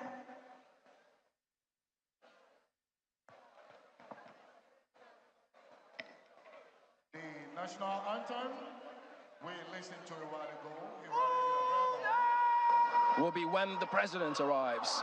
So that will. Indeed. So there you go. That appears to be the convoy of the president on the way. There you go. It's in our line of sight again, as we did see that of the president, the vice president. So in a matter of minutes or seconds, you just see it just come through where the cameras. Well, we have sighted him here, but pretty soon he will be in shot. Absolutely. And then the event. So we could hear the siren blowing and ushering him in. And one of the things that marks the president's arrival is that you begin to see activity in the state box. All of the VIPs, at least the significant members of the VIP, will come out, will file out to welcome him to that state box for the very last time. You can see that happening already. standing out. The Vice President will be there. The Senate President will be there. The Speaker, all of them standing out there. You can see the NSA as well. And top government functionary, all of them going to stand in line in order of their hierarchy to welcome him to the square for the last time as President of the Federal Republic of Nigeria. Absolutely. Wow. The kind of courtesy and protocol you see for only one man, even when he's traveling out of the country, you see people queue and line up in that order and usher him out of the country. And when he arrives too, top government officials also do the same. And this is the moment Nigeria has been waiting for. The world is, eyes of the world is on Nigeria, and the moment is almost here. So there you when go. This man arrives, Chamberlain. Indeed, you can already see the bagpipes. The bagpipes usher the president into the square. The moment they start to play, the military, the armed forces get the signal that indeed the CNC is around. Their special sound ushers him into the square. And any moment from now, you'll hear their very unique, distinctive sound. That's the wife of the president. Oh, yes, Aisha Buhari. The wife of the president is here. It's interesting that they arrive separately. The wife of the president is arriving by herself this time around. That the kind of protocol that ushers in the president perhaps is only for that office. Indeed. And as such that they might have to ride in different vehicles, but now this shows us something. They left the house almost at the same time, but they're arriving on this ground at just a few seconds apart. So indeed, the moment is almost upon us, Chamberlain Markwe, and the hour is almost here. And from the schedule, in the next 40 minutes, power will change hands. We shall be having a new president. Oath taking, swearing in will happen, and of course, the new president will take to the stand. Of course, ladies and gentlemen, we're waiting for that moment. Is what time does. Time. So what a moment in history that is for the country and those involved in it. Well, the last moments now for anybody who hasn't arrived to quickly arrive. You can see right there the governor of Imo State arriving there with his wife. One of the states where an inauguration will not be happening today because they have an off-season election. He's still governor until much later this year when another election will be happening in his state. So last moments right there for those who have not yet arrived. You also still see, I mean, attention is on the state box right now, but what you cannot see other parts of the square where lots of people have been arriving in their numbers. As we speak, the square is currently almost saturated by the people, the dignitaries who have been invited for these occasions, and Nigerians and non-Nigerians alike from all walks of life in different parts of the square are already seated, taking their seats as the bus is bringing them from the old parade ground where they have been told to converge upon. And you can still see there that lineup. Oh yes, they're trying to show you Nigerians from all walks of life who are currently waiting for the events to start. But you can also still see there that lineup and the security cordon that has been done, waiting in arrival for the president, the CNC, President Buhari, who is expected anytime soon to be in the square. And I can tell you that when he comes, his presence will not be mistaken for that of any other person who has arrived, because the bagpipes will immediately usher him with a distinct and very special sound. Gentlemen. Absolutely. When you said Nigerians from Usher to, I mean, we're seeing people from from across the world. I can see persons from, obviously from Asia. Asia, yes. You don't want to say China.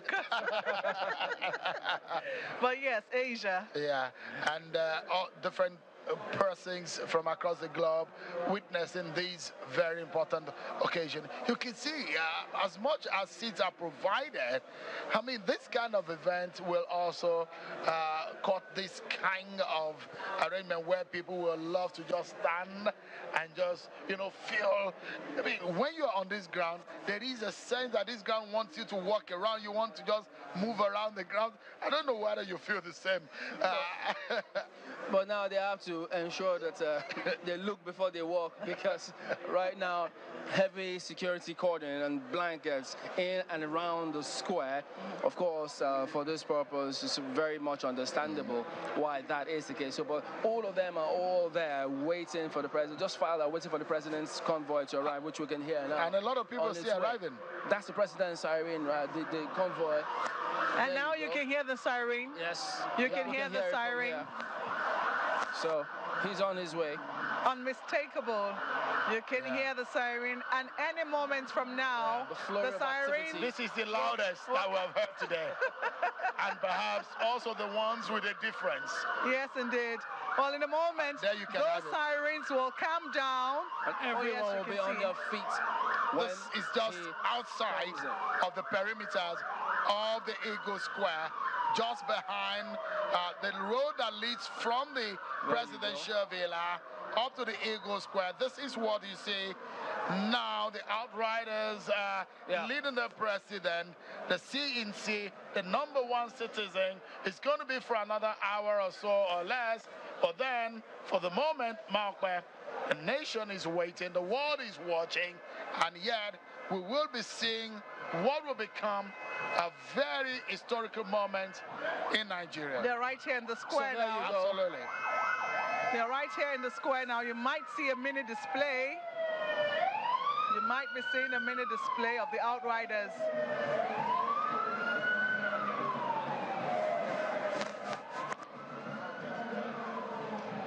And any moment from now, those sirens wailing will give way to the distinctive bagpipes, which will usher in the president. You can already see them standing at attention, waiting.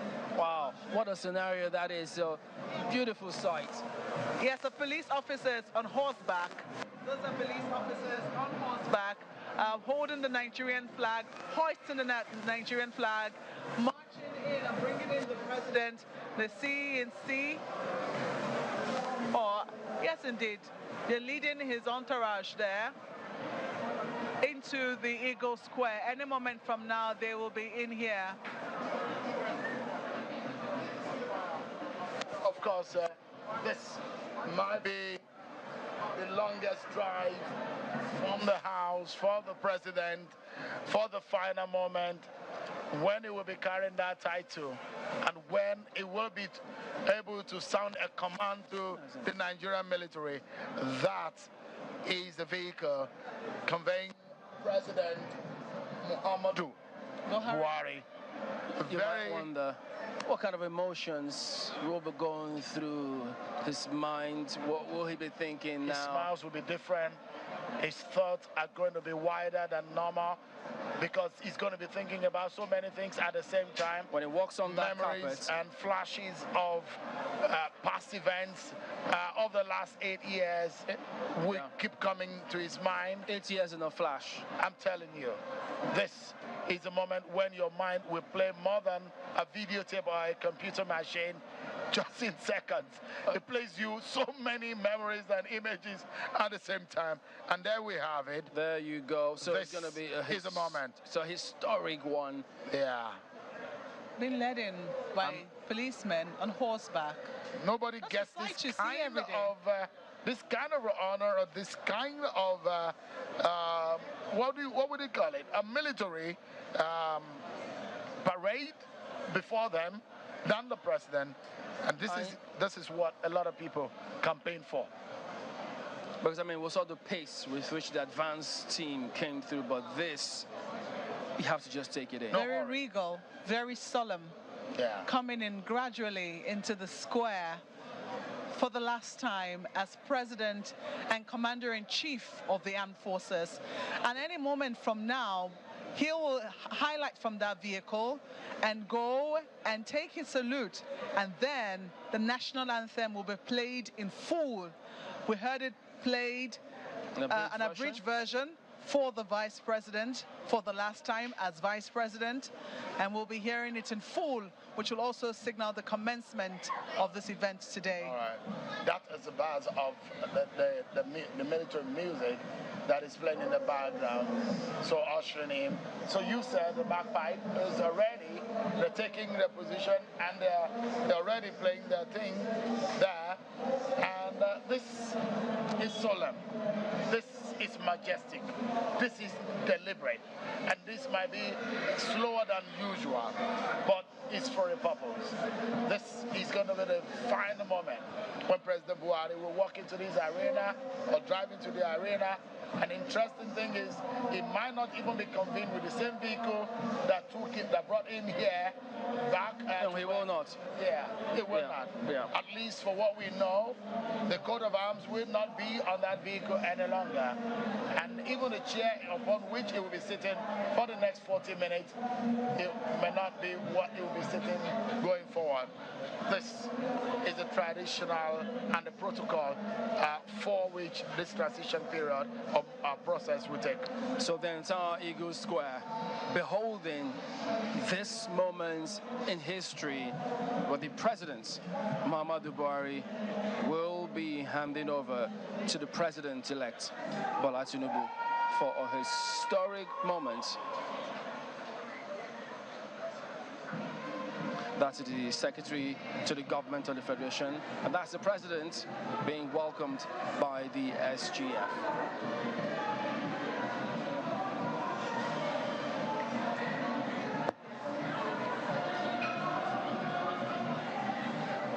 Muhammadu Buhari, a former military general who held sway as a former head of state in this country before the 1983 election, and now he's back. He was back in the country in its run for election 4 times before winning it in 2015, and back-to-back was sworn in as a civilian head of government in Nigeria.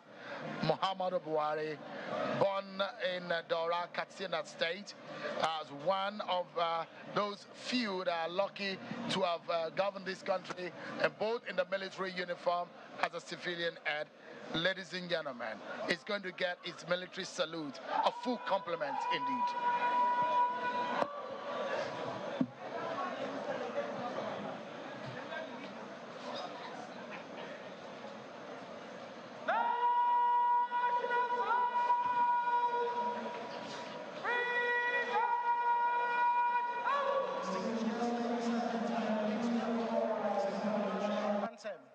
Officers and warrant officers in uniform to salute. Thank you. L'hymne national nigérian.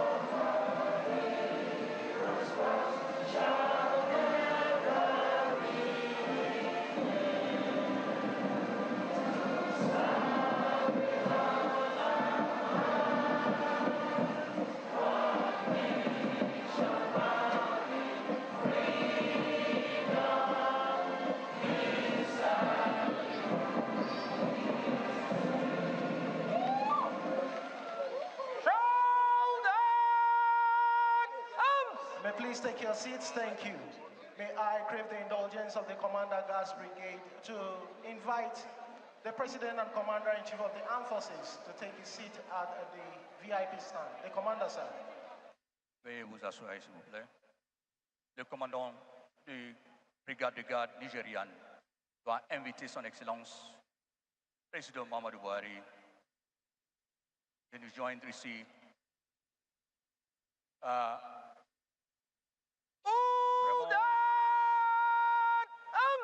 Mesdames et messieurs, ça c'est une activité vraiment très kaléidoscopique. C'est une activité très riche, une activité historique dans l'histoire du Nigeria. le président Mamadou Buhari, toujours souriant.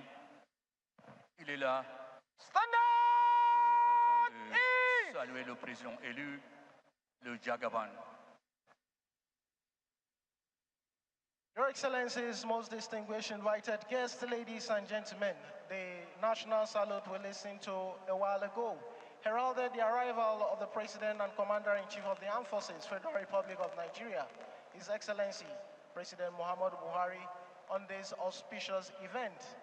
And with the arrival of the President and Commander-in-Chief of the Armed Forces of the Federal Republic of Nigeria, we shall now proceed to the next event on our program, which is the opening prayers.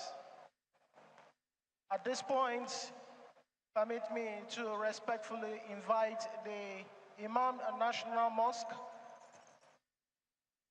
Dr. Mohammed Kabir, and Bishop Stephen Adekite to proceed for the opening prayers.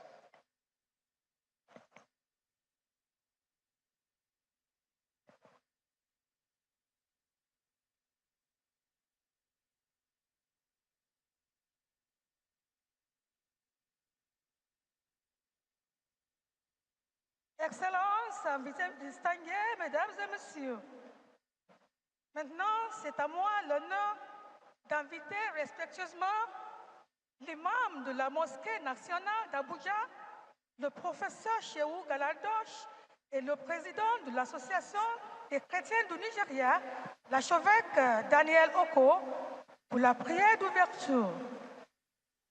Je vous remercie.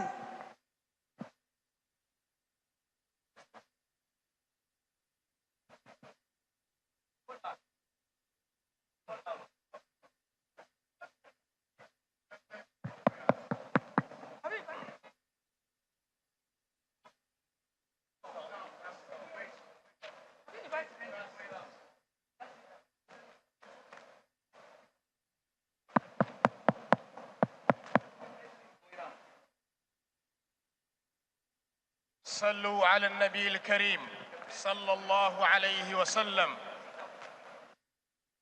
اللهم على محمد صلى ابراهيم وعلى ال ابراهيم انك حميد مجيد.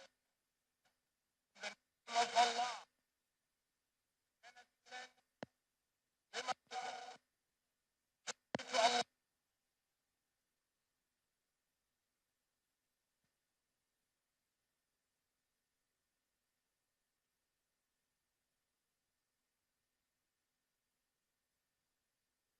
put in place to witness another historic event, which is the crowning the new President of the Federal Republic of Nigeria and his Vice President. Oh Allah, we call on you to bless all what we are going to do here. Oh Allah, we call on you to bless the outgoing President as well as the incoming President. Oh Allah, we pray for you to bless Nigeria, bless our neighbors. Oh Allah,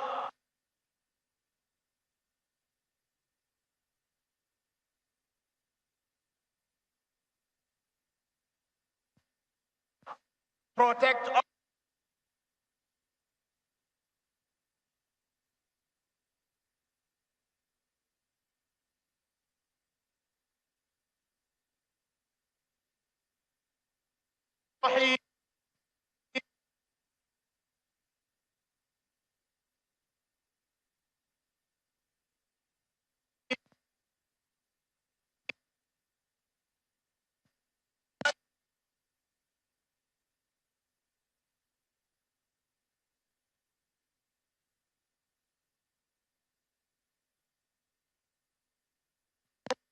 إياك نستعين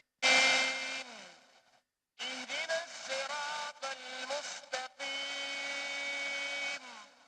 صراط الذين أنعمت عليهم غير المغضوب عليهم ولا الضالين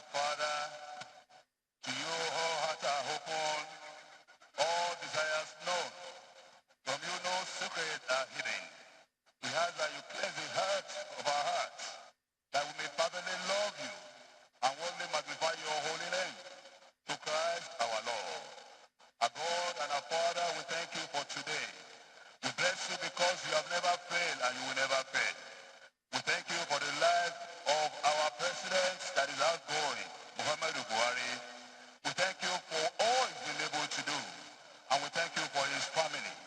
Lord, we ask that you continue to take care of him. Be with him as he leaves office today. We pray, O Lord, for the new president, your son,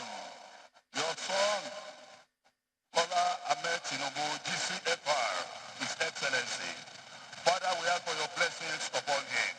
We ask, O Lord, that he's looking up unto you today, and he's saying, where will my help come from? His help will come from you, because you are the maker of heaven and earth. You will not allow him to stumble. You are the one that is keeping watch over him. He will never stumble, nor the sun will strike him in the day, nor the moon in the night. You will protect his going out and coming in from this time forward. We cover the entire nation with the blood of Jesus Christ. No weapon formed against our nation will ever prosper. Any tongue that rises against Nigeria, Lord, you will condemn in judgment. Father, assure you, Bola Tinubu tenure will be peaceful, will be refreshing, and he will not die in office. He shall be well with him. He shall be well with the First Lady. He shall be well with the children. He shall be well with everyone that belongs to us in Nigeria. And Lord, Nigeria will go to the next level. It is a new dawn, O Lord. Father, take control. Son, take control. Holy Spirit, take control. Let your name be glorified. Today is a new beginning. It shall be well with us. It shall be well with all of us. It shall be well with people that are rejoicing with us. And after all said and done, if every other thing given to us is taken away, your Holy Spirit will never depart from our life. Give us a place in your eternal place. Thank you, Holy Spirit. We know you will do far more exceedingly, even than our own expectation, because you are our maker. In Jesus' most wonderful name, we are praying. Amen. And the people of the Lord will say, amen. People of God will say, amen. People of the Most High God are saying, come on, do something for the Lord Jesus. Amen. Amen. Thank you very much. Your Excellencies, distinguished guests, ladies and gentlemen, that was the opening prayers done by Imam Dr. Mohammed Kabir and Bishop Stephen Adekite.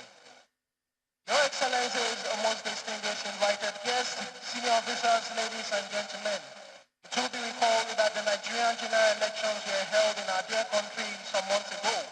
The presidential and national assembly elections was conducted on 25th February 2023. The elections ended with the governorship and state assembly elections on 18 March 2023. During the presidential elections, His Excellency Bola Tinubu, GCFR, and his running mate, His Excellency Kashim Shettima of the ruling party, All Progressive Congress, APC for short, were declared winner. And it's on that note that we are gathered here to witness the presidential inauguration and swearing-in ceremony on this auspicious and unique event. Excellences, Mesdames et Messieurs, il faut savoir que les élections générales ont eu lieu au Nigeria il y a quelques mois. Les élections présidentielles et celles de l'Assemblée nationale ont eu lieu le 25 février 2023. Après les élections, le président et son colistier, son Excellence Bola Tinubu et son Excellence Kashim Shettima du parti au pouvoir sont déclarés les gagnants. Voilà pourquoi nous sommes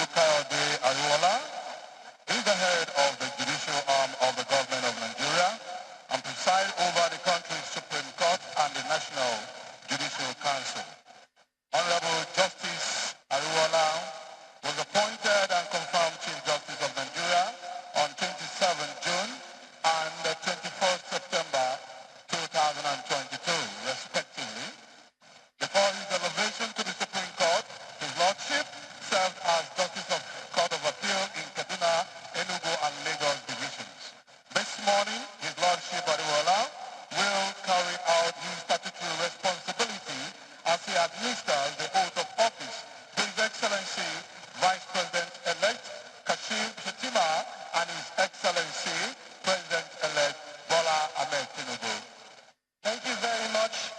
At this juncture, with deference to the office of the Vice President of the Federal Republic of Nigeria, may I now crave the indulgence of the Commander Guards Brigade to respectfully invite His Excellency, the Vice President-elect of the Federal Republic of Nigeria, His Excellency Kashim Shettima, Grand Commander of the Order of the Niger, to please proceed to the saluting days for the oath of office, and he is to be accompanied by his wife, Adriana Shettima.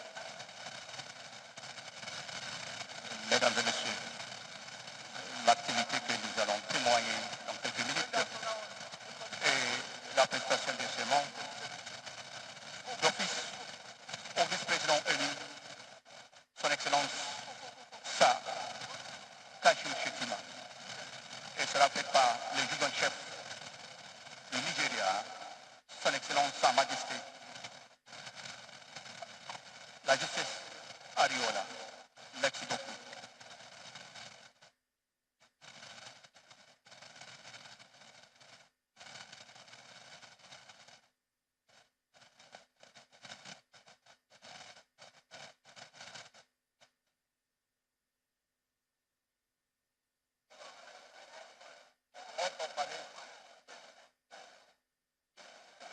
I, Kashim Shettima, do solemnly swear that I will be faithful and bear true allegiance to the Federal Republic of Nigeria, and that I will preserve, protect, and defend the Constitution of the Federal Republic of Nigeria. So help me God.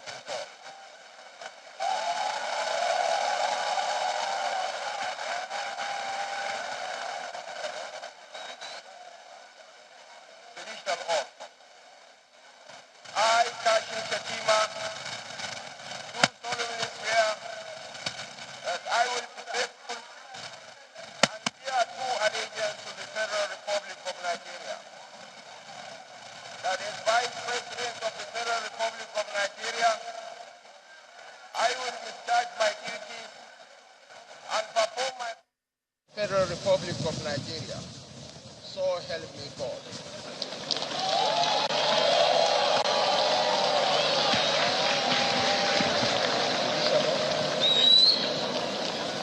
Judicial oath. I, Kashim Shettima, do solemnly swear that I will be faithful and bear true allegiance to the Federal Republic of Nigeria. As Vice President of the Federal Republic of Nigeria, I will discharge my duties and perform my functions honestly to the best of my ability and faithfully in accordance with the Constitution of the Federal Republic of Nigeria and the law.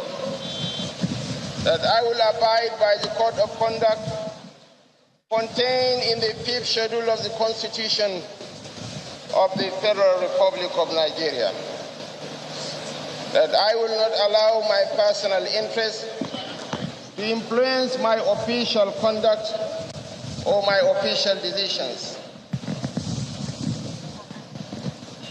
That I will preserve, protect, and defend the Constitution of the Federal Republic of Nigeria.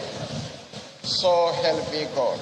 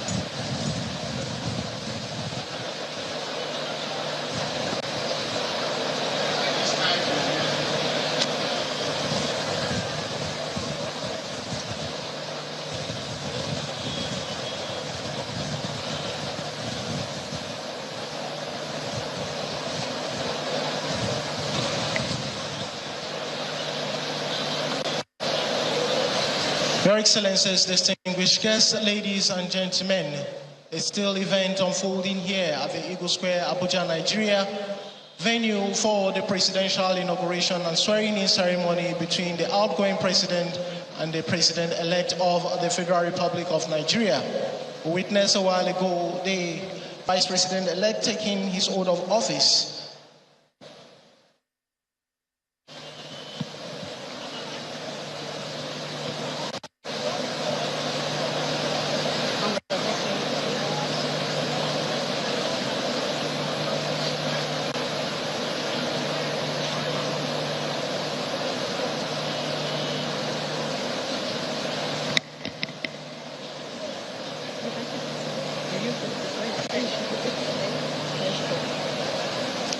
This is also where it is. The only shape is destroying.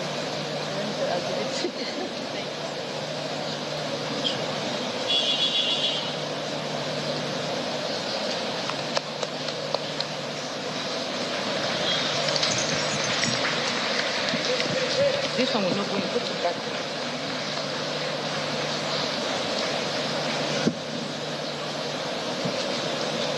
It's correct.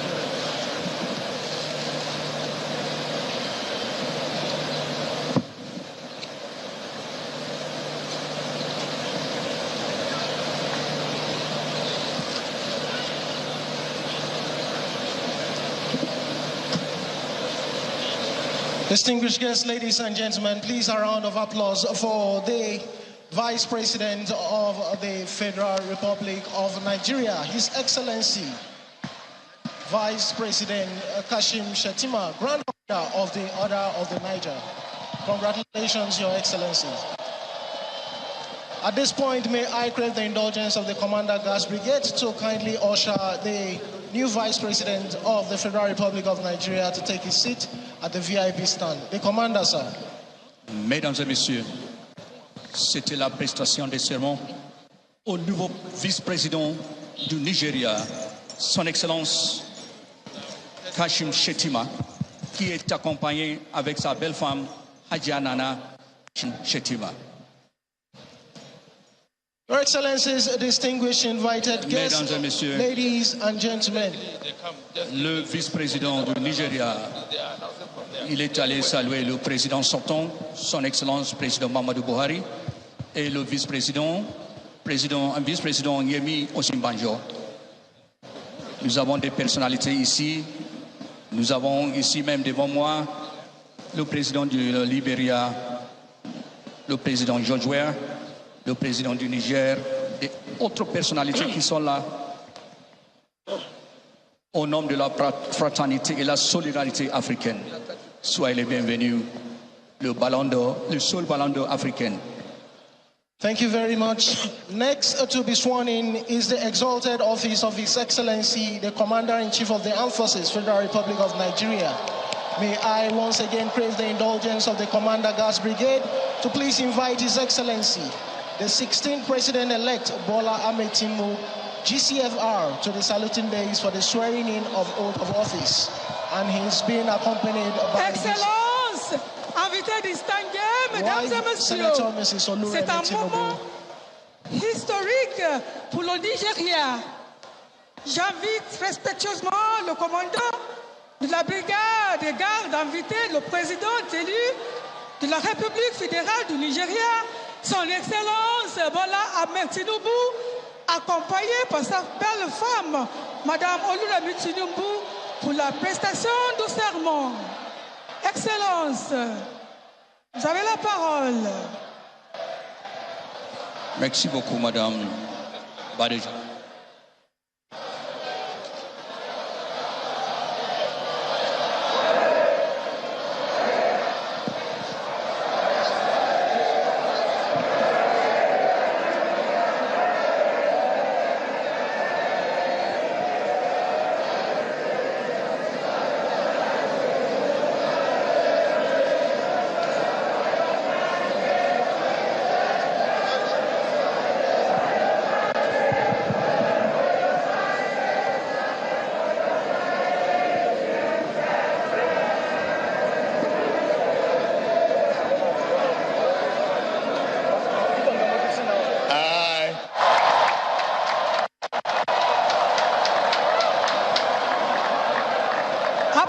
Applaudissements.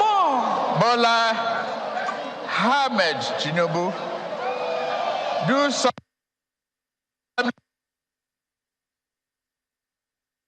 and bear true allegiance to the Federal Republic of Nigeria, that as President of the Federal Republic of Nigeria, I will discharge my duties and perform my functions honestly, to the best of my ability, and faithfully, in accordance with the Constitution of the Federal Republic of Nigeria and the law. That I will abide by the Code of Conduct contained in the 5th schedule to the Constitution of the Federal Republic of Nigeria. That I will not allow my personal interest to influence my official conduct or my official decisions. That I will preserve, protect, and defend the Constitution of the Federal Republic of Nigeria. So, help me God. Distinguished guests, ladies and gentlemen, please a round of applause for the President and Commander-in-Chief of the Armed Forces of the Federal Republic of Nigeria, His Excellency, President Bola Ahmed Tinubu, as he takes his oath of office and sign the dotted lines confirming him as the new President of the Federal Republic of Nigeria.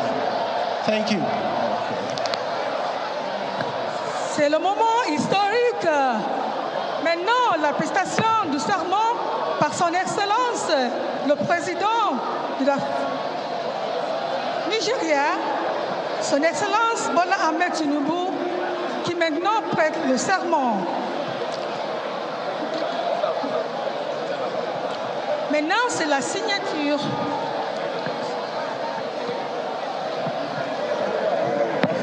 While the President is signing, just like her predecessor, we heartily welcome the 16th First Lady Federal Republic of Nigeria, Her Excellency, Senator Mrs. Oluremi Tinubu, wife of the 16th President and Commander-in-Chief of the Armed Forces, Federal Republic of Nigeria, His Excellency President Bola Ahmed Tinubu, an educationist, administrator, and philanthropist, Oluremi Tinubu, as First Lady of Lagos State, established the New Era Foundation, dedicated to establishing centers for all-round development of young ones and promote public awareness on environmental, health, and community service.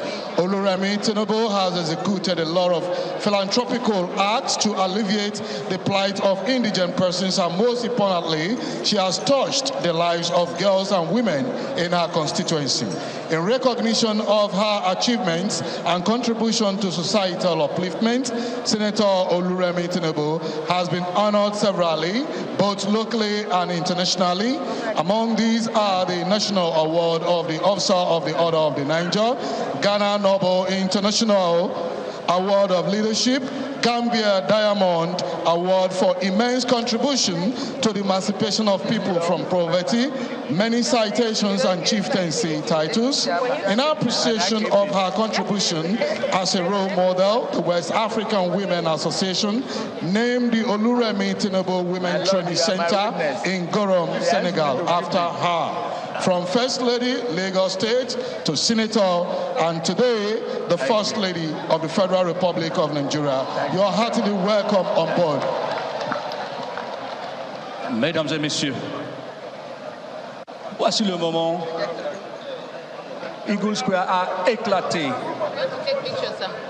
Nous avons applaudi avec la prestation de serment au président du Nigeria, son Excellence, Président Bola Ahmed Tinubu, le Jagaban.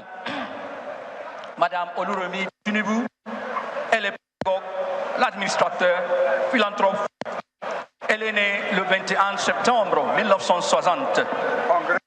Madame Tinubu a fait ses études supérieures à l'université après lequel elle a Elle a posé sa candidature aux élections.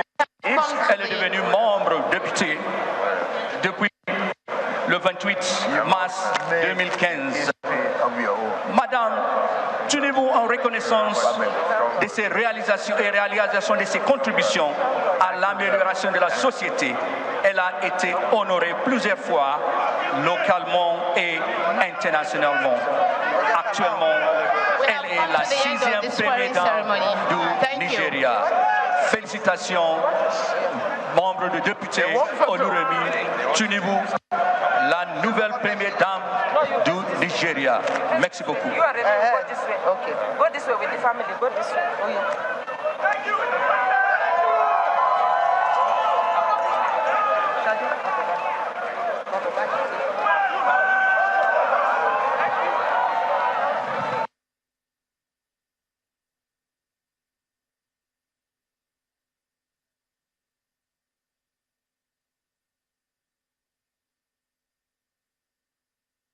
Applause for the President of the Federal Republic of Nigeria, His Excellency Bola Tinubu, Grand Commander of the Order of the Federal Republic of Nigeria. Your Excellency, congratulations once again. Excellence, Monsieur le Président, félicitations au Président du 16e du Nigeria, Son Excellence, Président Bola Tinubu. Félicitations, Excellence. Distinguished invited guests, ladies and gentlemen, at the end of the swearing in, what we shall be witnessing next is the lowering of the national and defense flags, which may interest all our dignitaries to know that at the end of every dispensation, the national and defense flags are being lowered, which signifies the end of a dispensation. A new national and defense flag are being received from His Excellency, the Commander-in-Chief of the Armed Forces of the Federal Republic of Nigeria, to be hoisted back on the poles, signifying the commencement of a new dispensation.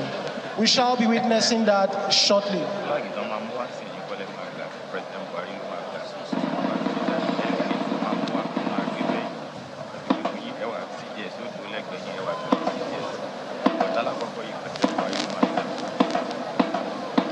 Distinguished guests, ladies and gentlemen, taking you back to the happenings on the parade ground, to the far right of the parade, we can see the color bearers who would be participating in the lowering and hosting of the new national and defense flag, and are being accompanied this morning by the Regimental Sergeant Major Guards Brigade, Nigerian Army, Master Warrant Officer Aliu Umar. The flag bearers are Corporal Kalu Chigozie of the Nigerian Army, Able Seaman Etimwa Emmanuel of the Nigerian Navy, Sergeant Kanu Samson of the Nigerian Army, and Sergeant Undoma Patrick of the Nigerian Air Force. Distinguished guests, ladies and gentlemen, it may interest you to know that this highly regimented aspect of the occasion is usually observed during transition of power, as we will witness shortly.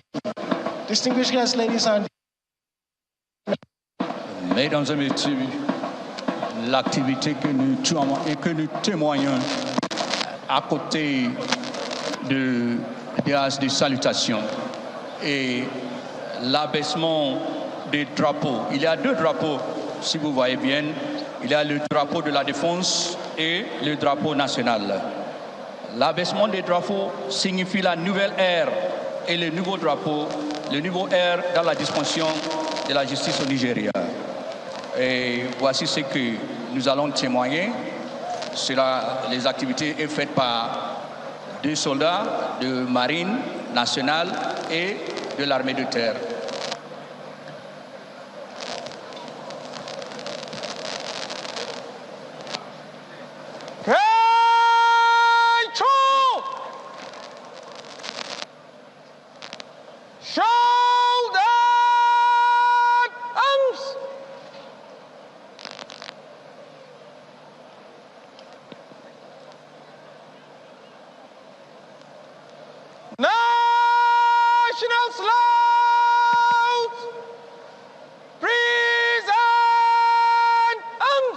Distinguished guests, ladies and gentlemen, please may we all rise while officers and warrant officers in place. Mesdames et messieurs, les officiers en uniforme et les sous-officiers doivent saluer.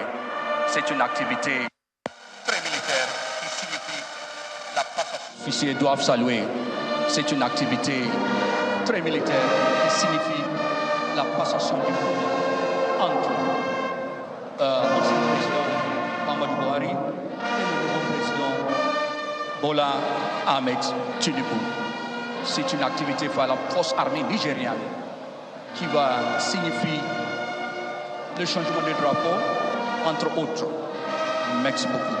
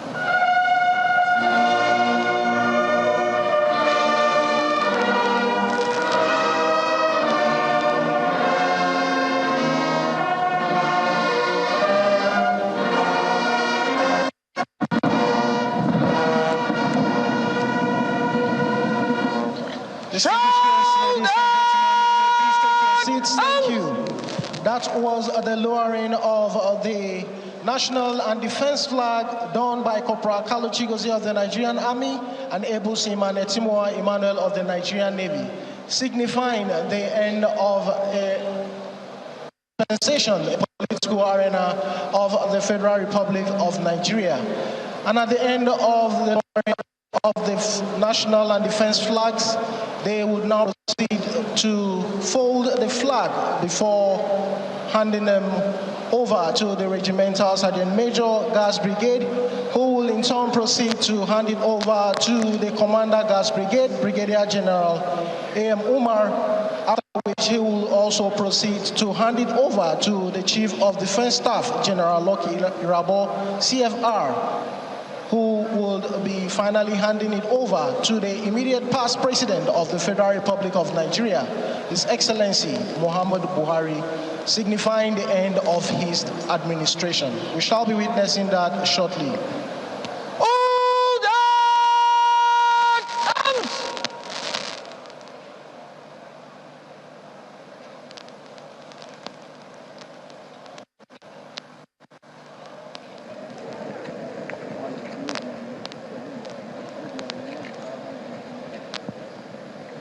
Stand up! Ease! Ce que se passe, mesdames et messieurs, est le pillage de deux drapeaux, le drapeau national et le drapeau de la défense. Et comme j'ai dit, vous verrez les deux officiers qui sont au terrain de parade. Il y a le commandant de brigade de garde, le général de brigade A.M. Umar, qui va recevoir les deux anciens drapeaux et les deux nouveaux drapeaux. Il le passera au chef de corps de la défense, le général Loki Irabo. Et Irabo passera les deux drapeaux au président du Nigeria, le président Bola Tinubu. C'est ça qui signifie le début d'une nouvelle ère de la dispensation et de la gouvernance au Nigeria. C'est une activité très militaire et indication qui indique la passation du pouvoir. Voilà pourquoi nous sommes ici ce matin. Merci beaucoup.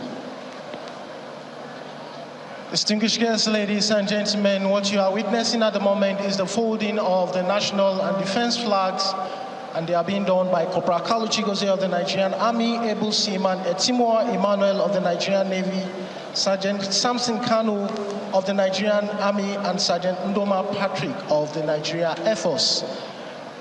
You can see them paying compliment after folding the flag as the flag bearers turn about and march smartly towards the Regimental Sergeant Major Guards Brigade, Master Warrant Officer Aliu Umar, who is carrying a case as he pays compliments and opens the case.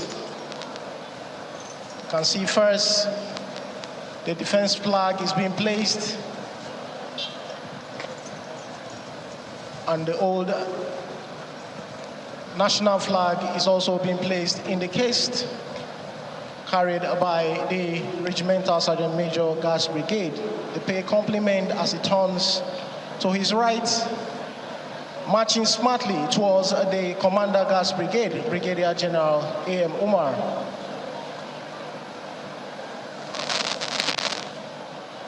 He comes to a halt as the commander pays compliment. He takes a step forward and hands over the case flag to the Commander Guards Brigade as he takes his steps backward, paying compliments. And the commander turns to his right,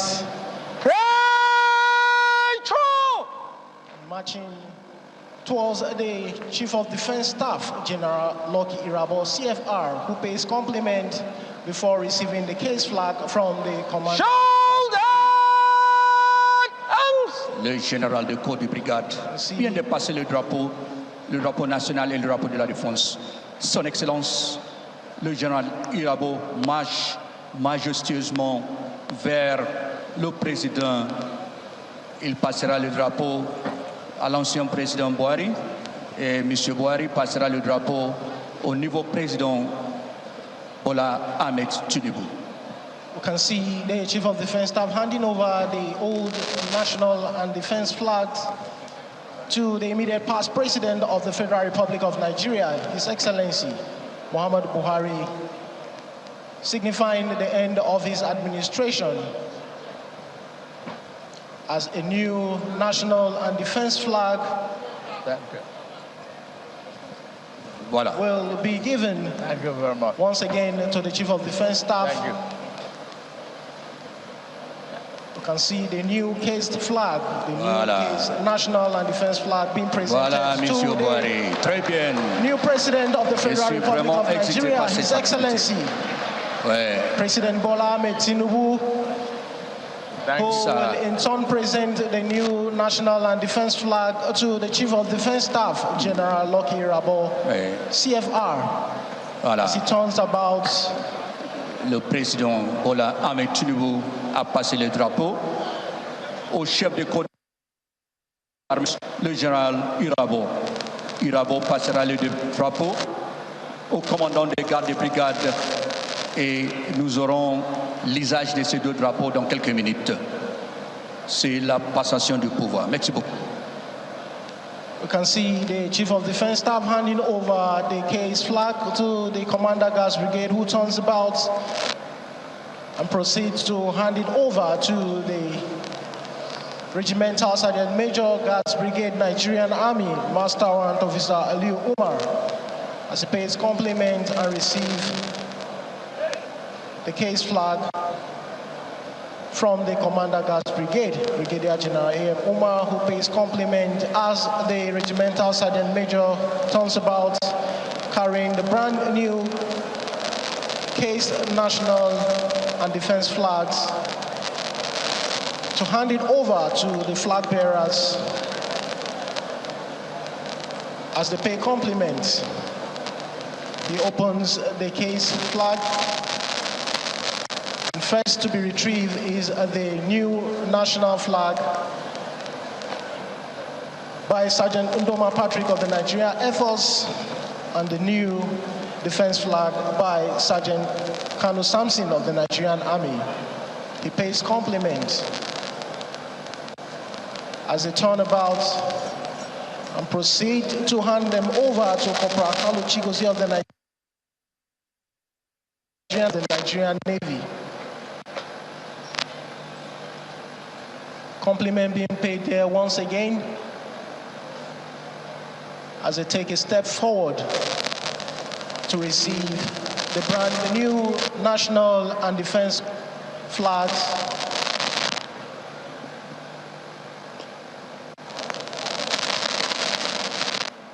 Compliment being paid as a turnabout and proceed to the polls for the hosting of the national and defense flags respectively, signifying the beginning of a new administration of the President and Commander-in-Chief of the Armed Forces of the Federal Republic of Nigeria, His Excellency, President Bola Tinubu, GCFR.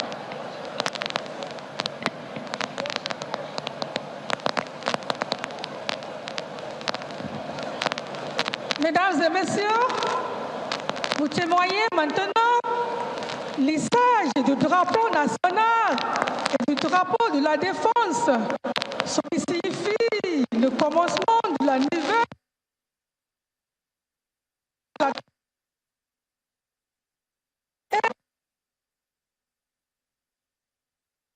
L'hissage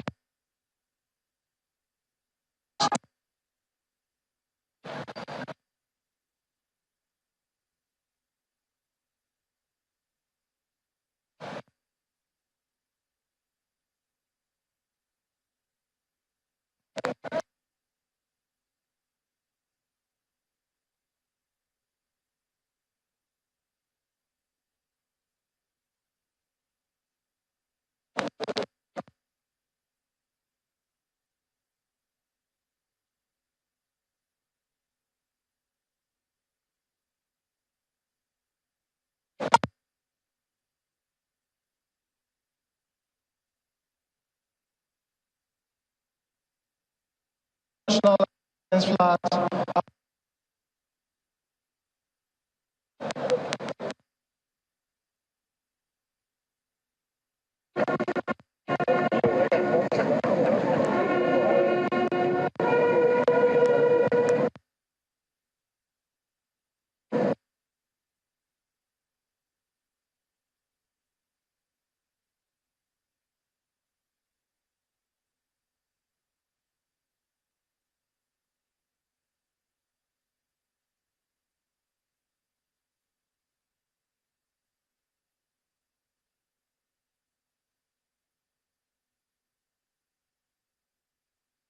Very interesting pictures you're seeing there, aren't they, of activities happening right now live at Eagle Square in Abuja. It's official, as you would have seen on our Twitter thread. The government of the Buhari administration is over. We have a new president now in the person of Bola Ahmed Tinubu as the 16th president of the Federal Republic of Nigeria. That picture you're seeing, of course, is one of those rare moments where the Nigerian flag is being hoisted all across, and these new flags also have been hoisted, as we have seen in the official demonstration that has happened earlier as the events unfold. We apologize for the audio. We're working on it. We definitely will ensure that we'll do it better. Okay, now, so these images are saying that indeed and indeed we have a new president right there, right now, in Abuja. Indeed. And what was very instructive for me was at that moment, we had a new president and then an immediate past president, just about 20, 30. We request the Chief of Defense Staff, General.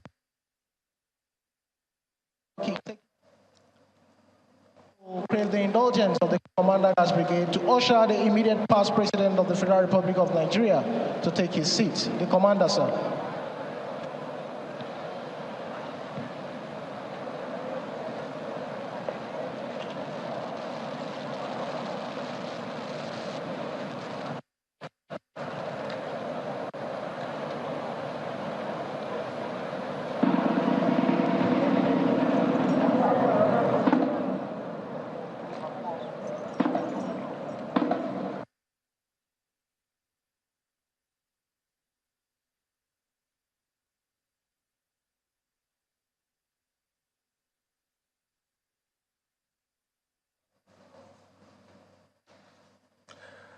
Well, there you see the symbolic handshake between now outgone President Muhammadu Buhari and Nigeria's new president, Bola Tinubu. I mean, it's understandable that at this venue you'll have lots of jammers, you know, jamming signals, satellite signals. So, you know, hearing the audio back and forth is testament to that one. But it's something we're working on. But there you see live images, a historic moment for Nigeria as a nation. President Buhari about to get into, well, former President Buhari, that might get some, might take some getting used to. Really.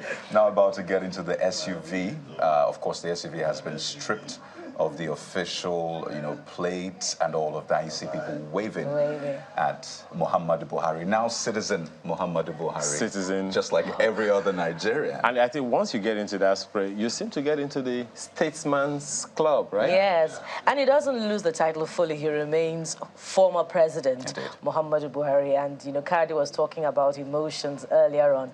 I, for one, also imagined that it must have been a tumble of emotions between the outgoing president at that moment and the new president, Bola Tinubu, you know, both of them bearing huge similarities in their trajectories as they, you know, rode to power.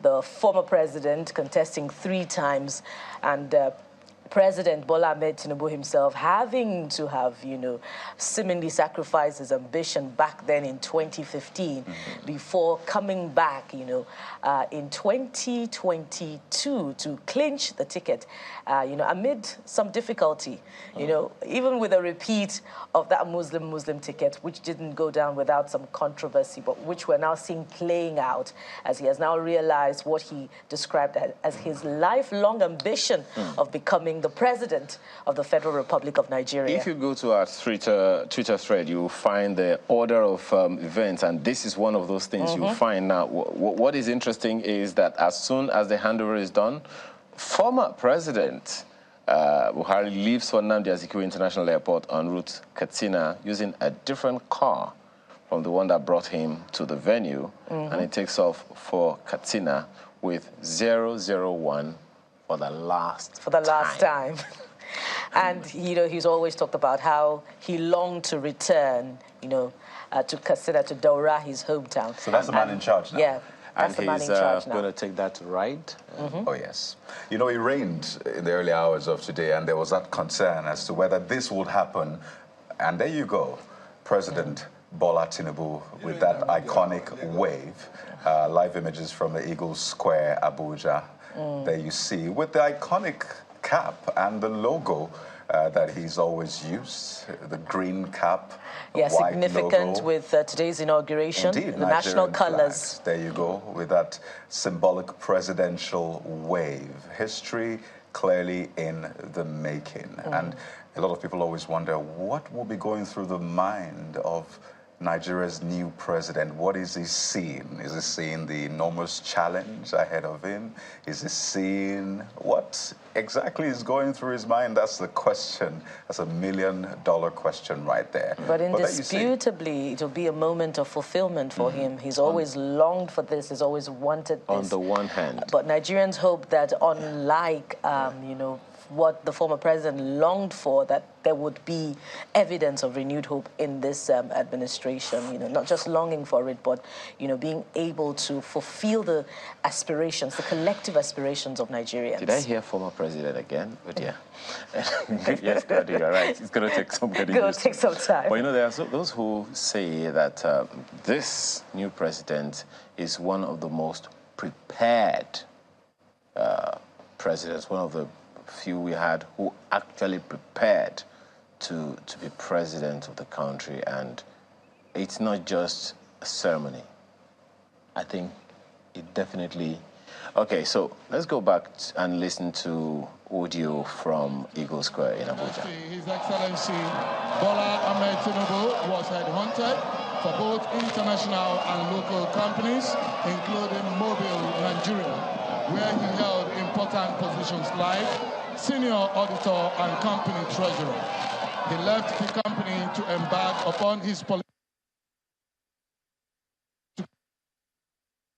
determination, commitment, vision, focus, and a strong sense of purpose that have characterized Bola Tinubu's politics drove his emergence as one of the country's most successful governors after Nigeria's return to democratic governance 23 years ago.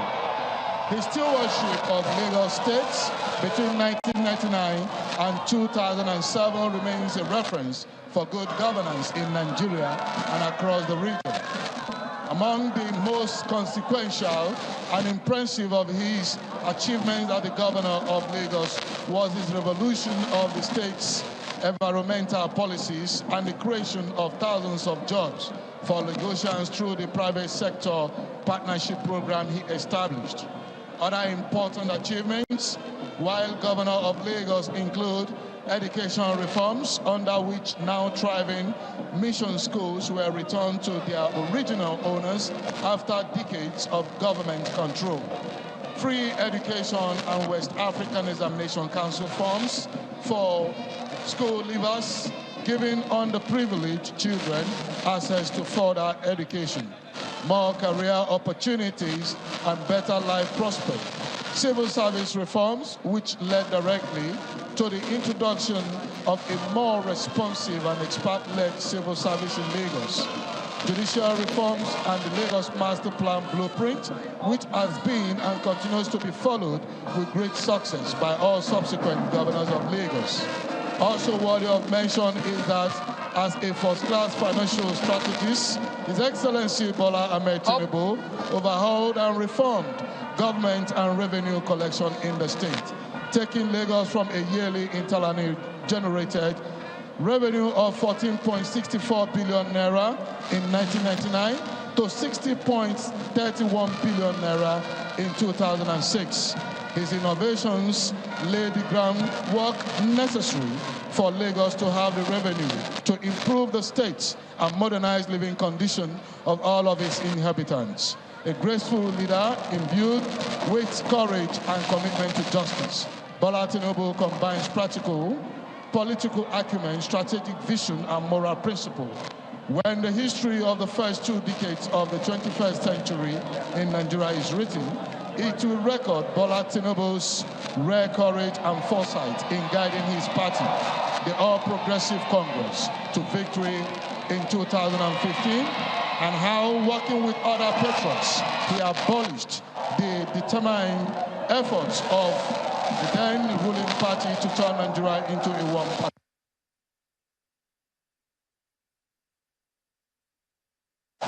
Much as he understands the game of power. Indeed, his democratic footprints go beyond Nigeria. They span the continent, especially in the immediate West African sub-region, where he has contributed personal resources, advice, and support to help sustain democracy and popular participation in many of the region's emergent democracies. His Excellency Bola Tinubu has served the cause of humanity and expanded the frontiers of freedom and democracy in Nigeria and the African continent. He is one of the Nigerians' foremost nationalists and champions of federalism.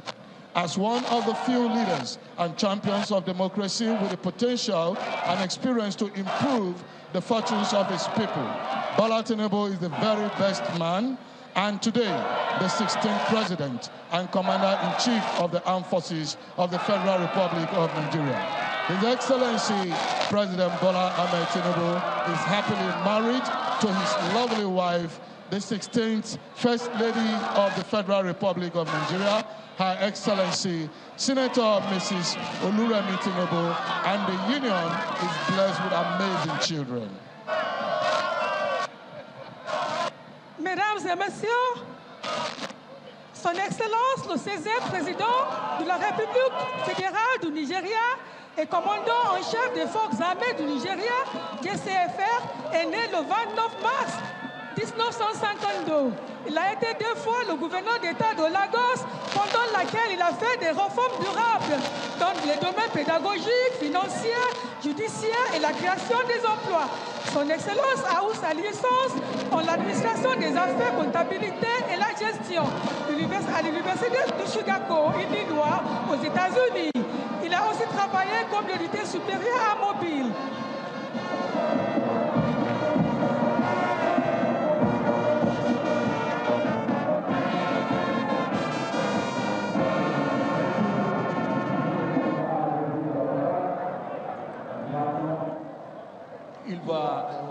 continuer avec les célébrations militairement.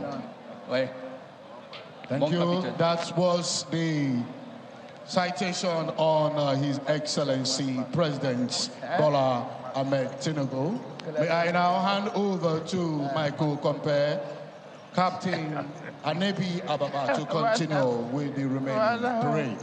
Thank you very much, Flight Lieutenant Festus Ezeye, Mrs. Olubumi Badejo, and Mr. Mohammed Tijani for the wonderful citation of the special guest of honor on this auspicious occasion. Distinguished guests, ladies and gentlemen, at the end of the inspection, we shall witness shortly the parade commander seeking permission to continue with the rest of the parade. May I have your permission to carry on with the rest of the parade, Your Excellency? Presidential permission has been sought there and graciously granted by His Excellency, the special guest of honor and the reviewing officer for today's historic occasion. We can see the parade commander, Lieutenant Colonel Salim Yusuf Hassan, riding on a white horse named GMB to take his position to commence the march pass. Distinguished guests, ladies and gentlemen, please happy viewing.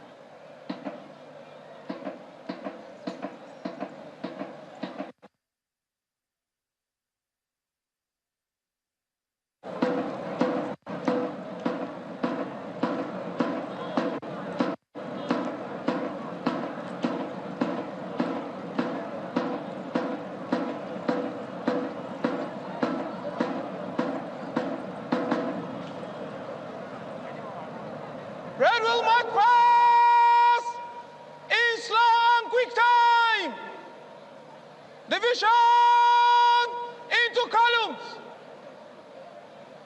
Forming squad on the right and left. Kolopate leading by the center. Right and left wheel. Slow march. Your Excellencies, most distinguished invited guests, very senior officers, ladies and gentlemen, there's still events unfolding here at the Eagle Square, where activities climaxing the presidential inauguration and swearing-in ceremony of the President and Commander-in-Chief of the Armed Forces of the Federal Republic of Nigeria, His Excellency, President Bola Tinubu, GCFR. Witness a while ago the parade commander giving orders for the guards to form 3 ranks and commence the march pass. What you are witnessing now are the guards forming squad without changing formation, before forming an extended line formation by the guards towards the saluting days, led by the color party. The essence is for the guards to pay their respect to the special guest of honor who has taken his position on the saluting days, and also for the reviewing officer to take a close look at the turnout of the guards who are impeccably dressed at close range.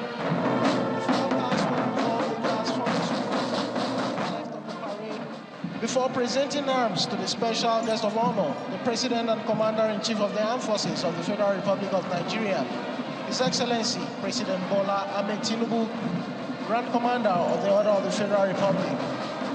Distinguished guests, ladies and gentlemen, it will also interest you to know that the far pass towards the saluting days and the forming squads by the guards is another display of silent drill, as the guards are only reacting to the initial words of command given by the parade commander before the commencement of the march pass.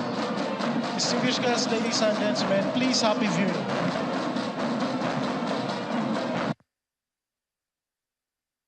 Supérieur, les chefs d'État des pays africains qui nous ont honorés avec leur présence.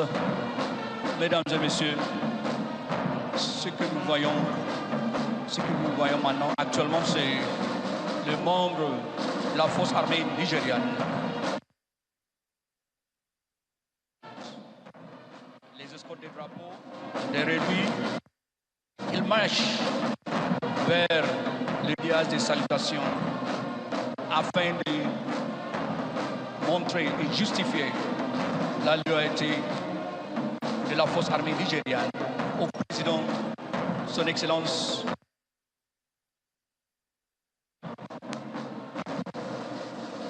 Il marche majestueusement, calmement, avec la dignité, le courage, la fierté, qui sont les qualités de l'armée dans le monde.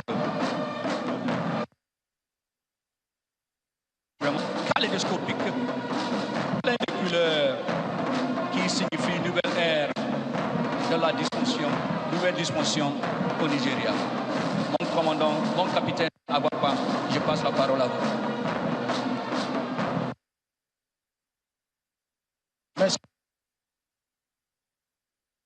Senior officers, ladies and gentlemen, what you are watching at the moment are the guards forming squad to the right and left of the parade ground, preparatory for the presenting of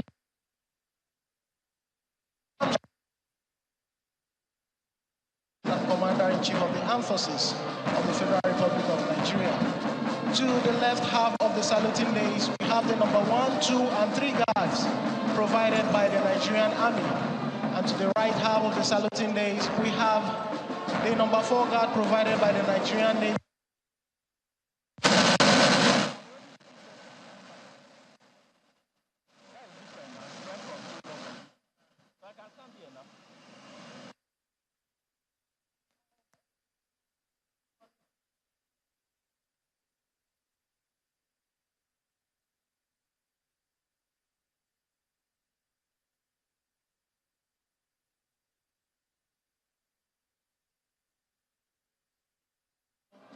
Navy color and the Air Force color being carried by commissioned officers known as ensigns to the colors. Distinguished guests, ladies and gentlemen, witnessed a while ago the various guards paying compliments, all to show their unwavering loyalty to the special guest of honor. After paying compliments, we are now retreating back in an orderly fashion. Distinguished guests, ladies and gentlemen, please have Mesdames et messieurs, comme vous voyez, il y a 6 gardes comparables ce matin. Nous avons le premier garde composé de l'armée de la 4e garde est composé de la marine nationale. La 5e garde est composée de l'armée de l'air nigériane. Et nous avons aussi la 6e garde composée par la police nationale. Le président s'approche. Levez-vous.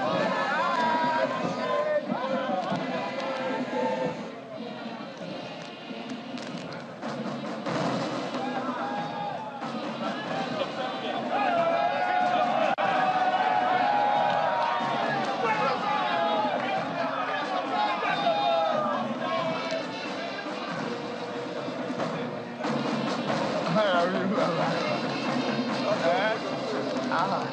are you?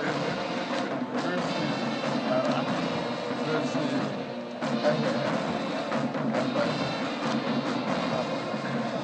Hello.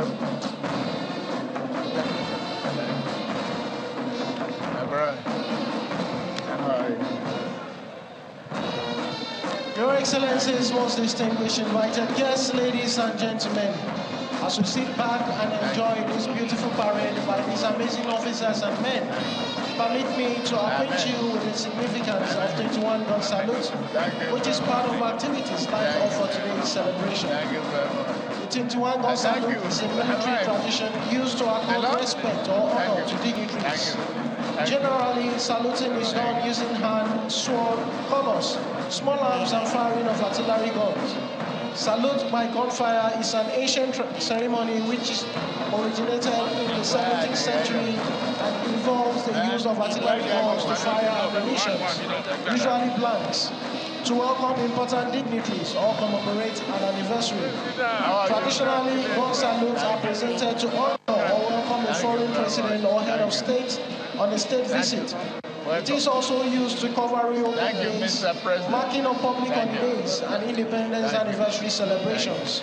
Others include Ascension Day, state funeral of a late president, and Independence Day. In Nigeria, gun salute is provided during Armed Forces Remembrance Day celebrations, inauguration parades, independence anniversary, and in honor of visiting presidents.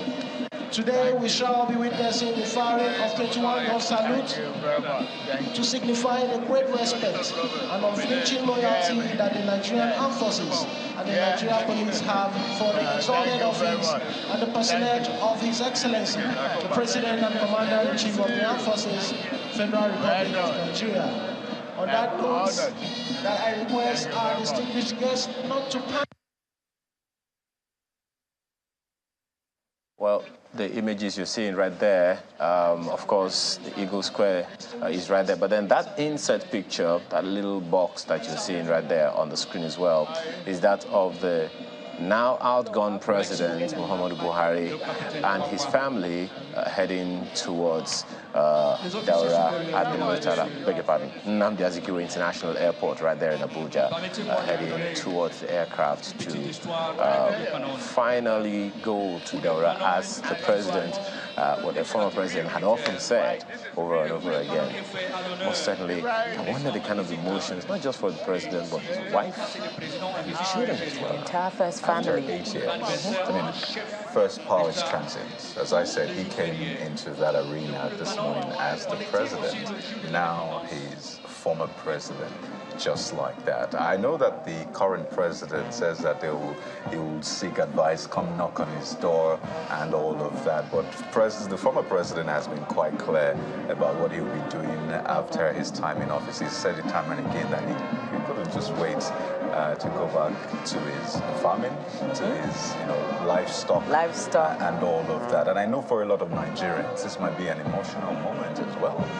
Looking back at the past 8 years, the promises made and the deliveries, the reality on ground. It's going to be it's going to take a lot of retrospection for Nigerians, and I imagine for the former president himself. But those are live images from the Nnamdi Azikiwe International Airport in the nation's capital, Abuja. Former President Muhammadu Buhari, Citizen Buhari, as I'm calling him now, departing or about to depart to Daura with his family. Well, convenient not to topple as we're doing on that title, president. So we get used to the new reality that we now have a new president, who is President Bola Tinubu. But it's been a mix of emotions right here as we watch the initial parade, the handover of the flag, the national flag, and the defense flag from the former president to the new president. And the parade, the splash of colors colors, the array of white on green of the men of the armed forces as they paraded. And we've heard the voice of the president, acknowledging the armed forces as he inspected the parade, the guard, the combination of the armed forces. It's a beautiful ceremony, but much more important, is what lies ahead of the incoming president. Nigerians are expecting governance in equal measure of aesthetics. It's a tall order, very demanding, but that's the job he signed up for. And he says, look, don't pity me. So Nigerians are not, they're waiting for immediate results. But the question is, how soon will the results start coming in? If you have the answer, you can just give it to us right there on Twitter. But, in that insert, you still see that the former president still has a couple of people around him. And that's what some of the people in power would tell you, that the moment they're out of power, in all of the knocks on your doors, the people waiting to see you, all of those, people lined up, it usually reduces, and there's always that silence. So that proverbial, the phone stopped ringing. Stopped ringing. Yes, he still has a couple of people, saying goodbye to him. I imagine some of his staff, and there you see approaching the aircraft and walking in. So, well, our correspondent, Emperor Simon, is there, and hopefully we'll be able to have a word or two with him when the time is right. But then don't forget that the big screen still shows you the big event. The big event. The picture you are giving you from the Nnamdi Azikiwe International Airport is no less significant, but just so you know, as Kaudi said, power is transient. You are a human being, but you occupy a position at any given point in time, and who knows for how long. And there goes former President Muhammadu Buhari into that aircraft. I'd just like to mention that the bigger screen, it looks like the camera is trying to go into the skies as well, just to follow. Taking off ahead.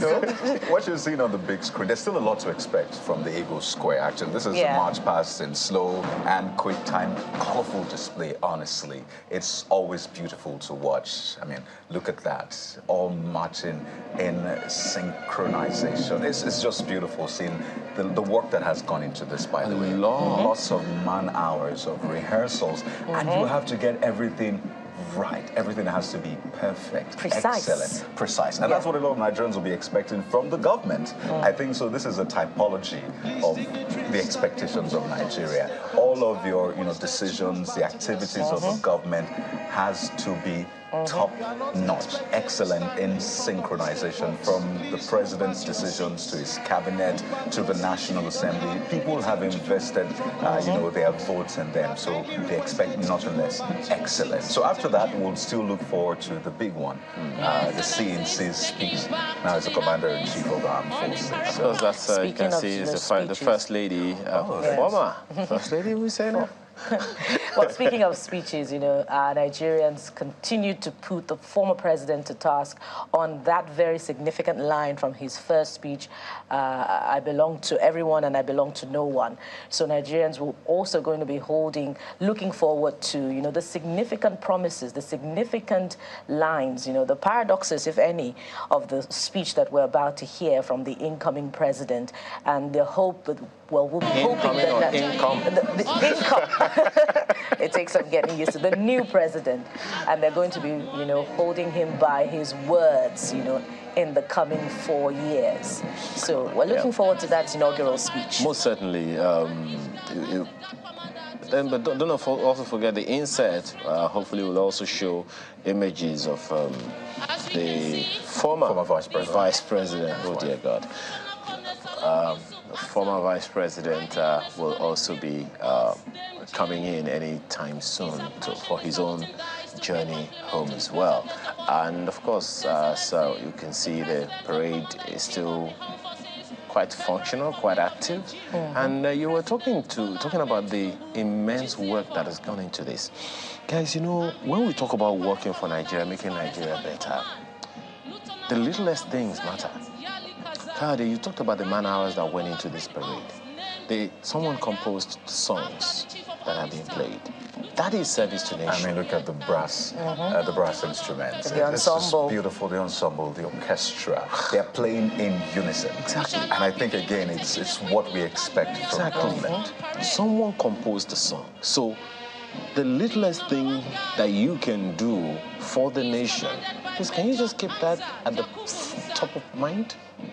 You know, as we say, is it in PR or in advertising, top of mind awareness? Let Nigeria be so topmost on your mind that the littlest thing that you do, the wind that comes through your nostrils and through your throat, is all about making Nigeria great. This that each one of these fellows are doing is about the greatness of Nigeria. Displaying it in front of many presidents from various parts of the world that are here. You know, Aya, you always talk about our core values and how the Constitution spells it out. You know, dignity, patriotism, and, you know, this speaks to those core values, and they stem from institutions. So we must build institutions, and, you know, it's reminiscent of our earlier conversation, you know, about how Nigerians need to do their part first. It took a lot of commitment, a lot of hard work and resilience, you know, for men of the armed forces to come up with this that, you know, would cause you, compel you let's to go back stand to Eagle Square now. Nigeria. Yeah, let's go back to the Eagle Square, take a little some more listening to this, and perhaps get more pictures of what is going on right now.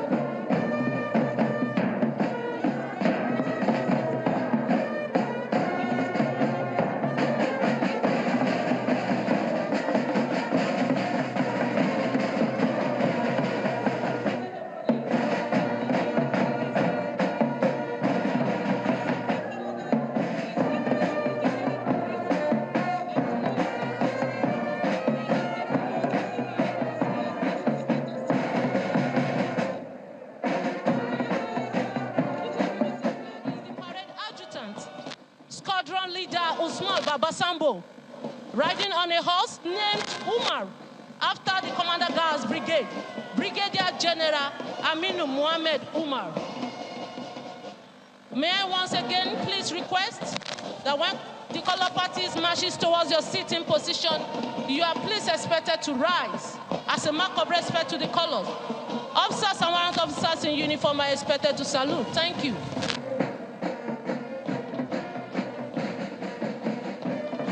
Merci beaucoup, mon lieutenant honorario. Mesdames et messieurs, comme vous voyez, nous sommes toujours à Eagle Square.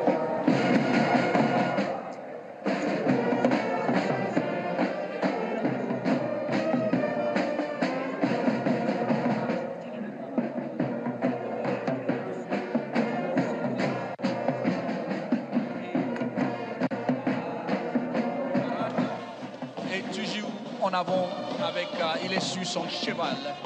Les autres officiers sont sur parade. Et vraiment, c'est une activité kaléidoscopique. Et vraiment, cela indique. Il annonce nouvelle ère dans la disposition du Nigeria. Mesdames et messieurs, comme vous voyez, le premier garde est commandé par le capitaine Man Issa et le commandant Moussa Hamza Yakubu. La deuxième garde est commandée par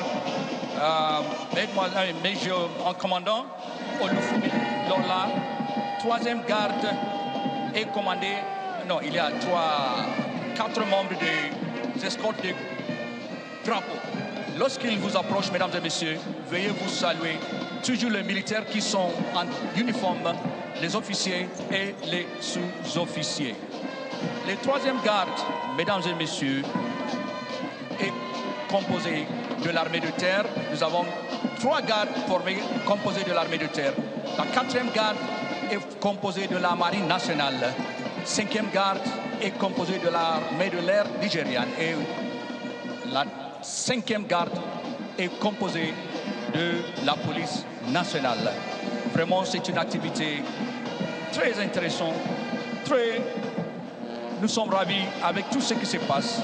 Vous voyez les membres de la force armée nigériane qui sont fiers, parfaitement tenus. Ils sont rigoureux, vigilants et respectueux de la hiérarchie. Mesdames et messieurs, vous serez d'accord avec nous qu'ils se conduisent avec l'humeur, courage et dignité. Ils sont toujours disponibles et disciplinés. Voici les qualités de l'armée nigériane.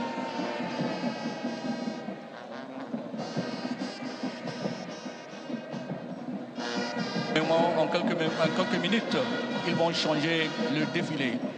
Au lieu de marcher lentement, ils vont marcher rapidement. Toujours pour justifier et montrer leur loyauté au président de la République, le nouveau président Bola Tinubu.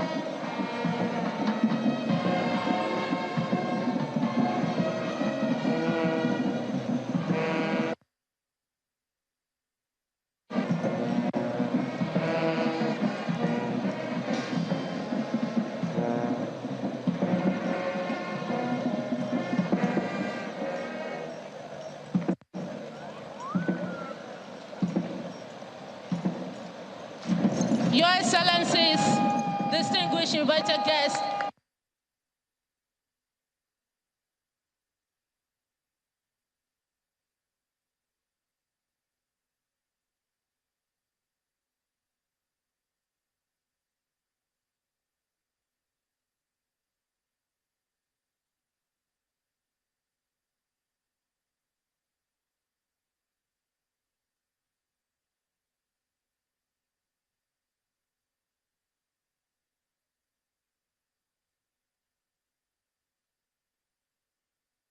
Well, as you can see, the match was slow. Now the switch gears. It's Quick quite time. fast now, quick time. A number of people might be remembering that song. I remember when I was a soldier. Come on, you never were a soldier. This is representation, really, Nigerian Army, the Air Force, the Navy, and the Nigerian Police, actually. And it's just beautiful to see the colors. Beautiful to behold. The fact that they're all synchronized, you know, the white gloves, their side arms, the sash, the red sash. Everything just really perfect. And this is quick time now. They did the slow time for quite some time, and they moved on to quick time. You still see the insert from Nnamdi Azikiwe International Airport. Former president, former first lady, actually. They were there earlier. I think we're expecting former vice president and his wife as well. You know, just going to the former vice president's Twitter handle, you see things have changed. Even for the former president as well, changed. You know, the designations on it, even the profile picture.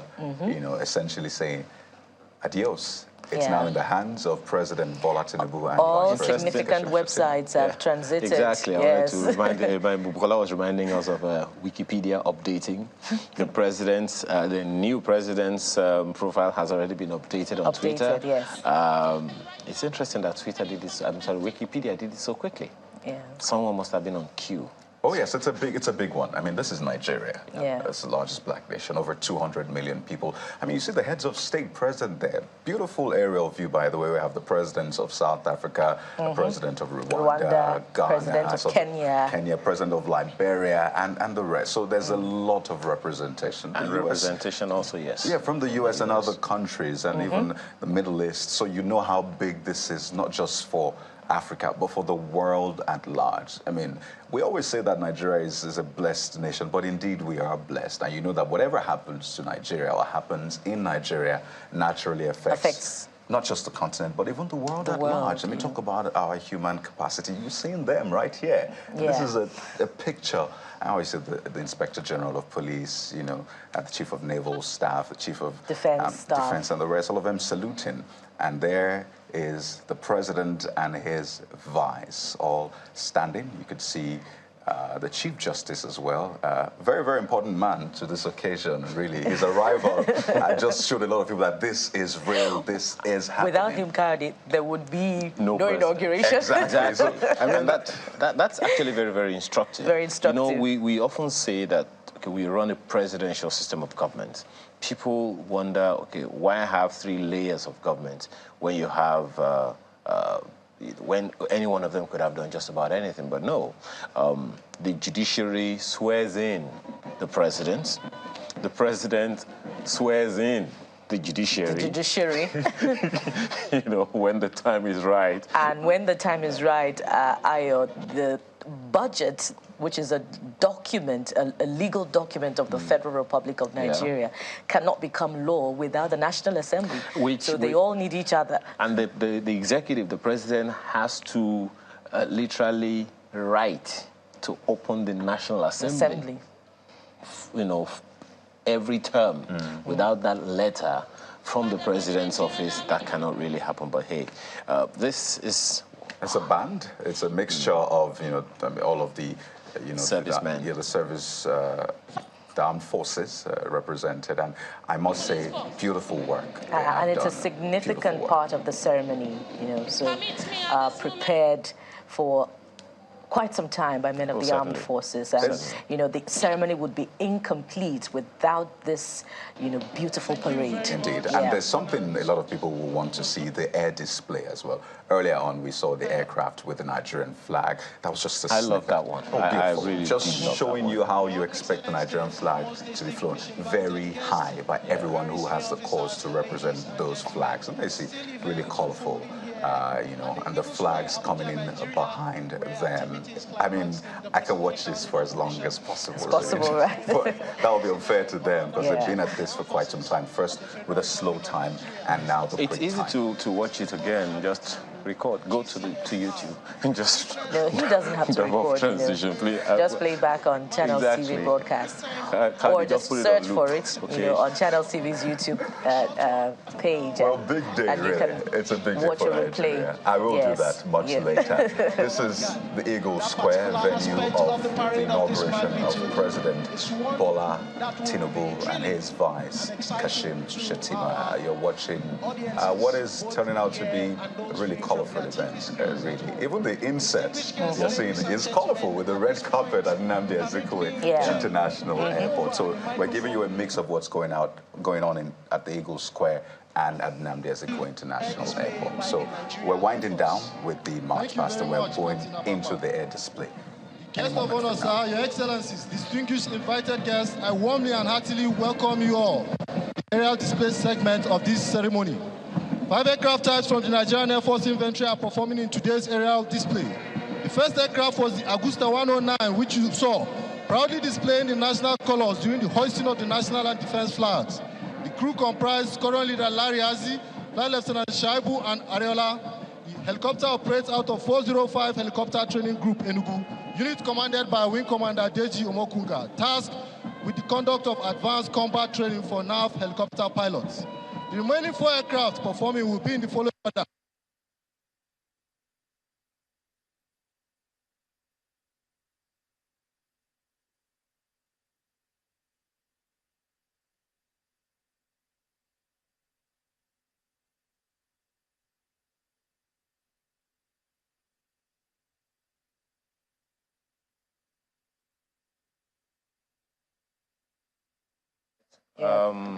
Pictures again from Eagle Square, Abuja, and the Nnamdi Azikiwe International Airport showing right now.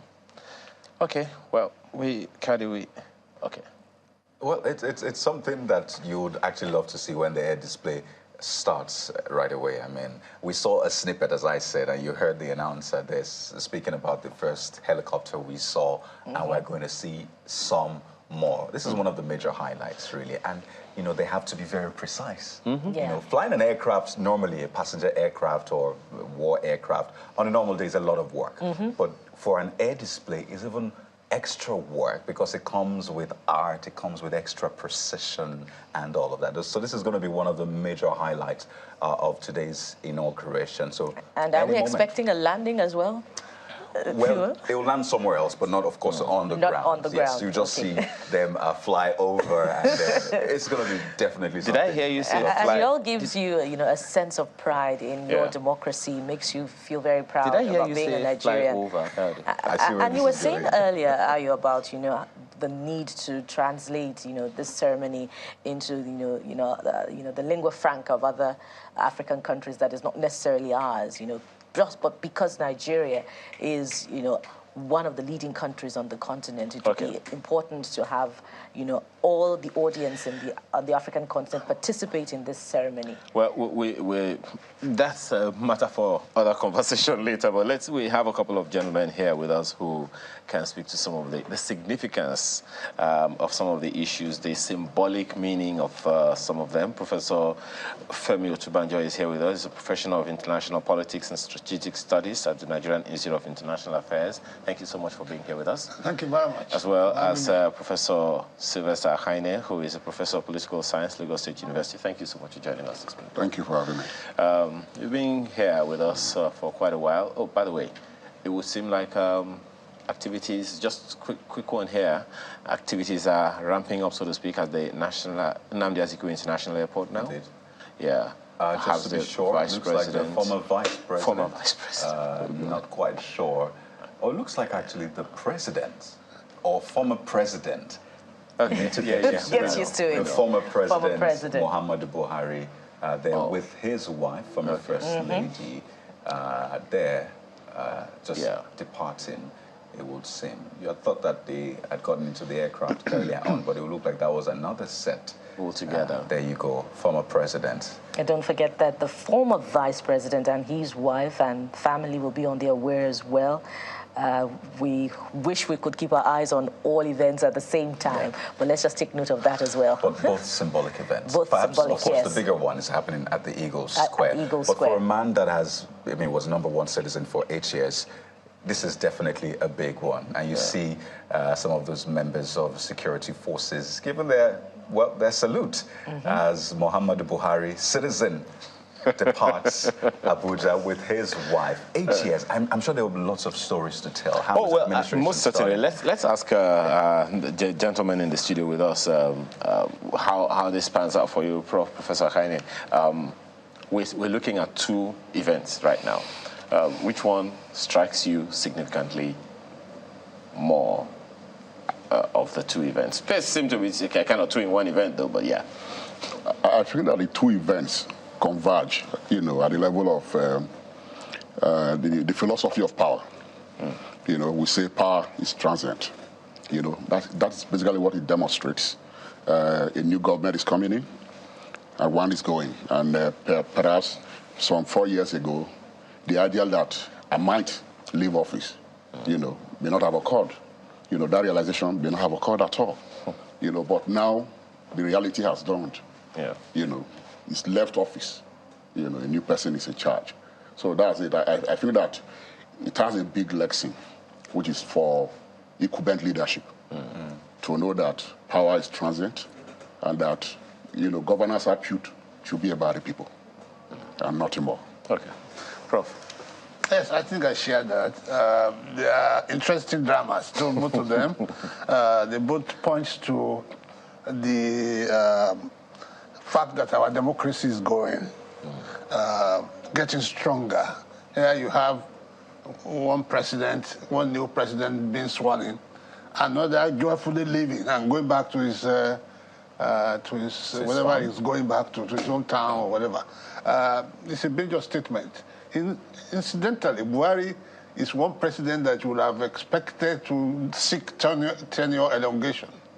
A military general, and he was being goaded to do it too, but he did not succumb to it. In fact, it showed in the last day some enthusiasm to leave. And this is part of that drama. And it is good for us to see this. It's good for those who will come after them to see both the inauguration and the exit that they are going to happen. The day you are inaugurated, you must know that one day you will be like Buhari and walk to the airport and go away to wherever you are going. So I think they are good dramas. They complement each other. How significant is it, Professor Tubanjo, that it's not just the president or the vice president or their families that are living as a rock, so to speak, but there are several other assistants, appointees. There was this drama earlier in the past few days or weeks that there's going to be a number of job losses. Yes. Well, that's the way it is. That's the way it is when you are in Asorok. I've been there myself. I spent 4 years there. Although in our own situation, and there was a military situation, there was no terminal date. In the end, we were thrown out. So just one second. That's the president boarding... The former president. Oh, God. It's okay. Yes. Former president boarding the aircraft. And Bukola, you pointed our attention to that picture on the front page of the Guardian newspaper this morning of the former president backing the camera, heading into an aircraft, dressed differently, of course, but it would seem like that is being replayed right here, right now, in the images that we are seeing. And we were talking about it the other time, Professor Akaine, my apologies, Professor Tubanjo, that I think it was Khalid that was mentioning the relief that he must feel, having left office now. Or is it mixed feelings, do you think? Well, if you've tasted, position of importance, like the presidency, there are 2 angles to it. I recall very well barely a month when he was sworn in 2015. he went for an event at NIPS, Kuru Jos, where he made a point that he thought that coming to lead Nigeria was going to be easy, that given the enormity of what he has seen, he felt like running away. Oh, yeah, he said that. But I think that he must have enjoyed over time, the last 8 years, those moments of, importance, feeling as the president of Nigeria, people say that he's the most powerful president in the world. Notwithstanding whether our armed forces is weak or not, but now living is surely going to be one of mixed feeling. Yeah. A list of what I ought to have done, if I were to, rewind is that perhaps the why of time, he has had to apologize about 2 times? Yes, he did that. Yeah. And if you also look at yesterday's broadcast, I think it was more conciliatory. This time around, I didn't see fellow citizens or dear compatriots. It was brothers. I don't know whether you noticed that salutation, to the speech. So that's it. So it's always a one of mixed feelings. I'm living where there are things I could have done. The time isn't there, and perhaps, and also a wish to the new president, to be able to perform and do well in office. I feel some of those things. Indeed. We're seeing the Nigerian Air Force plane now, the door closing. Symbolizes the fact that the aircraft will be taxiing any moment from now to take off as former President Muhammadu Buhari departs Abuja. He's handed over power to Bola Tinubu at Eagle Square. You can see that in the insert, just at the bottom of your screen. The Nigerian Air Force jet is ready to convey former President Muhammadu Buhari. Back at the Eagle Square, there's a lot of activities still playing out. From the air display, we're going to be seeing the cultural troop display as well. Then the inaugural speech. And I know that a lot of people are looking forward to hear what the new president will say, what promises will be made, and if there will be anything iconic, as we saw with the former president, the I belong to everyone and belong to no one. It's something that lasted literally all through his administration. Through the lifespan. But still speaking to this closed aircraft, I wonder for you, Prof, what do you think Nigerians will remember Buhari for? Well, it depends what Nigerians. Nigerians are not, there's no person called Nigeria. There are people in his home state who probably will feel excited that he brought a lot of good things to them. There are people in other places that do not feel so excited. One of the things that Buhari will be remembered for was that he was an aloof president. He did not relate to us. And that's it's not surprising, given that he came from a military background. He did not have that political touch of getting around and meeting people. So you think Nigerians want a president that would speak to them or find someone they can relate with? Of course, the president has to be empathetic. He must be somebody who relates. What's a president? You see them in developed countries, there's a problem where they're on the plane in their shirt and they're going to share in fact, when the train crashed, chemical problem in somewhere in the U.S. only last year, Trump tried to take advantage of that. He ran to the place because Biden didn't go there in good time. The president we elected the president. It's for all. He was supposed to serve us, not to be an emperor. He did not relate to us, and unfortunately, he also unleashed on us his people who he wanted to rehabilitate. It was a badly thought-out policy. He wanted to change their lifestyle. He was their life patron of the Fulanis worldwide, and then impose them on us without any planning or preparatory programs. Even if we had persuaded Nigerians and bringing these people, I want them to settle down, I want them to be educated like you people, and then where can we put them, how do we put them? We didn't do that. Those people now came and decided to force themselves on us, killing and kidnapping and occupying. We remember him for that. There's no way in which we can forget that his second term was filled with bloodshed. That's unfortunate. Even though there have been other statistics that says, well, terrorism reduced during at least the latter part of his administration. Maybe the last 1 year. And all that. Yes. But you said it will be mixed feelings for a lot of people. It's not terrorism that reduced. It the number of is deaths. banditry and kidnapping and all this, because we don't know what's happening to the terrorists. That were They are still related there. to terrorism, banditry, and the rest. But, Prof, for you, I mean, it looks like there's a spectrum of feelings, really. So which other ones do you think Nigerians will remember former president for?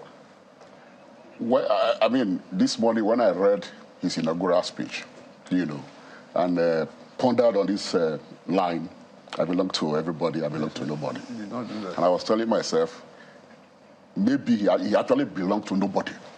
So in a way, if you play on that line, you ask yourself, did he actually serve Nigerians, or he served Nigerians the wrong way? For instance, the problems with this country, the identity question, you know, accentuating the ethnic question in this country in terms of, you know, the appointment of public officers, contrary to Section 14 of the 1999 Constitution as amended, you know, of the federal character, you know, principle, ensuring social justice, you know, in the distribution of, you know, public goods. So that point is there.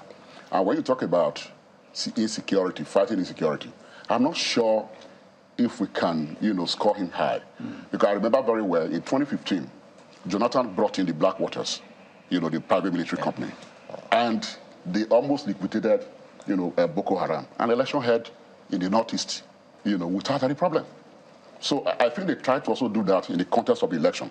You know, those who have access to these networks of bandits, you know, and terrorists, you know, must have, you know, spoken to them. And there was little calm, you know. So, but that has not ended. We don't know exactly what is playing out, I mean, in the theater of conflict in the Northeast. We don't know exactly. So beyond that, here is a government that left behind about $41 billion external debt. You know, each time I look at it, I'm pained, because I remember very well in 2006 when we had that so-called debt forgiveness. You know, we gave them about $12 billion as part of the debt buyback, you know, process. You know, Obasanjo made a national broadcast that he termed that, you know, whole process as second independence for Nigeria. Yeah. The moment you are indebted, you know, to external, you know, forces, international financial institutions, you lose your, you know, part of your sovereignty. It's already a negative sovereignty, you know, right from that point, because you always need these people when you need the resources. So for me, I think Nigeria, you know, is more encumbered, you know, right now, because the new president has a lot to do in terms of, you know, managing Nigeria's diversity. But you know, Prof, you know, that was part of our conversation earlier on, and I believe it's going to be part of political, you know, discourse for some time to come, the legacies of Muhammadu Buhari. And one of the significant things that we were talking about was that, okay, well, if we're looking at the economic indicators of his administration that may be negative, we must also balance the conversation with the performance of the outgone administration in terms of infrastructure development. Could there have been a balance? Perhaps I should bring this now to Professor Otubanjo. Could there have been a balance, or you know, does one outweigh the other when we look at the performance of the administration where infrastructure is concerned? No, you don't balance things. It's not a mix. They are all parallel lines. Infrastructure is the responsibility of government to do many things. You don't say because I'm doing infrastructure, therefore I will not do security. You don't. You know, that's not the way. That's why you have different ministries in the first place, who are responsible for different functions. And so I don't know. I know this big deal about infrastructure. Where are they? I mean, you have a bridge. Nigeria. The second Niger bridge is there. Oh boy. The rail development is there. Rail development to where? You have 200 kilometers of rail to Ibadan. That's all you have to Kaduna. Nigeria has 10,000 square meter need for railways. The Warri Tapway as well. Yeah, it's there as well. Yes, you will see, you pick up nitpicking of little development. These are just incrementalism. This is incremental. Somebody comes and builds another kilometer of road. We need fundamental developmental programs. If you are going to have railways, let's have railways to go across the country. one area which that is parallel, that which Buhari will be credited for, and that's what you are looking at. Yeah, it's democracy. Under the Buhari, there was not a single political prisoner. He allowed democracy to strive. Everybody, free speech, there was free speech, the free association and so on. So, but Prof, that could be debatable as well. Did you recall the Twitter ban and individuals you saw what who were arrested and clamped down on, for some form of name calling on social media? So, would you describe that as freedom? Did they really do it? Well, it's a matter of perception. Some would say, Showore's detention, for example, is a case. Showore, Omoyele Showore, he had that back and forth a lot. Some even look at Dasuki's, there you go, there's the cultural troop is on. So we don't do a lot of hard talk. Let's enjoy some of the scenes from them. But we'll come back to this issues, bro. Not to worry. Let's enjoy the cultural troop display now at Eagle Square.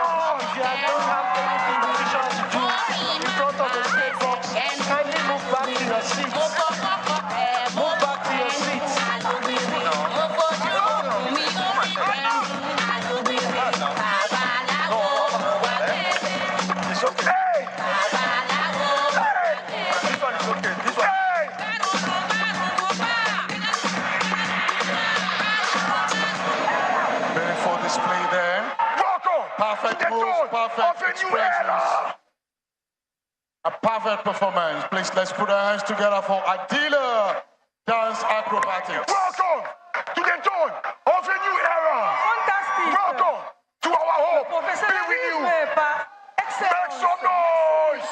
Merci. Now coming up on stage. Coming up on stage is the national troupe, cultural troupe of Nigeria, performing a dance drama, Better Together.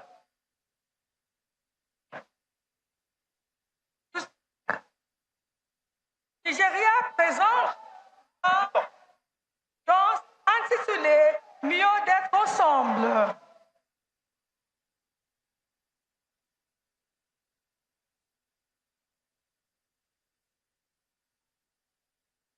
The drama you're about to watch, it's a working of the Nigerian situation.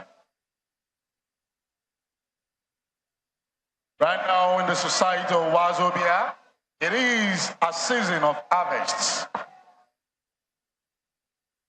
The citizens have gathered in the city center. As you can see, the farmers are about to till the soil so as to plant their seed for the farming season.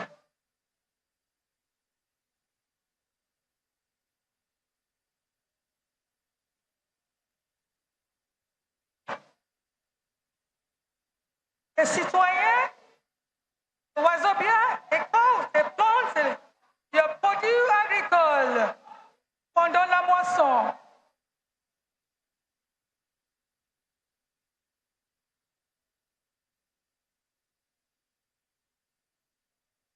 As you can see, they are tilling the soil.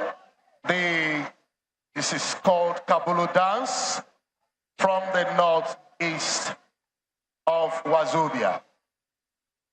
Il s'agit toujours des danseurs de Kabulu du nord-est du Nigeria. After tilling the soil, by the men, the women are now planting their crops. Les femmes plantent maintenant les produits agricoles.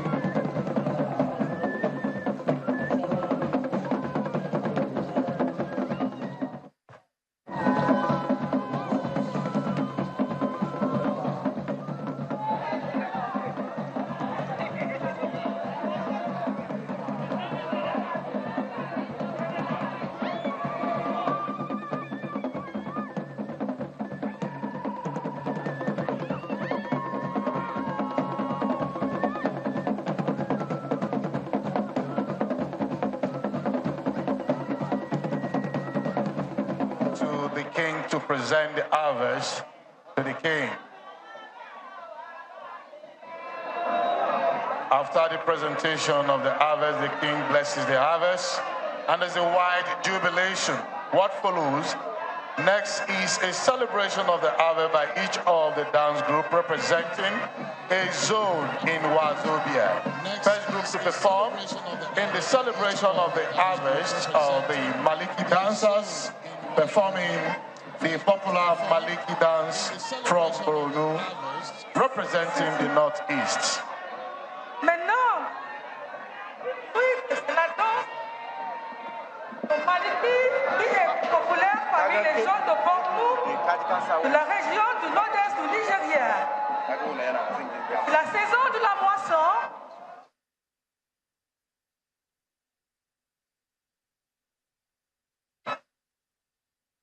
Your Excellencies, most distinguished invited guests, very senior officers, ladies and gentlemen, as we sit back to enjoy this beautiful performance, permit me to acquaint you with the National Cultural Troupe of Nigeria. This is a parastatal of the Federal Ministry of Culture and Tourism, the apex performing arts institution in Nigeria. It was formally established in 1991 by Decree number 47, an act of the National Assembly. The National Troupe of Nigeria is constituted by professional theater administrators and artists whose primary function is to celebrate the rich cultural heritage of Nigeria through dance, music, drama, theater. The National Troupe of Nigeria has since its formal establishment exhibited competence in packaging high artistic production, specifically designed for national and international consumption. The troupe has had a record of successful artistic outings within the country and have also toured countries in Africa, Europe, the United States of America, Asia. Based in Lagos, but with a licensing office in Abuja, the National Cultural Troupe of Nigeria is currently under the headship of an artistic director, Chief Executive Officer, Ahmed Mohamed Ahmed. Distinguished guests, those are graceful, smooth, and beautiful movements there by the Maliki dancers. performing the popular Maliki dance from Borno State, representing the Northeast. It may interest you to know that His Excellency Vice President Kashim Shettima is from this region of the country. Ensuite, la danse Maliki, qui est très populaire parmi les gens de Borno, de la région du nord-est du Nigeria. Il faut bien noter que le vice-président, son Excellence, la République fédérale du Nigeria, Kashim Shettima, DCEN et de cette région. Thank you very much, Maliki dancers. Right now we have on the parade ground the Ikorode, Ode, and Umpa Umabo representing Southeast.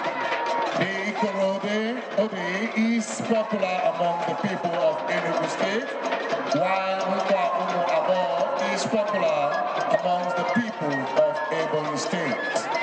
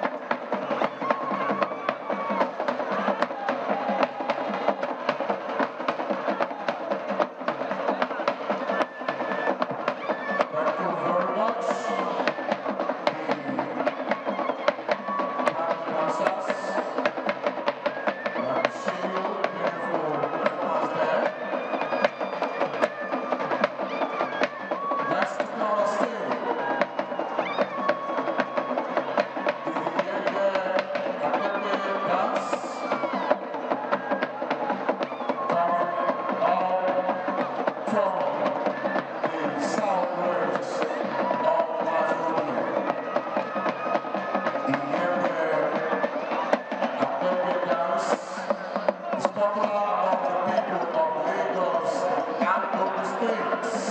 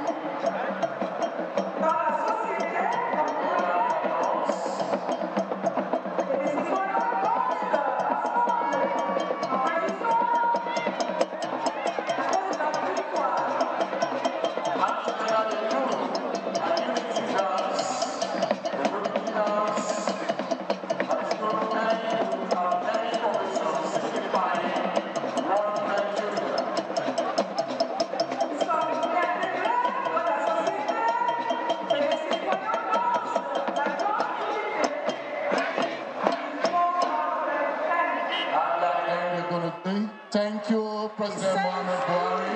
Welcome, President Ashwati Bola Tinubu. And thank you to the Nigerian security agencies. Please, a round of applause.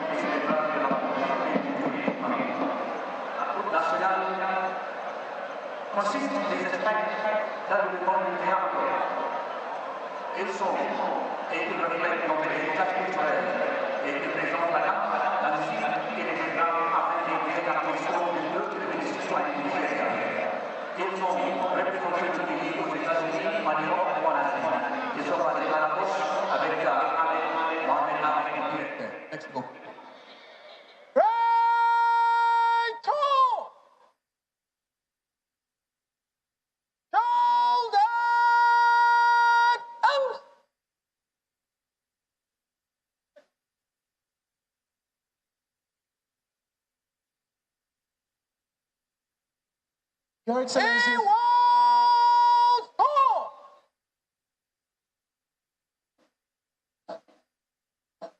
Your Excellencies, most distinguished invited guests, ladies and gentlemen, at the end of that very beautiful performance by the National Cultural Troops of Nigeria, the Adila Cultural Troop, what we shall be witnessing next is the advanced review order.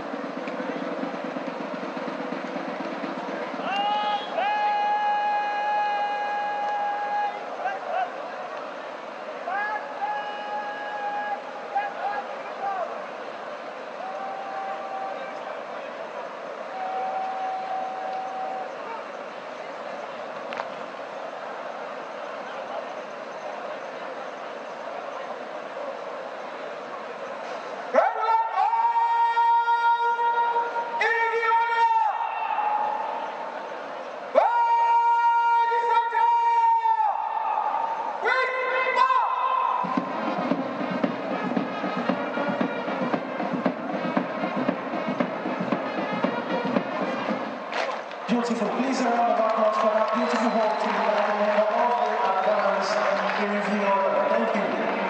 Ça, c'est la militaire nigérienne que je vais introduire.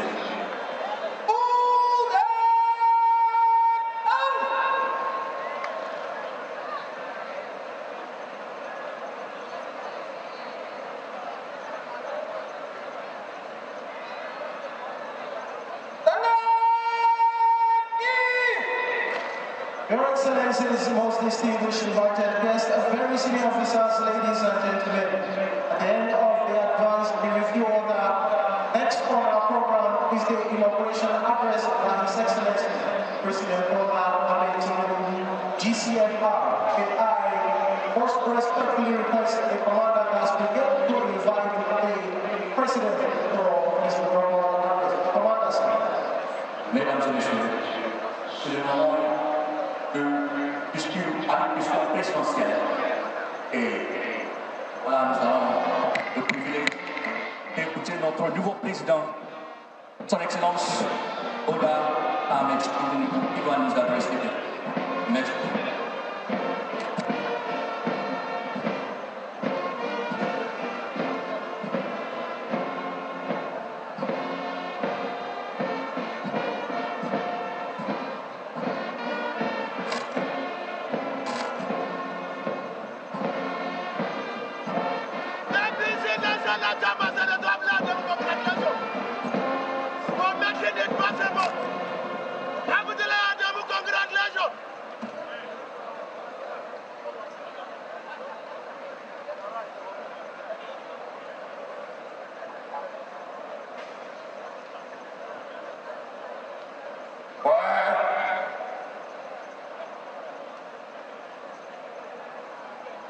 The backbone of them,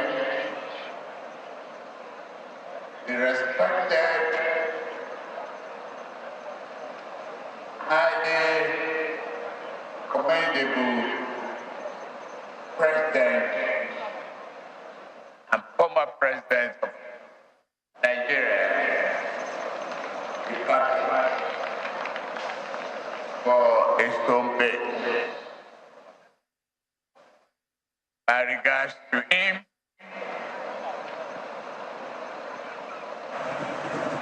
All the excellencies, the head of state, president, and leaders of various countries, they are present.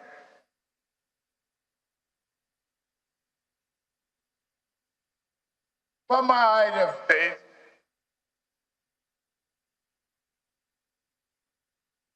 a great man, committed and highly honored to the development of this country, General Yakubu.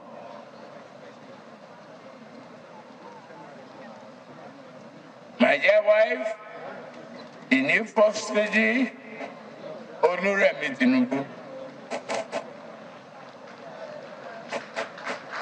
Your Excellency, Vice President Basim Shetima, and his wife, Nana Shetima.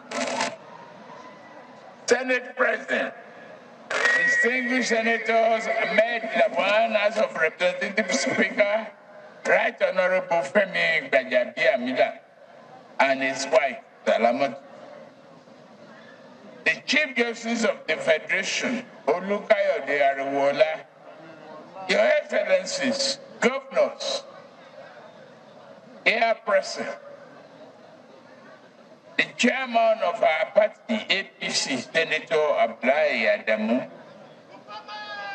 former APC interim chairman, Chief B.C. Akonde, and my brother, Chief Chegun Osoba. Distinguished senators and honorable members of the House of Representatives, honorable ministers and members of the just-dissolved National Executive,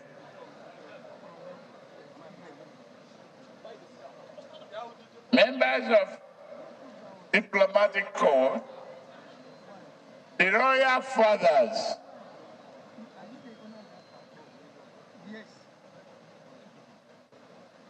men of the armed forces, I salute you for your sacrifices and the supreme sacrifices you've made for this country, for the men and women. We thank you. And we thank you the way today is going well.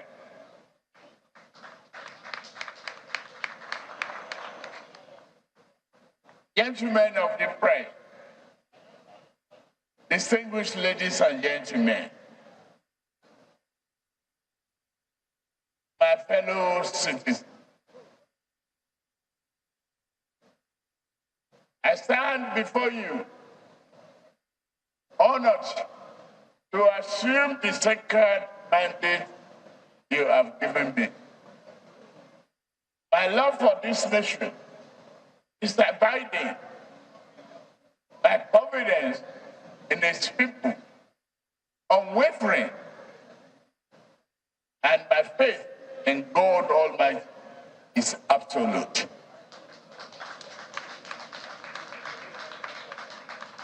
I know that His hand shall provide the needed moral strength and clarity of in those instances where even seem have reached the limit of human capacity. Distinguished ladies and gentlemen, this day is bold and majestic, yet bright and full of spirit, as is our precious nation. As a nation, we have long ago decided to march beyond the dimness of night into open day of renewed national hope.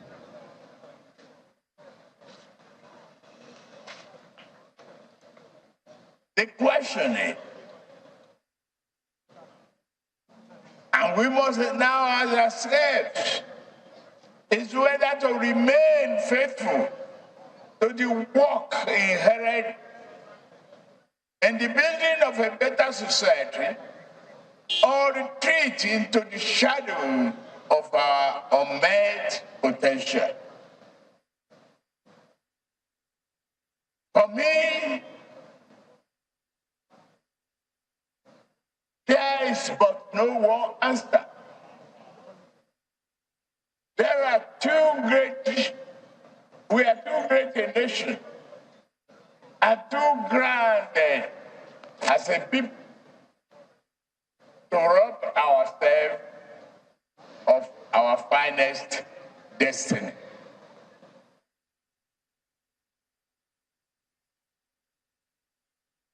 The nation's journey has been shaped by the prayers of our founding fathers, another billion, and the collective sacrifices of us all. We have endured hardship that will have made other societies crumble. We have shouldered the heavy burden to arrive at this sublime moment where the prospect of a better future matches with our improved capacity to create that future. To the surprise of many, but not to ourselves, we have more firmly established this land as a democracy in both word and deed. The peaceful transition from one government to another now is our political tradition. This handover symbolizes our trust in God, our enduring faith in representative governance, and our belief in our ability to reshape this nation into a society it was always meant to be. My brothers and sisters, permit me to say a few words to my predecessor, President Muhammadu Buhari. Mr. President, Oma.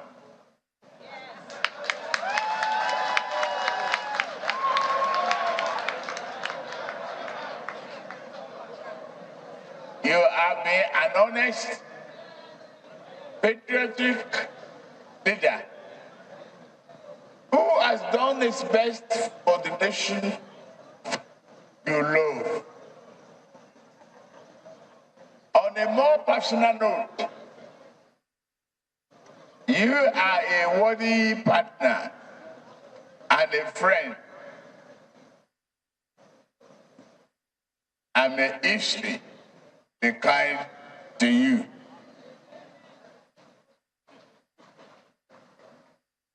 For many years, Nigeria's critics have trafficked the rumor that our nation will break up, even perish. They have even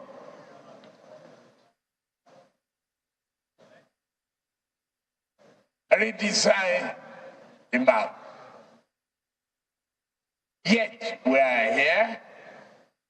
We have stumbled at times, but resilience and diversity have kept us going, and we will keep going. Our body may make us bend at times, but it shall never break us. Instead, we stand forth as Africa's most populous nation and as the best hope and strongest champion of the black race.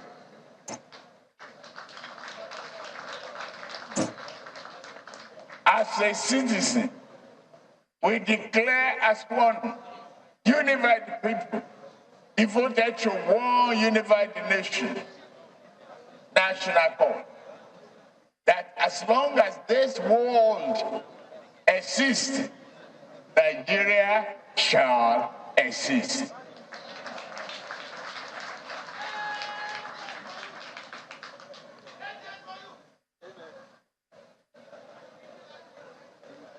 Take me back to the old man's impact there, General Yakubu Gowon, to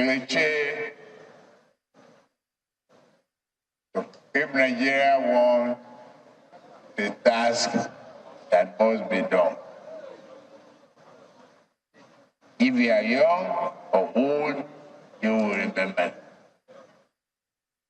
Today, faith and destiny join together to place the touch of human progress in our very hand.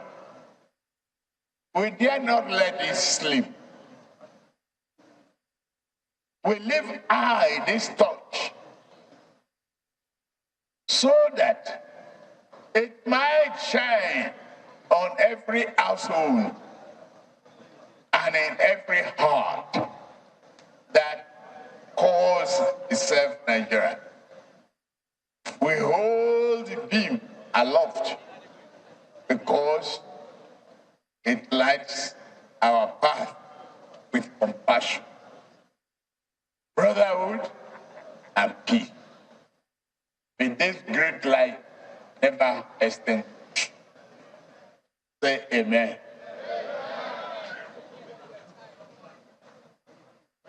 Our administration will govern you only on your behalf, but never rule over you.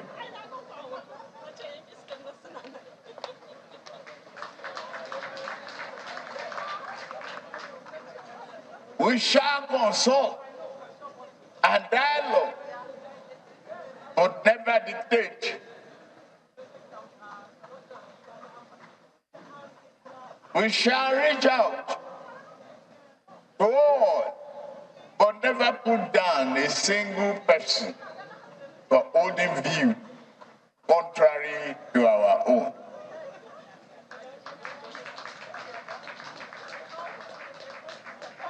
We are here to further mend and heal this nation, not tear and injure it.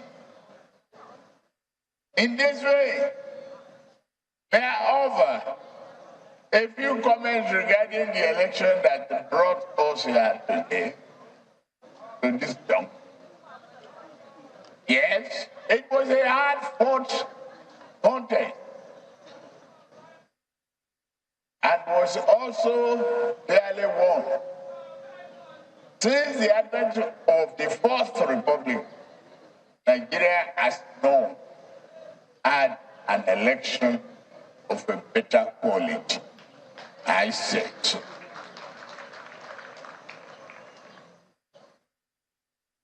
The outcome reflected the will of the people. However, my victory does not render me any more Nigerian than my opponent. Nor does this render them any less patriotic. They shall forever be my fellow compatriots, and I will treat them as such. They represent important constituencies and concerns that wisdom dare not ignore. Some have taken their concerns to court, seeking legal redress. That is their right, and I fully defend that exercise of this right. This is the essence of the rule of law. Over decades ago, our founding fathers bravely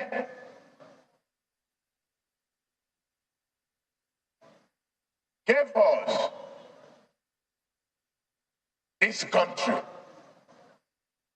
to place Nigeria on the map of an independent nation. We must never allow the labor of those who came before us to wither in vain, but to blossom and bring forth a better reality. Let us take the next great step. The journey they began and believed in. Today, let us commit our steps to placing Nigeria in our hearts as the indispensable home for each and every one of all, regardless of creed, ethnicity, or place of birth.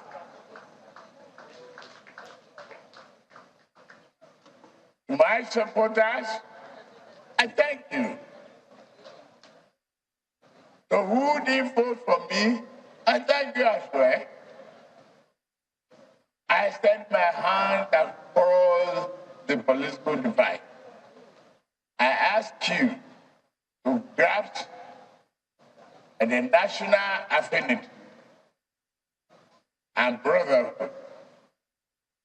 To me, political polarization has faded away. All I see here are Nigerians.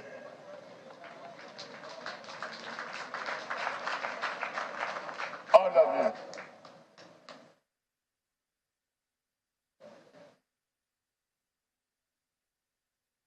May we uphold this vision, an excellent notion as a new Nigeria idea. My fellow citizens, Nigeria idea, which I speak of, is more than just an improvement in economic and statistics. These things are important, but they can never convey the fullness of our story. Our mission is to improve our ways of life in a manner that nurtures our humanity, encourages compassion towards one another, and duly rewards our collective effort to social ill that seek to divide us. Our Constitution gave us a nation on paper. We must work hard at bringing these noble documents to life by strengthening the bond of economic collaboration, social cohesion, and cultural understanding. Let us develop a shared sense of fairness and equality.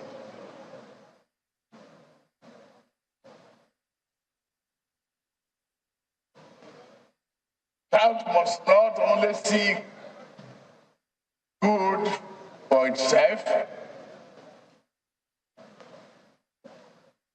but must understand that interest are served when good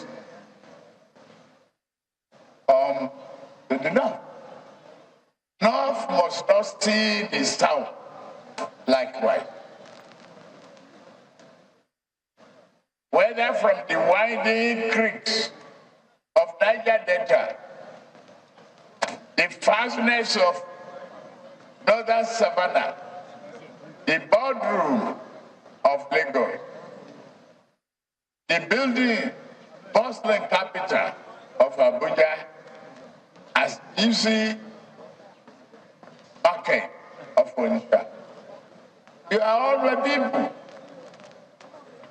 As your president, I shall serve you with prejudice towards none, but compassion and amity towards all.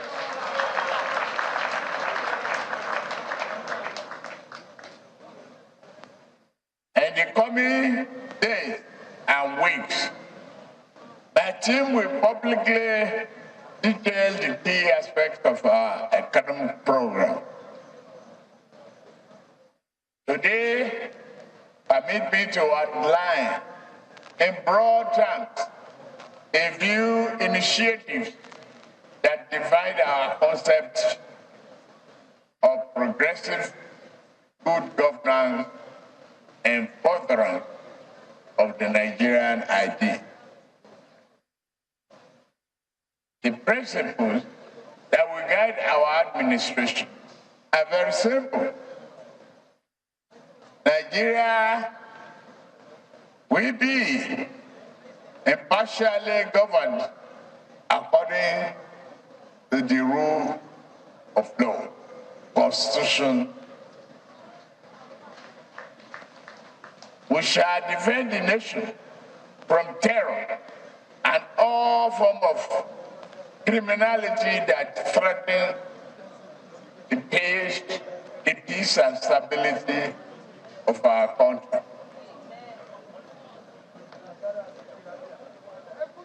We shall remodel our economy to bring our growth and develop the GDP much better, achieve the GDP much better than we have today. I assure you.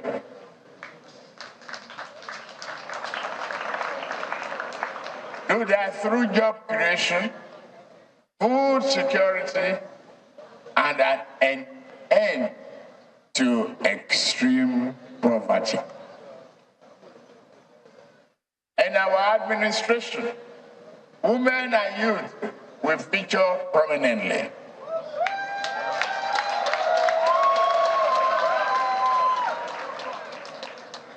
Our government will continue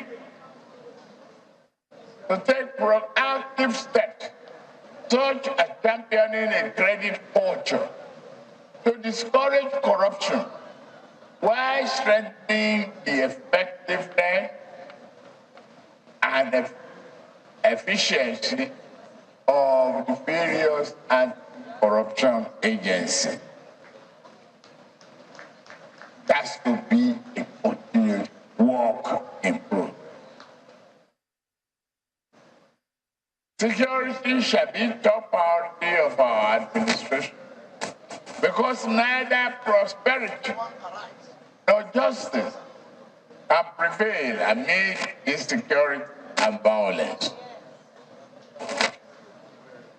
To effectively tackle this, we shall reform both our security doctrine and its architecture. We shall invest more in our security personnel, and it means more than an increase in number. We shall provide better training, equipment, pay, and power.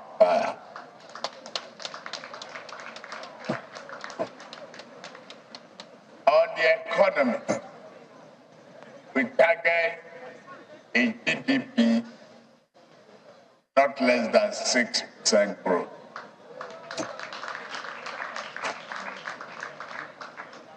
We aim to accomplish all of this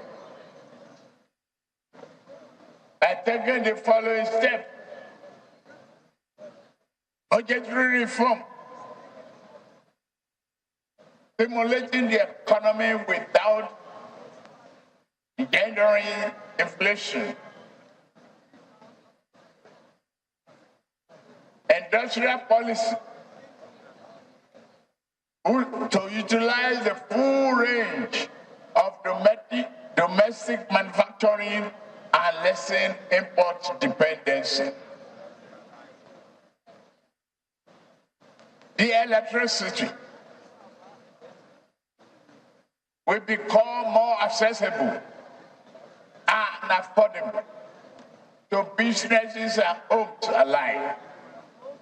Power generation should nearly double, and transmission and distribution network must improve significantly.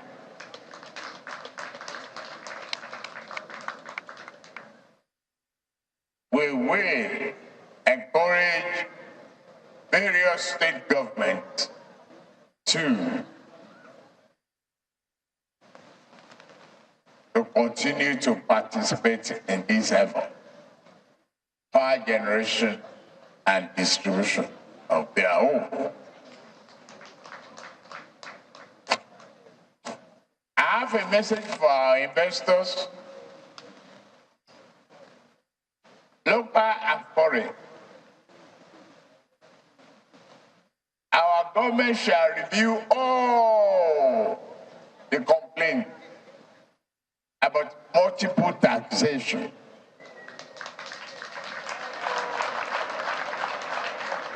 And review various anti-investment inhibitions.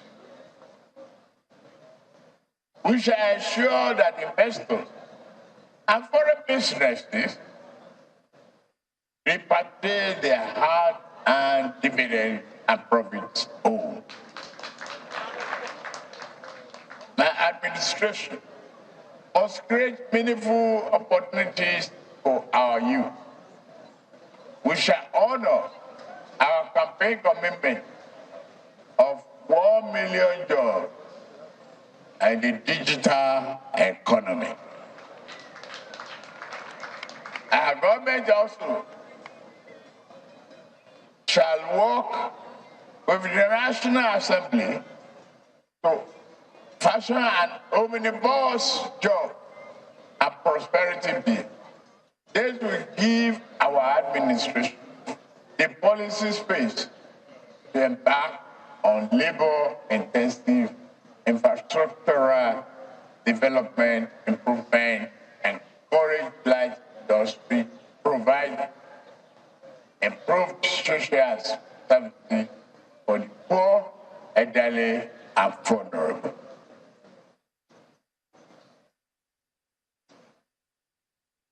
On agriculture,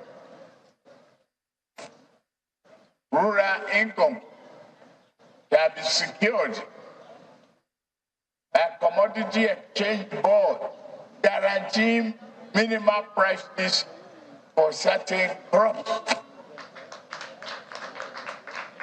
Animal products, a nationwide program for the storage and facilities to reduce spoilage and waste. All of that will be undertaken. Agricultural hubs will be created throughout the nation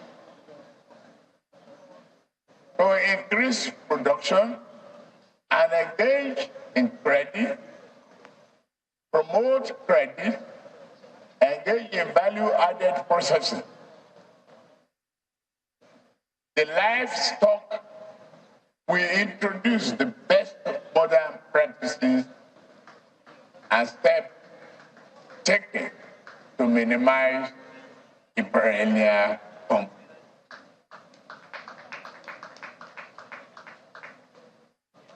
Through this, food food will be made more abundant, yet less costly. Farmers shall earn more while the average Nigerians pay less. On infrastructure, we shall continue the effort of the Buhari administration on infrastructure development and know how many railroad and water construction are. On fuel subsidy, unfortunately, the budget that I've glimpsed before I assumed office and what I've heard is that no provision is there for fuel subsidy. The fuel subsidy is gone.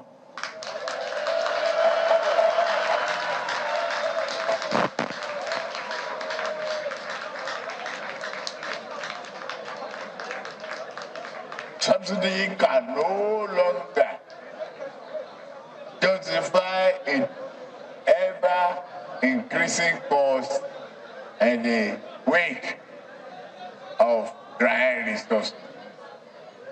We shall instead channel whatever to fund to better investment in public infrastructure, education, healthcare, and jobs that will materially improve life for our people. Monetary policy. Though house cleaning, thorough house cleaning is necessary. The central bank must work towards a unified exchange rate.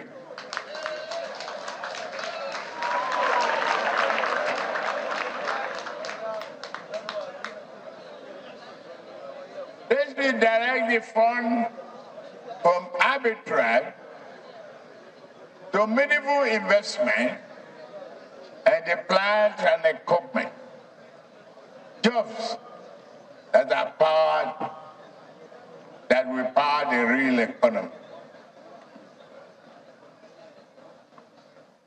Interest rate needs to come down.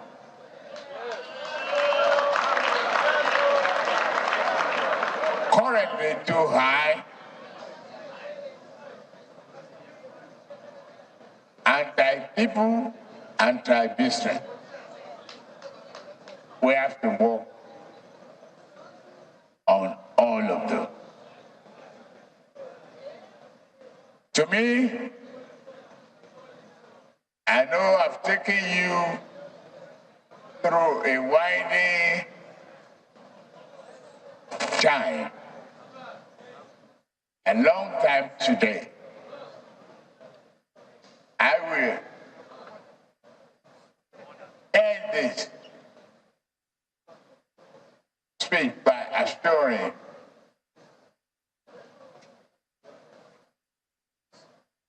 that the mandate they have given me is not misplaced. The confidence is there. Hope is back for Nigeria. Just let us be united. Thank you. God bless Nigeria. God bless Federal Republic. Your Excellencies, most distinguished invited guests, ladies and gentlemen, that has been the inaugural address by the new President of the Federal Republic of Nigeria, His Excellency, President Bola Tinubu, Grand Commander of the Order of the Federal Republic. Please may we put our hands together once more for His Excellency, President and Commander-in-Chief of the Armed Forces of the Federal Excellence, invités distingués, mesdames et messieurs, vous venez d'entendre l'allocution présidentielle de son Excellence, le Président de la République fédérale du Nigeria et commandant en chef des forces armées du Nigeria, son Excellence, Président Bola Tinubu, JCRF. Merci, Excellence, et félicitations. Thank you very much. At the end of the inaugural address, what we'll be witnessing next is the 3 hearty cheers.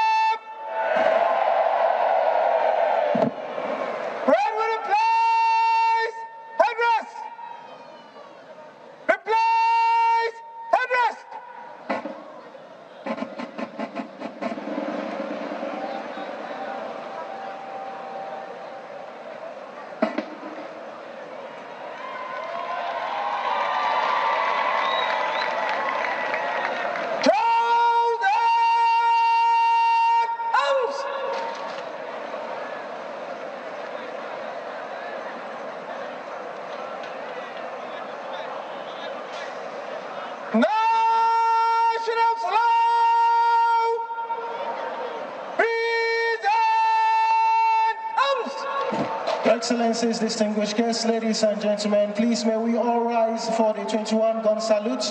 Officers and warrant officers in uniform are to salute, and may I respectfully request our distinguished guests not to panic at the sound of the artillery guns by the State House Artillery Battery. Thank you. Mesdames et messieurs, n'ayez pas peur s'il vous plaît. Le son que vous ont, c'est le son de ce qu'on appelle triple canon. Ça c'est à l'honneur du président élu, le président Bola Tinubu. C'est juste pour le respecter. Merci beaucoup. N'ayez pas peur s'il vous plaît.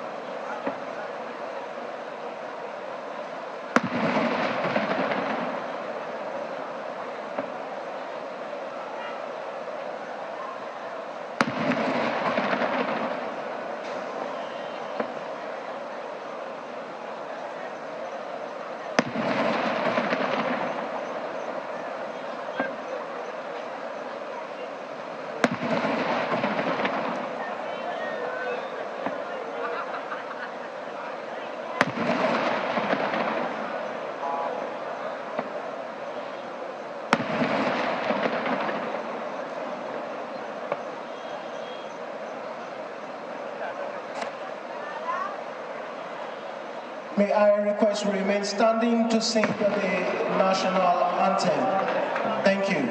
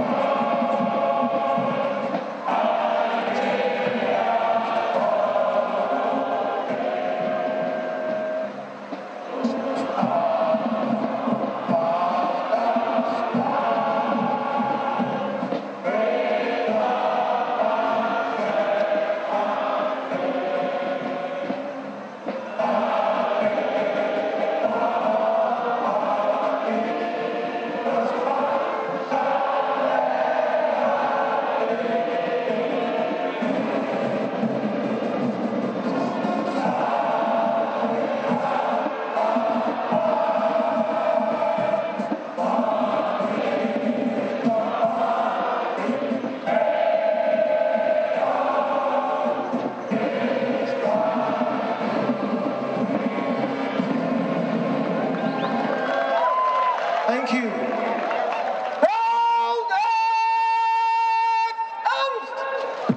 At the end of the national anthem, the parade commander will now ride to take permission from the special guest of honor to march off the colors and the rest of the parade. Please, may I request we all rise as a mark of respect while officers and warrant officers in uniform.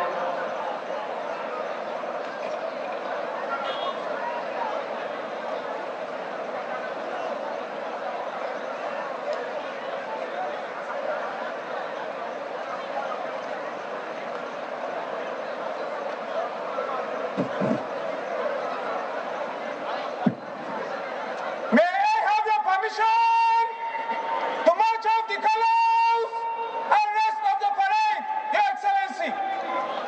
Presidential permission has been sought and graciously granted there by His Excellency, the special guest of honor, which brings us to the end of today's unique and historic occasion, which is the swearing-in ceremony of the President and Commander-in-Chief of the Armed Forces of the Federal Republic of Nigeria. On behalf of the Central Organizing Planning Committee, members of the Nigerian Armed Forces, the Nigeria Police, we appreciate the special guest of honor and other invited guests for being with us to mark this historic occasion, which is the President and Commander-in-Chief of the Armed Forces. All right, there you have it, the speech by the President, Bola Tinubu. You have to get used to that, actually. You need to get used to it. Yeah, you have to get used to that because, I mean, what a speech it was. Because looking through that speech, some very key highlights. He spoke about agriculture, the economy, infrastructure, security, and some of them, I mean, the fuel subsidy, for instance, says is gone. They have to work towards a unified exchange rates. He said it is gone. It is gone. Subsidy is gone. And you know the big talk about fuel subsidy to be or not to be. Different governments went back and forth about the fuel subsidy, but he categorical from the get-go that it is gone. And he said he will unify the exchange rate. There won't be multiple exchange rate any longer, and there will be a lot of house cleaning when it comes to fiscal policy in the country, monetary and fiscal policies. It'll be very interesting to see what economic analysts have to say in the coming days, Sean, because the president has tried to signal or give a very strong signal that he is going to be focusing largely on the economy. I mean, there was a very broad header for security, but the economy, even which had its own heading, was further broken down into the many different aspects. Very quickly on his inaugural address, or in his inaugural address, you'll see that jobs is very high up that list, followed immediately by agriculture. Then you see the talk around infrastructure, fuel subsidy, monetary policy, foreign policy, each one of them occupying their pride of place and, you know, focusing very intently on what precisely intends to do. For instance, in agriculture, he's talking about commodity boards coming on board and securing the income of rural farmers. I'm sure that's something that will gladden their heart, only if they're able to get to their farms and able to work successfully on the land. Yeah, I mean, interestingly, we have Ayoyalo, a development economics, who is a member of the APC indeed. Ayoyalo, what does this speech, is it the kind of speech you expected? Yeah, it's a speech I had thought he will give, and I'm very proud of him. It shows courage. It shows someone who wants to take the bull by the horn. It shows a man who is prepared for this office. Like I said somewhere before, we've had a lot of people come into office unprepared or accidentally. But this speech tells us that we're having a president who, for the first time since we came back to democracy in 1999, who is actually prepared for the office. I mean, when you spoke about being prepared for the office and making that announcement about subsidy, it is huge, it's big. And not that several people who have an opinion about it, not that they're opposed to outright removal of the subsidy, but it's about those safety nets and those measures that are supposed to put in place. But now, yeah, when you say he's prepared, many will expect a lot from that. Yeah, I will expect that there are safety nets. I will expect that there are plans and there are purposes. And like Maupe said earlier on, these things will be unveiled in the coming days. But it is clear that he knows what he wants from day one. He's not beating about the bush. He's not pretending. He's not talking under the table. He's talking straight to Nigerians. He's telling Nigerians exactly what he wants to do. He's telling Nigerians what he's prepared and has planned to do. And I can assure Nigerians it is going to be better days ahead. The president indeed is leaving the arena now, which marks the end of the presidential inauguration 2023, the beginning of another administration, a 4-year tenure, just as the Constitution has provided. Bola Tinubu, Kashim Shettima in the saddle. It means a whole lot of things in the economy, in the security, and of course in the unity of Nigeria, because he said it, he's stretching his hands across board to inviting people to unite Nigerians. He's asked for that, and hopefully we'll see how he moves ahead from today. You know, as a new occupant in the villa, and as he makes his way living here, probably heading there, because, I mean, you do remember when President Buhari also did the same thing. He went straight to the villa, pretty new environment and culture. He tried to get used to the environment, but with that speech, I tell you, it will get a lot of people thinking, talking, expecting, analyzing this speech. Who doesn't want to unify the exchange rates? Going out in the same order in which they came, but you can see this time around a new occupant in that vehicle being escorted by policemen on horseback, wearing their ceremonial attire. Gentlemen, I think that needs to be emphasized, because this is a democratic dispensation, and that's why the police are the one leading the president, even though he's the commander-in-chief, and yes, he has inspected the armed forces here, but he is being led out of this place, this venue, by policemen on horseback. Very significant indeed. Very much.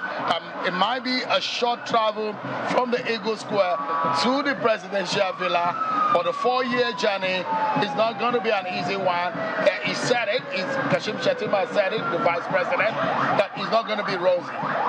It's going to be a tedious journey, but we're looking forward to how these two will perform as they come into the side. But will it be 4 years, Ayo? Just asking you, with all the matters in court. Yeah, it will be 4 years first, and hopefully, if they do very well, which we expect they will do, I expect they will do very well, they should get a second term if the result is what they have promised today. If they deliver a result that is conversant with what they said. If I could just jump in and ask you, I mean, being someone who's also, you know, about the economy as well, when you read this kind of speech, how quickly should people expect some of these changes to materialize? Well, you know, you always have the one you call the short term, you have the one you call the mid-terms, and the one that will be longer term. I'm sure the subsidy will be one of the short ones. It looks like it's something he wants to do, because I think he has made mention of that in about 2-3 times in his speeches, even before today. So it looks like something that will be done very fast.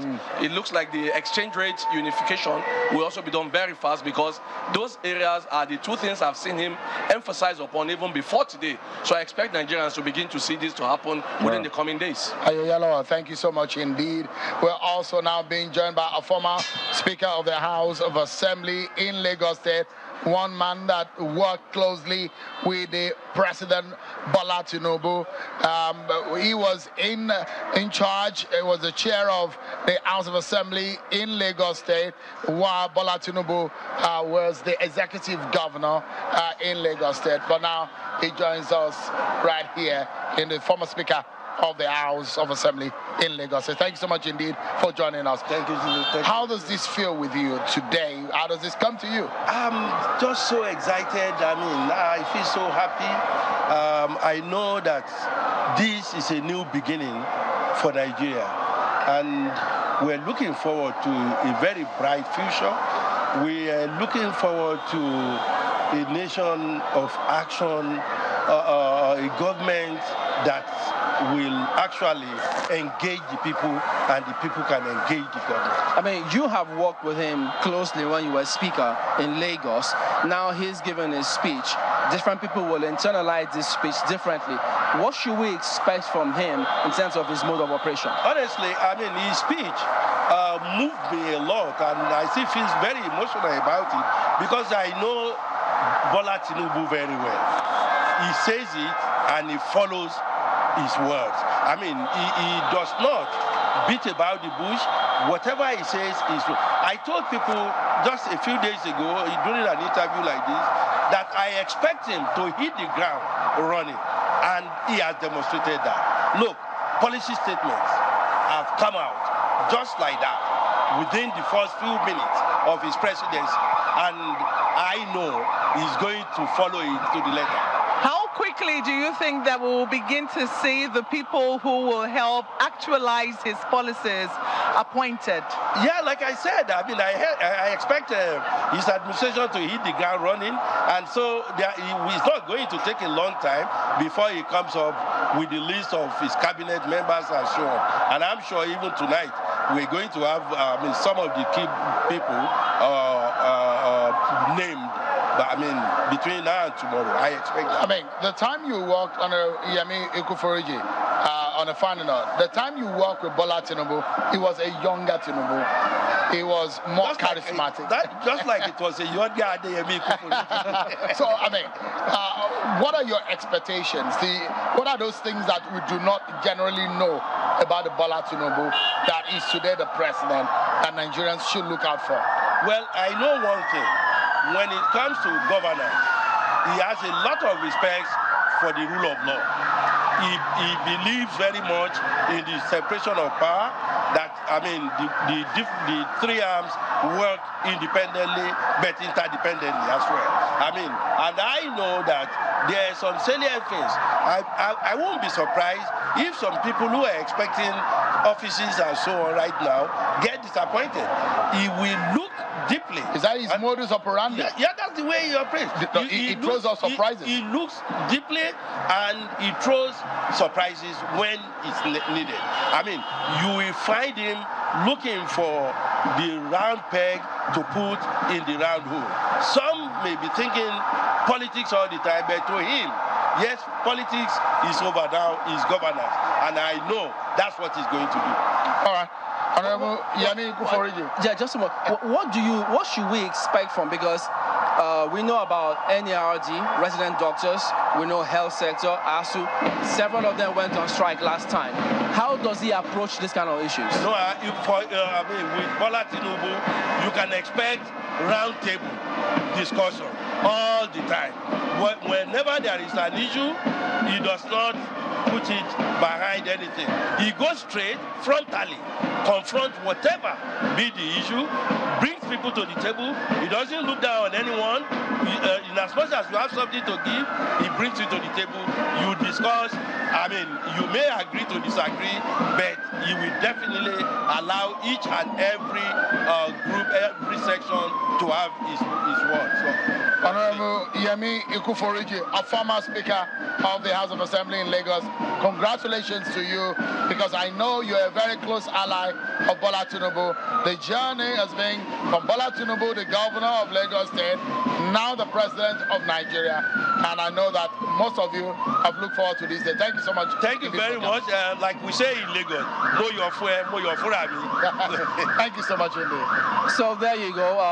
That is our coverage from here in Eagle Square today. The presidential inauguration, we came to it live from Eagle Square. So what a session it's been. It started off with the heavens opening up, calming down the entire atmosphere.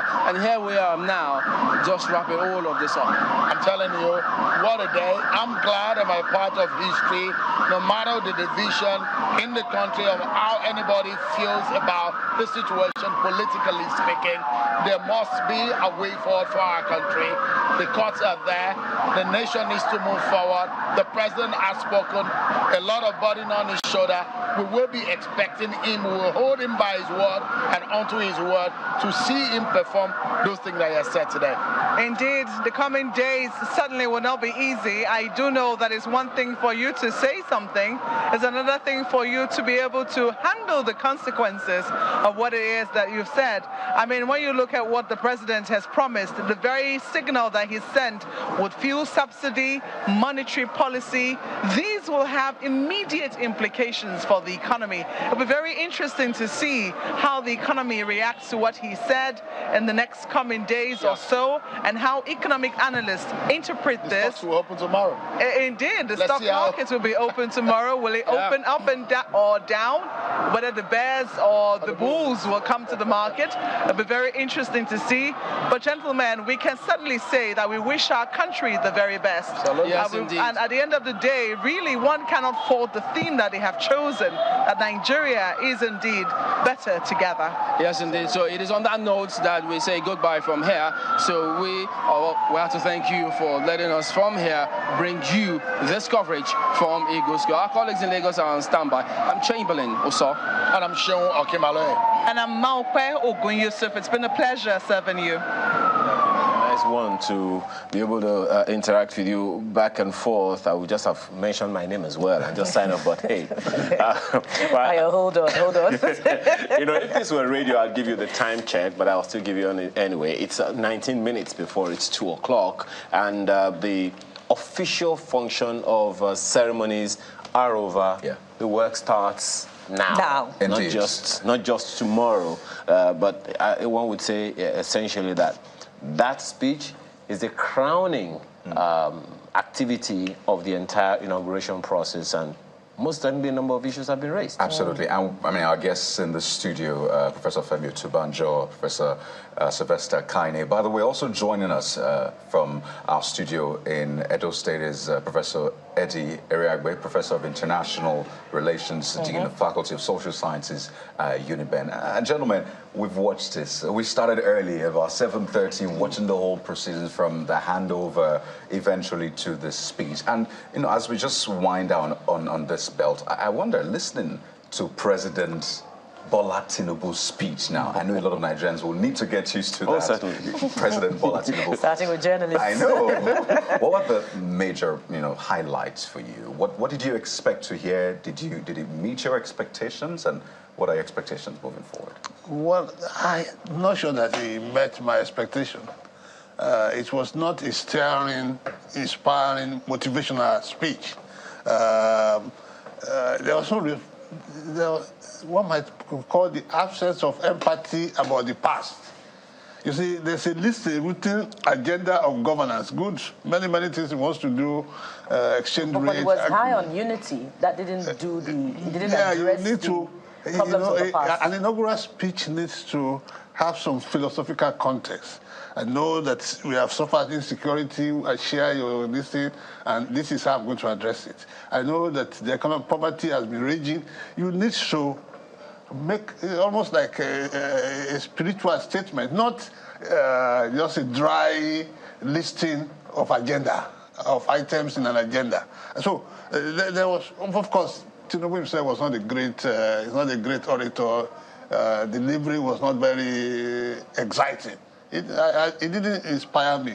And then when you list all this you are going to do for some of us, we have listened to it so many times, of I will do this, I will do that, I will do that. You need to You need to excite people, to lit the fire of excitement. If you say you are going to do this, you've had it before. So you think subsidy removal is not exciting enough? Bringing down interest rates? I'm not saying. The context is the whole framework of the speech. The people who wrote it were more concerned about telling we do this. We know it's going to do things. A speech, an inaugural speech will be to rouse the people, rouse them. This is new governance. This is a new day. This is a new beginning. Your security has been this. We will do it. And so on. You need to fire people, not just routine listing of items, which everybody can do. You don't think it's even inspiring enough when he said, I'm not going to rule, I'm going to govern. I'm not going to, what's that other one? There are like 2 or 3 of those. I'll be prejudiced to none, and I'll be compassionate towards everyone. Yeah. Well, it's okay. I'm not saying that it was all bad. I didn't say that. I just said that overall it was not that kind of speech that will inspire me. I mean, when you... Well, as you said, you've seen it all, but then... Well, I think that my senior colleague was probably talking about the aesthetics, and the drama of that speech. Yeah. You need it for But if it was lacking in inspiration, it was lacking. Is the new president, lacking in the willpower of execution?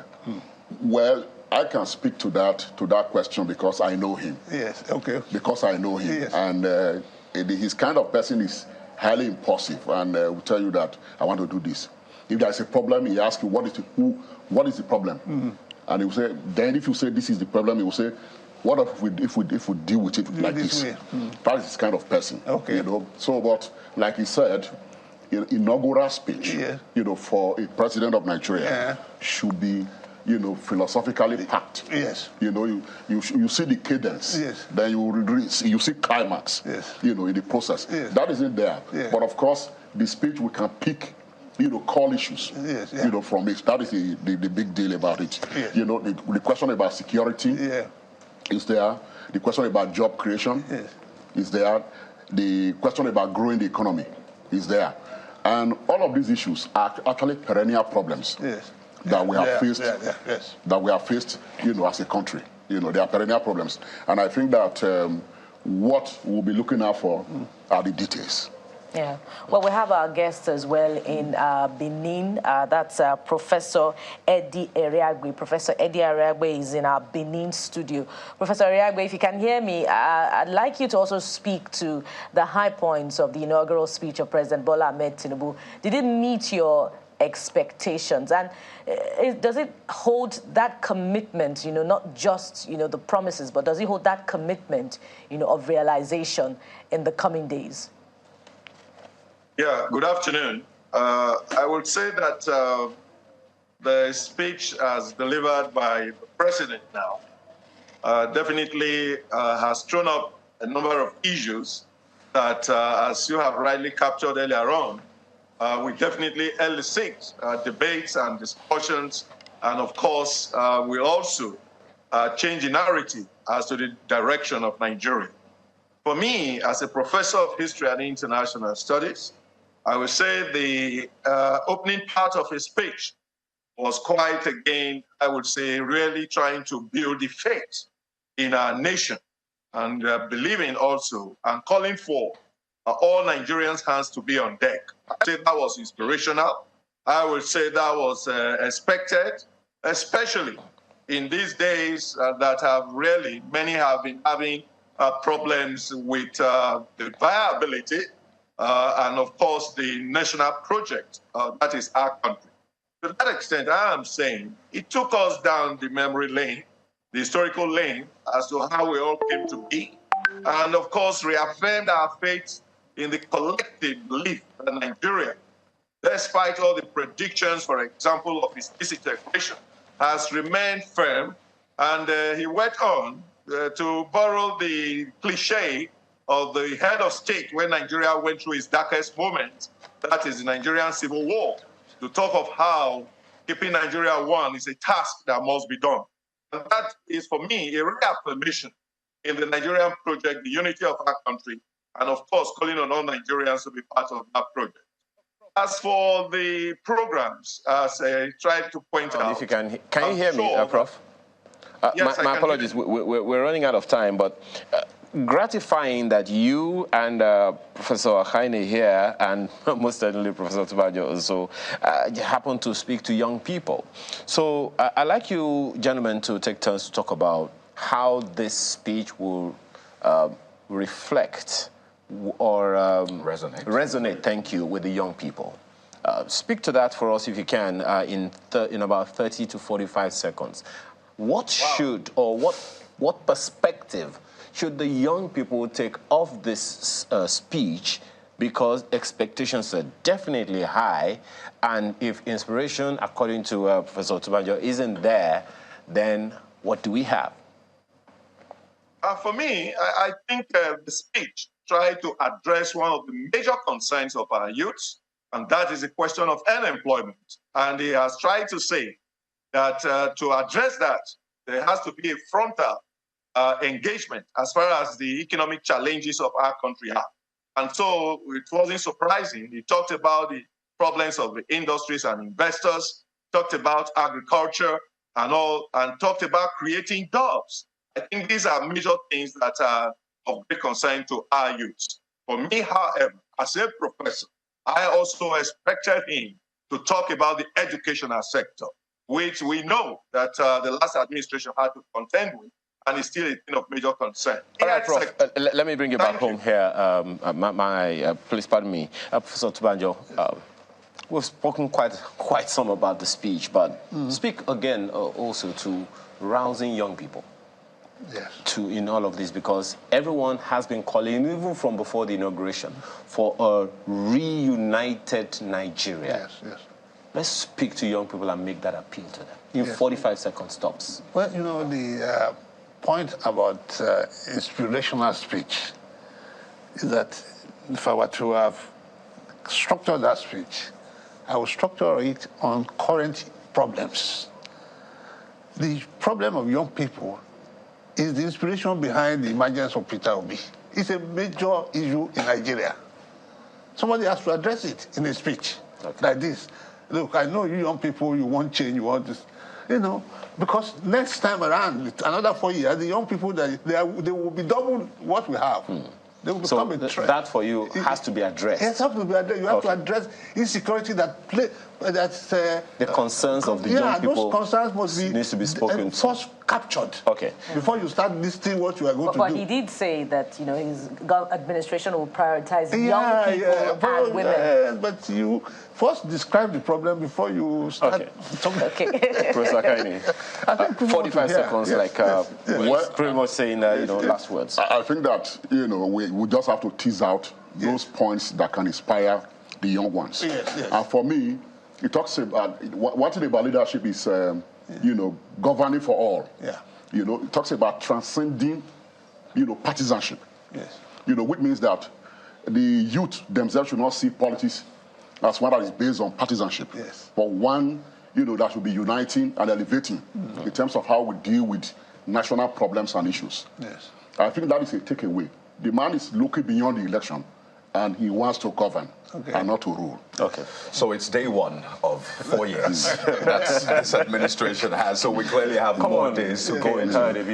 It's just a few hours. Okay, well, just a few hours. Well, I'd like to thank you so much, Professor Femi Tumaja, Professor of International Politics, Strategic Studies, Nigerian Institute of International Affairs, Professor Sylvester Kaine, Professor of Political Science, Lagos State University, as well as Professor Eddie Eriagbe, Professor of International Relations and Dean Faculty of Social Sciences, UNIBEN. Gentlemen, thank you so much for your time on this inauguration. That's not to say we're not going to call you back anytime we want, but for now we just next 4 years or less. Yeah. So that's been our coverage of the presidential inauguration. For now, be sure that Channels Television is definitely bringing you a lot more. Until next time, I'm Ayo Makinde. Have a wonderful day. I'm Kayode Mukele. I'm Bukola Kuka. God bless Nigeria. Amen.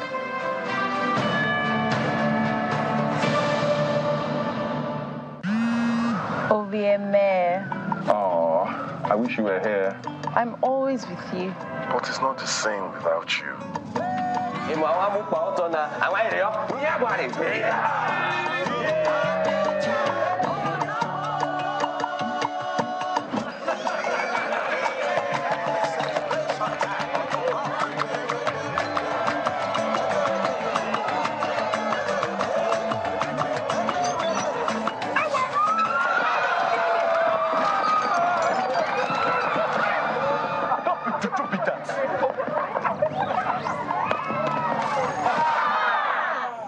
MTN 5G's amazing technology will change how we experience life and the internet. Get ready to encounter the incredible, and remember, no be juju, na MTN 5G.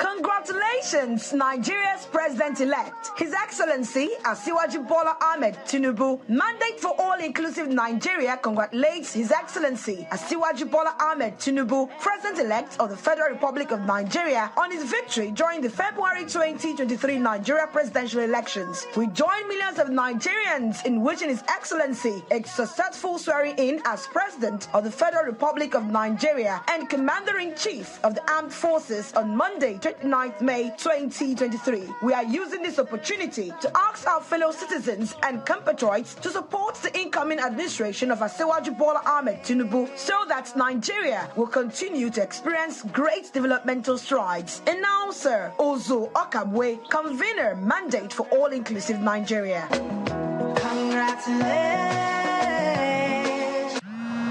OVMA. Oh, I wish you were here. I'm always with you. But it's not the same without you.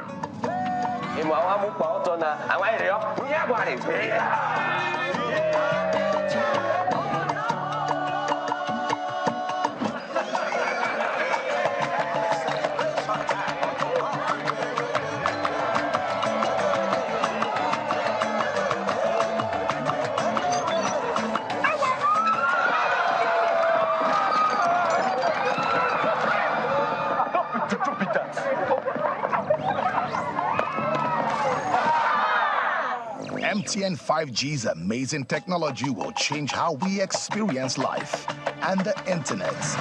Get ready to encounter the incredible, and remember, no be juju, na MTN 5G.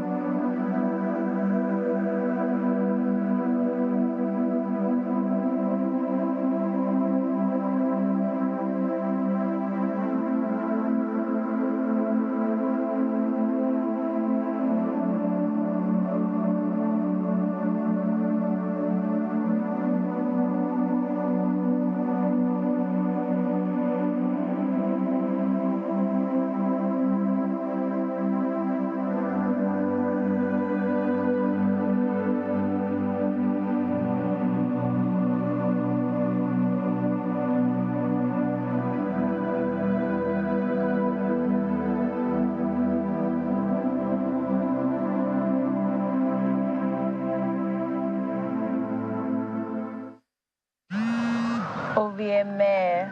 Oh, I wish you were here. I'm always with you. But it's not the same without you.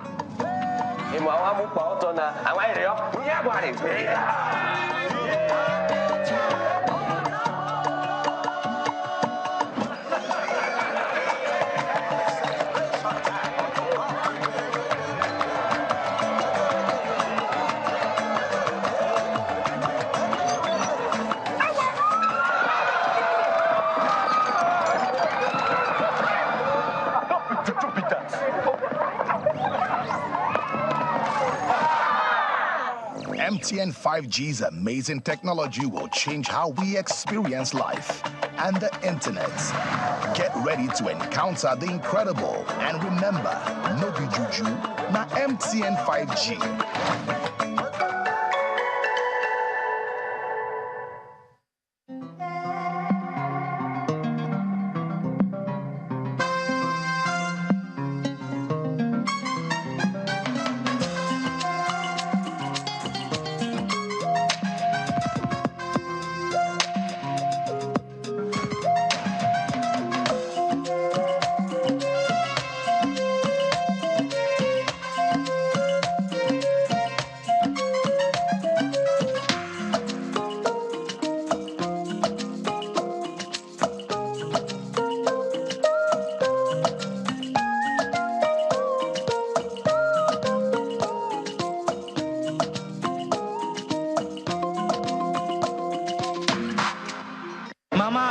Momo must pay before 12 p.m. You go get them. It's Momo. Simple and fast. Momo, better than cash. Dial *671# to start.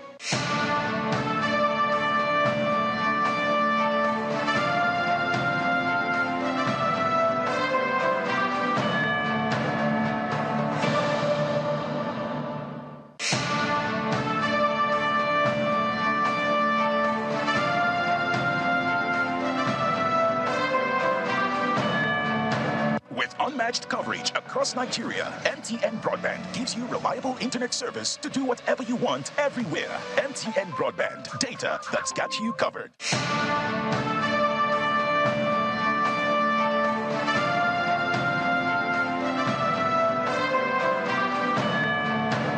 Our website, channelstv.com, has more information on our top stories and others. Subscribe and watch Channels Television's live stream on YouTube and other social media platforms using your mobile device browser. Or download the Channels TV app for Android and iOS devices from their respective stores. You can also watch us via your smart TV platforms on Apple TV, Android TV, Fire TV, and Roku. Channels Television. Ubiquitous. Do you feel terrified when speaking before a group? Are you stressed when asked to present? Do you forget your points? Are you shy and need confidence? How do you give a speech with polish? Learn how at the School of Eloquence, the home of public speaking. Attend the public speaking masterclass or one-on-one coaching in Lagos and Abuja and boost your speaking confidence before any audience. To register, call 0802-303-2066 or log on to schoolofeloquence.org. School of Eloquence, teaching the world to speak.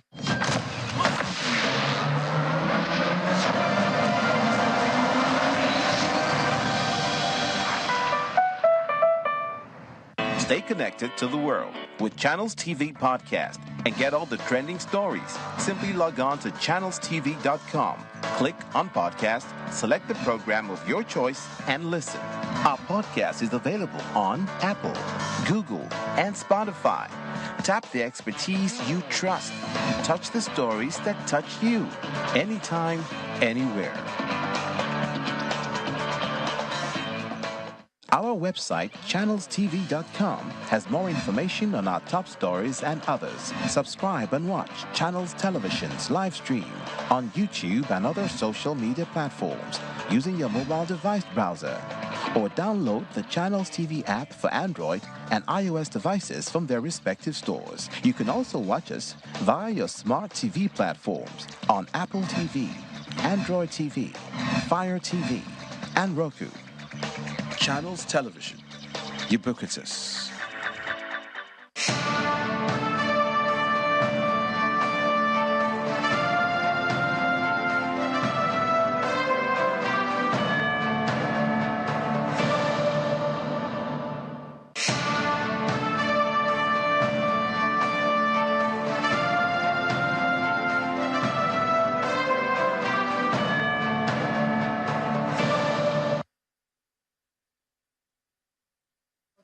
Your home for the news. We've been covering the presidential inauguration, May the 29th.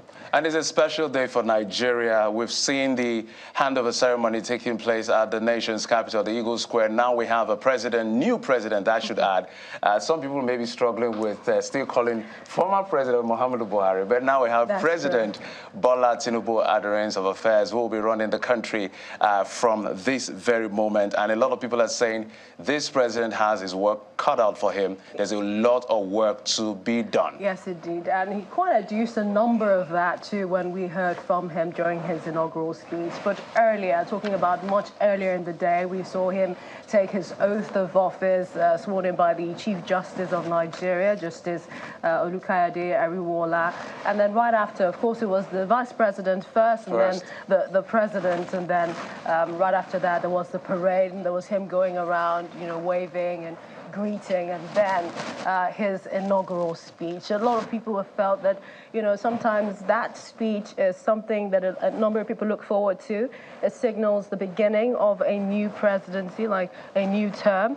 And also, sometimes it inspires, but a number of people have had so many, have read the meaning with regards to the inaugural speech. They're given so many interpretations as to how they feel about that very first speech. Different folks and different strokes for every different folks. And at the end of the day, the perception will be clearly different. And what we need to remind people is that right now we have a new president, Bola Tinubu.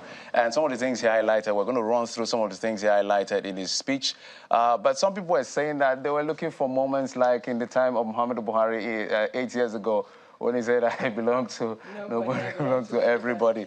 But this president, he was quite audacious in some of his statements. For instance, when he said the fuel subsidy is gone.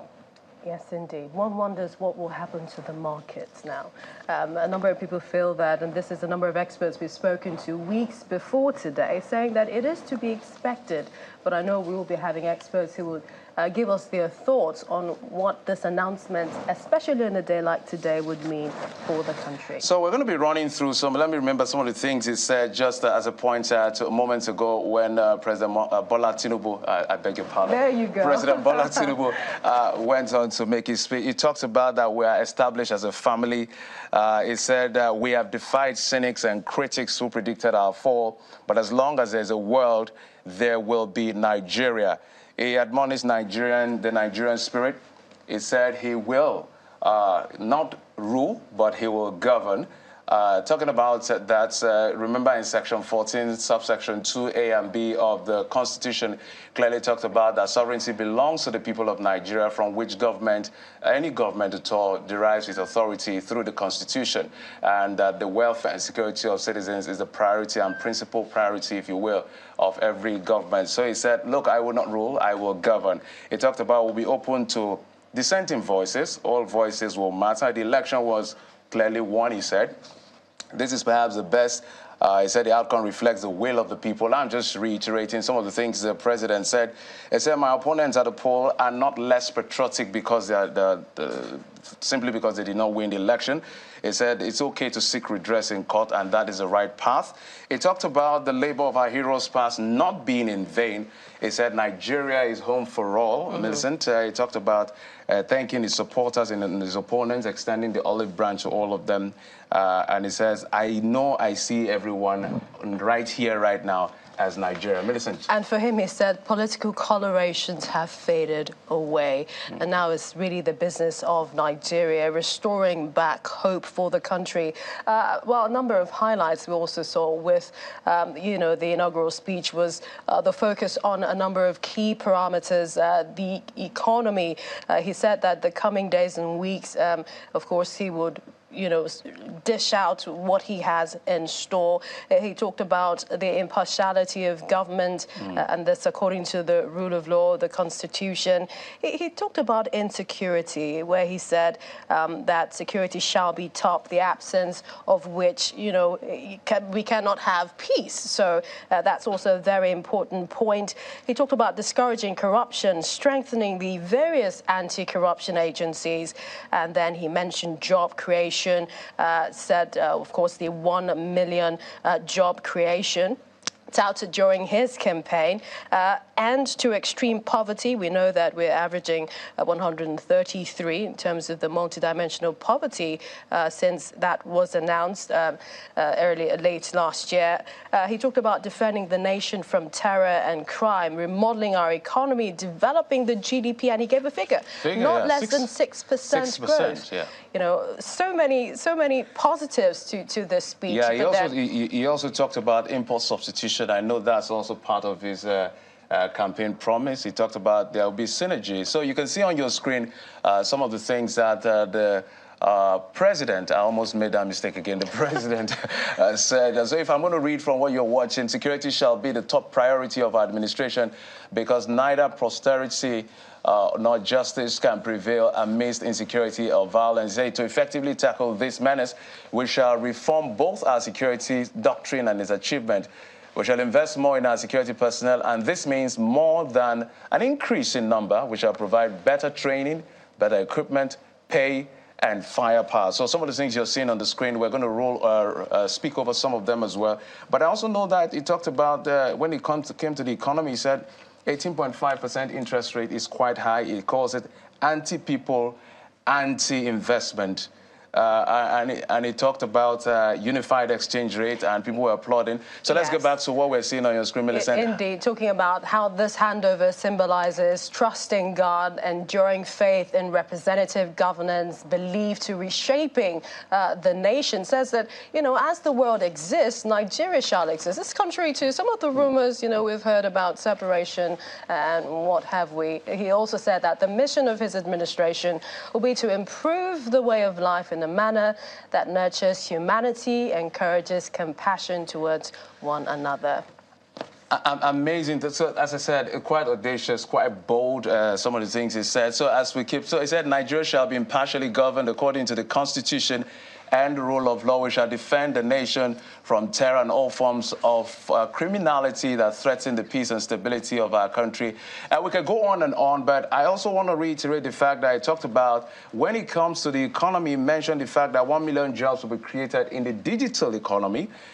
He also talked about synergy between the federal government and the subnationals in power generation and distribution. I remember when he talked at Chatham House, he said the model of power in Nigeria is a broken system and it will be reviewed, where the government is both the price fixer, the regulator, and the player, and he's going to remodel all of that. So I remember he mentioned that in London. He also talked about, I'm trying to remember, yes, that youths and women will feature prominently in his campaign. Yes, and then there were chairs. Yeah, there were chairs, because he actually said, we're going to see it later on, he mentioned in his campaign promise that people under the ages of 40, at least 3 of them will be cabinet members, and people under the age of 50, at least 6 of them will be cabinet members, and there will be 20% representation in the MDA. So these are some of the things that the president has talked about. It's a long list of things, and we're going to be exploring all of this, taking you back to those moments at the Eagle Square, as well as remember, as the president has been sworn in, 28 others who are governors. Yes, 18 of them are new governors, and yes, 10 of them indeed, are returning governors. And we'll also be highlighting, you know, some of the swearing in, the inauguration taking place across the states. They're very interesting visuals that we have for you.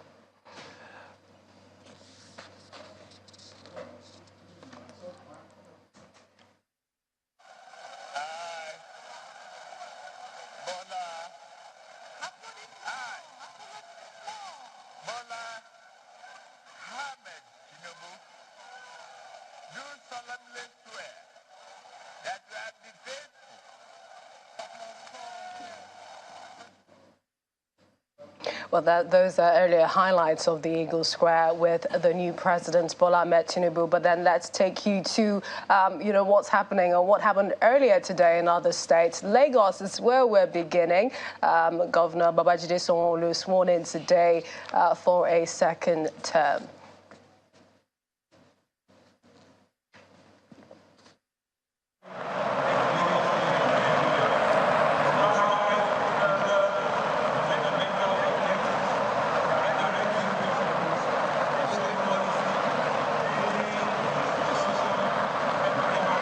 Essentially, we are seeing him take his oath of office, and this is usually done by the state's justice, talking about the chief judge of Lagos State. And, you know, usually they have the support of family members, his wife there, and I think she's holding the microphone, and then he is reading out the promise, the oath of office. Very important oath that is, about abiding by the Constitution, the promise. To the state. Indeed, and sometimes a number of people wonder, you know, this oath, how important do they take this when we look at, you know, for those who have served before their first term, how they have served the people.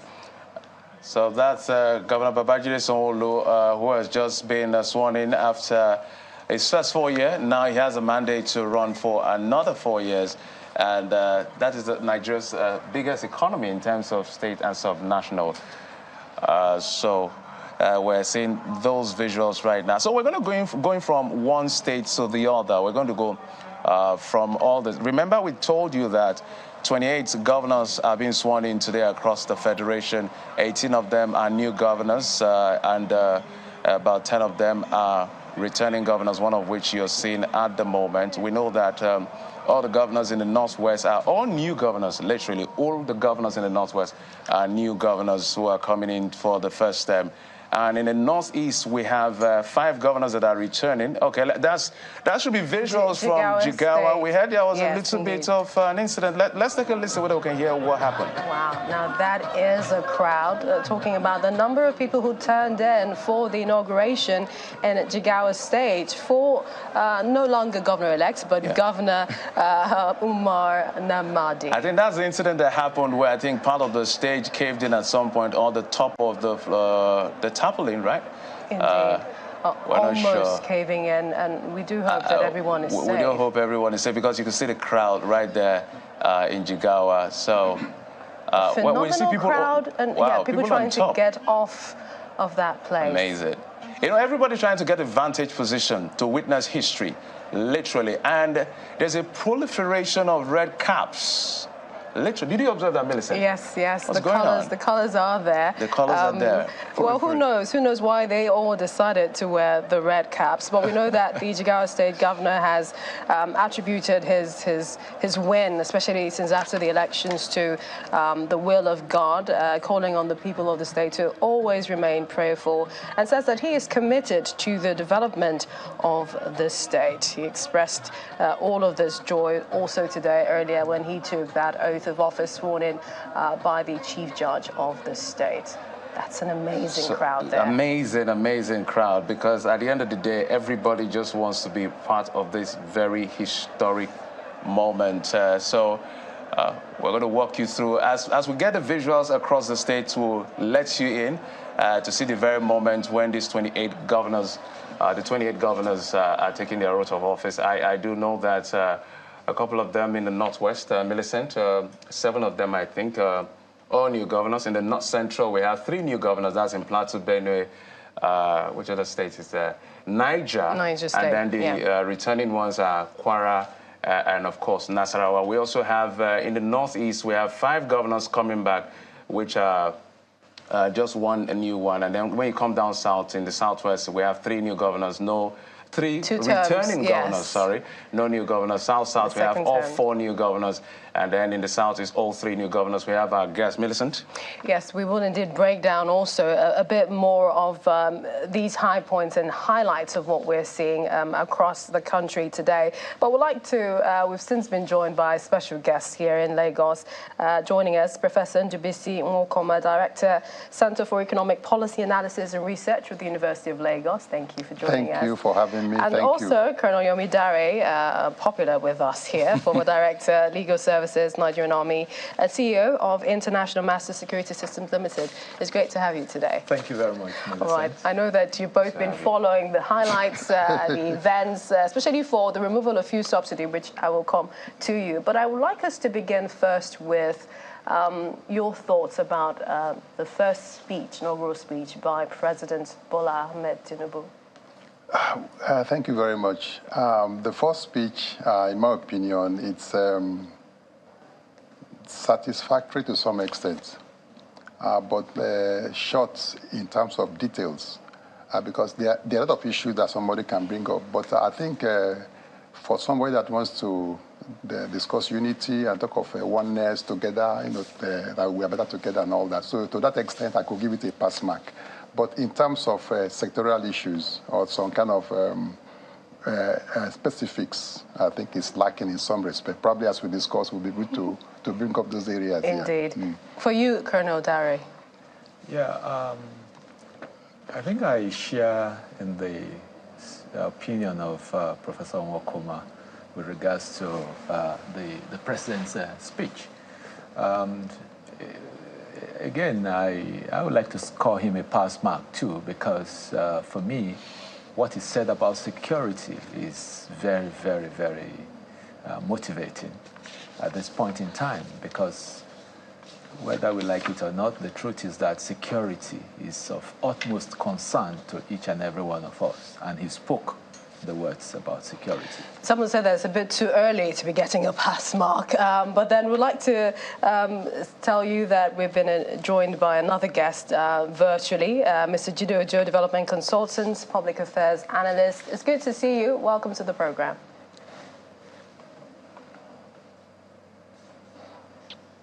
All right, so if you can hear me, tell us a bit about your thoughts, your observation, what we witnessed today at the swearing-in of the president. Can you unmute, of course, as well? Okay. For me, the first thing is to congratulate all Nigerians on the success of this inauguration, given the fact that there are so many naysayers. Very many attempts were made to frustrate the inauguration. There are those who said it will not happen. There are those who threatened to relocate out of Nigeria if it happens. But be that as it may, President Bola Tinubu is up to a good start. He has spoken, not in parables, very directly. He has said that he will rule by, he will govern by rule of law and constitutionalism. Of course, constitutionalism is inherent and embedded in rule of law. And he has talked about removal of fuel subsidy. So there is no tongue in cheek. You and I know that from July 1, 2023, we are going to be buying fuel, PMS, at official, at a deregulated amount.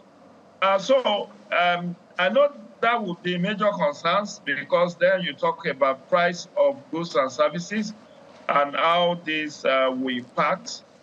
But he has struck a reconciliatory mode. He said he wants to, he has stretched the olive hands to his competitors, co-competitors who contested elections with him. He also did say he was going to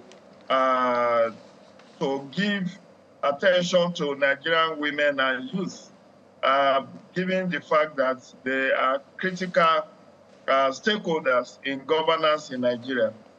So to a very large extent, I think, though it lacks details beyond the very few statistics of 1 million jobs created every year that he has said, and then the fact that he's going to remodel the economy, talked about bringing down the interest rate from 18.5, and then the convergence of forex, exchange rate, that is going to see to it, or is challenging the CBN to bring about a unified exchange rate, which in his own opinion is very desirable.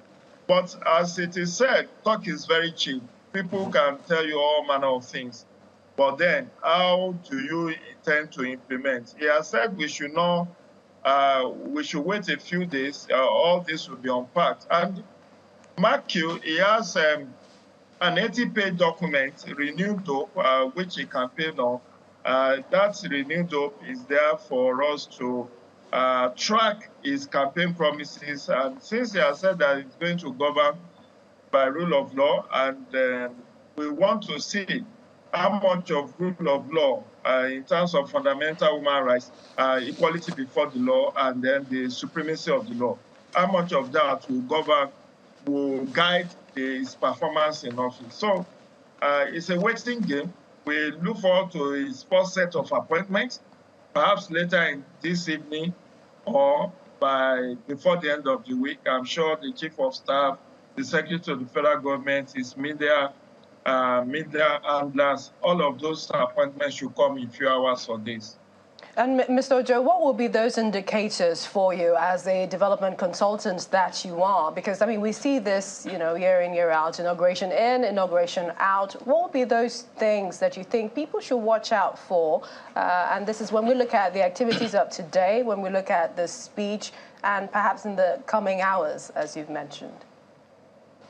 Like I said, what we need is to dust off his renewed hope agenda, the 80-page document where he broke down in greater details what he intends to do if he's elected into office.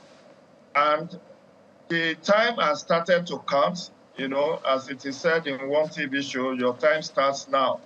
So the wife said yesterday that they don't need the wealth of Nigerians to lead.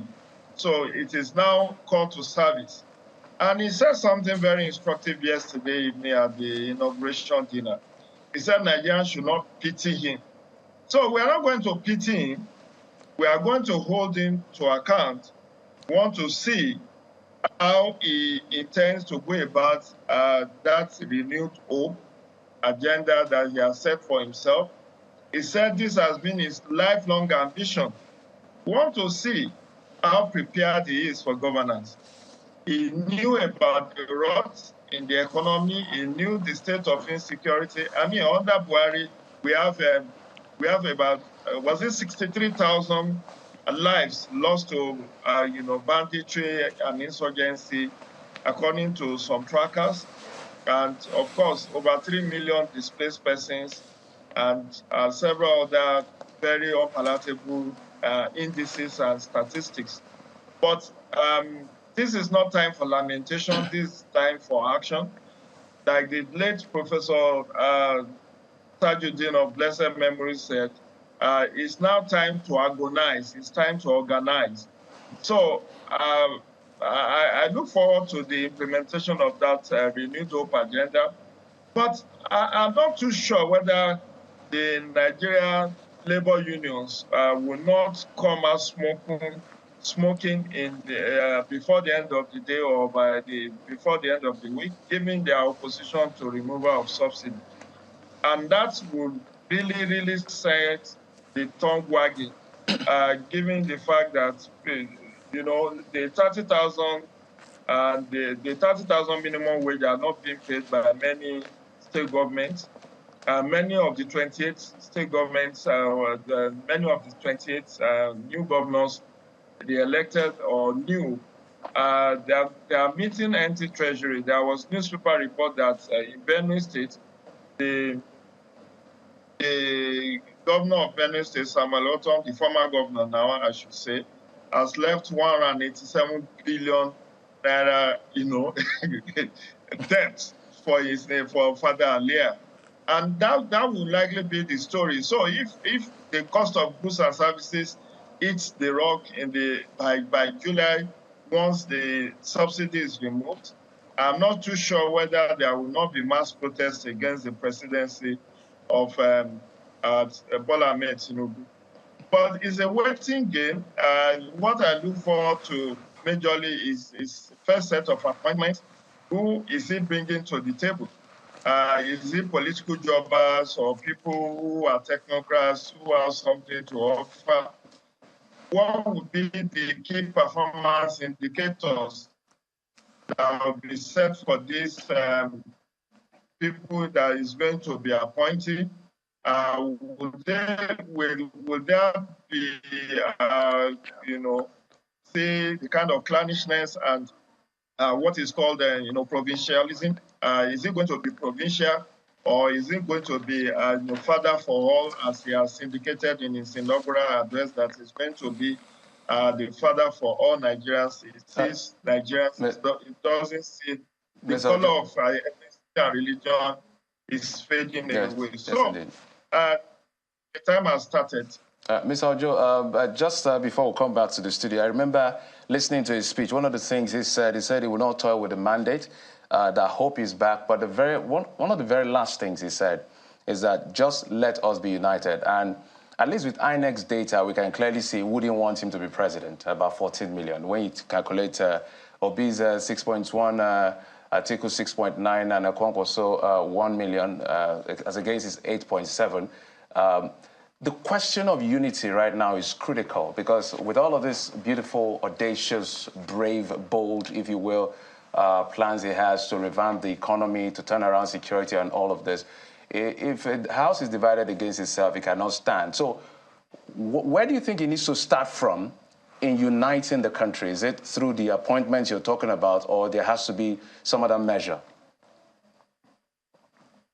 Thank you very much. It's going to go beyond appointments. For instance, can you do some optics by releasing Nnamdi Kanu? You know, as Professor Chukwuma Soludo, governor of Anambra State, made appeal to the outgone President Buhari last week that he should release Nnamdi Kanu. If he could do that, I'm sure this issue of sit at home in the entire 5 Southeast states will cease. And then that would be a stretching hand of fellowship. And then if you could also think of inclusion of some of the opposition elements, people like Professor Patitomi, people like Professor Kingsley Moghalu, at the risk of mentioning names, people who we know their track record, who could add value to governance. If we could extend all appointments to them, informing government of national competence. Mark my word, he didn't say government of national unity alone. He said he wants to form government of national competence. So competence and unity goes hand in hand. But there can never be peace without justice. So for me, if you could release Nnamdi Kanu on condition that he will not be a security risk to Nigeria. If he could do that, I'm sure the Southeasterners, the Igbo, will be very happy with his government. And if he also could look at possibility of having an Igbo as number 3, as the president of the Senate, for instance, that could also be an endearment. But more importantly, let me surmise that what I would expect Asiwaju to do, the new president, the 16th president of Nigeria, is to run a government of inclusion, socio-political inclusion. Inclusive governance is very key, and it needs to go beyond politicians. You know, there are Nigerians in diaspora who have so much to offer, Nigerians who are doing great in different walks of life. You could look in their direction. That's what Obasanjo did. He attracted people like Dr. Ngozi Okonjo-Iweala, brought in Dr. Obiese Kwesili. These are people that didn't have any political pedigree. They were just technocrats working for international financial institutions, and he brought them in. Somebody attracted Dr. Akinwumi Adesina, who today is African Development Bank president. So we should also look in the direction of Nigerians in diaspora. Can we get some of them to form part of his cabinet? And I also look forward to him having a lean cabinet. The outgoing president, Buhari's second term, he had 43 ministers. What do we want to do with 43 ministers in a situation where we have 77 trillion naira debt portfolio? There should be cutting down of cost of governance. I want him to see how best he could prune the cost of governance, because in this, he will also be endearing himself to the citizen. It's not for people, his lieutenants and himself, to be living large, while the majority of Nigerians live in abject poverty. He has inherited 133 million multidimensional poor Nigerians. He has inherited 33.3% unemployment rate. If he doesn't do any of this, trying to bring down and reducing unemployment, reducing corruption, reducing poverty, there is no amount of reconciliation that will be impactful. So for me, those are the low-hanging fruits you could leverage to start on a good footing. And then having dialogue with the labor unions on the issue of subsidy. All right, we're going to see how this plays out in the coming days. Before I talk core economics, let me come to you, Prof, before we now talk core economics. Still on the issue of uniting the country. Arguably, the jury may be out on this. 8 years ago, when President Muhammadu Buhari came, we could surmise to say that, look, President Bola Tinubu may not have enjoyed as much goodwill as President Buhari. That argument is depending on who you're listening to. Let's assume, for the worst, for instance, there's a place in leadership and performance that has to do with people believing in you. I read a book by Pam Jones that talked about managing for performance, when he talked about the phases in development, the forming stage, the storming, the norming before you start performing if you choose to adjourn at the end of 4 years. So in terms of making himself, making the people believe more in him, besides whatever perception the people who don't like him have, where does it start from? Yeah, yes, I want to say clearly that more people did not vote for him than voted for him, because we had about, like we said, 6.9 million that voted for Alhaji Atiku Abubakar. You had about 6.1 that voted for Peter Obi. And you had some people that voted for Kwakwanso and then the rest. So you find that if you take a look, about 14 million did not vote for him, or thereabouts, within that range. And only about 8.7 or thereabouts voted for him. So you can see that he has more people against him than for him. But by the time you add up all these other figures, more people didn't want him. And now he says, so he needs to be aware of that. I mean, his planners, those who are his managers, need to tell him that, look, there are many candidates that actually people wanted to replace you, but they are not the ones that were declared winners. So you need to be aware that you need to carry the country along. The issue of unity, even your policy should be highly inclusive. The framework, the structure of your governance should be highly inclusive. If you want to run it as a party thing, people who are white people, then you may run into some serious problems. I think these are the kind of things you should be aware of about inclusion. Not necessarily appointments, but primarily in the area of policy. The policy framework that will be Nigerian in terms of orientation. So I think he needs to be aware of that, because by the time I talk about the policy and all he has said, I think there's something very, very critical that is missing, where we are. Because anybody can say, I will create jobs. If anybody can just say that, I will create jobs, I will bring down inflation, I will make interest rates to be this. Anybody can write that and read the speech. But you need to know, where are you? Where are you coming from? And where are you going? Where you are going is what he has told us. But are these things attainable, given where you are? The country, if I may use the language of in the gutters, if we say we're in deep shit currently, both as a society and also the economy, there are so many things that needs to be the background for him to begin to make those pronouncements. You're going to create jobs. What did what Buhari say 8 years ago? He even said more than that, 3 million jobs a year, but we had job losses. So you must take into account where you are and how you can come out of that pit. It's very, very critical, which I didn't see at all in the speech. We just assume we're going to make a life more available. How? So when you look at those details, it's just like a speech anybody can just make, just to, it's like to carry everybody along and all that. Prof, you had mentioned. Yeah, exactly. So the inspiration is like we're just talking. Without playing the devil's advocate necessarily, he had mentioned that he's going to provide details. So he said this is more like an expanded one. But let's talk about the numbers. Probably wait for those details. Yes, let's talk about numbers, because you're talking about where we are. And yes. You are an economist, and of course, I'm wondering if President Bola Tinubu calls you into your room and say, Prof, this is the worrying economic exit numbers that my predecessor left for me, 22.2% in terms of inflation. Unemployment headline is 33%, and then 42% in terms of youth unemployment, and all of this exchange rate. When you look at the parallel markets, over 700 naira, as well as the interest rate that I talked about as anti-people, 18.5. Where does it start from in aggressively? Because I listened to our data analyst saying yesterday it has to be like Usain Bolt. Some people are saying, no, it's a slow marathon. So which approach? Should it be a marathon? Should it be a sprint race for him? What does Nigeria need now? Yes, I think first and foremost, you must secure the country. Security is very critical. For you to talk about production, you must secure the country. He has to make sure he takes a focus on security. Then the fiscal challenge is enormous. Nigeria spends about 95% or thereabout, there are different figures being passed around, of its revenue to service debts. It's crazy.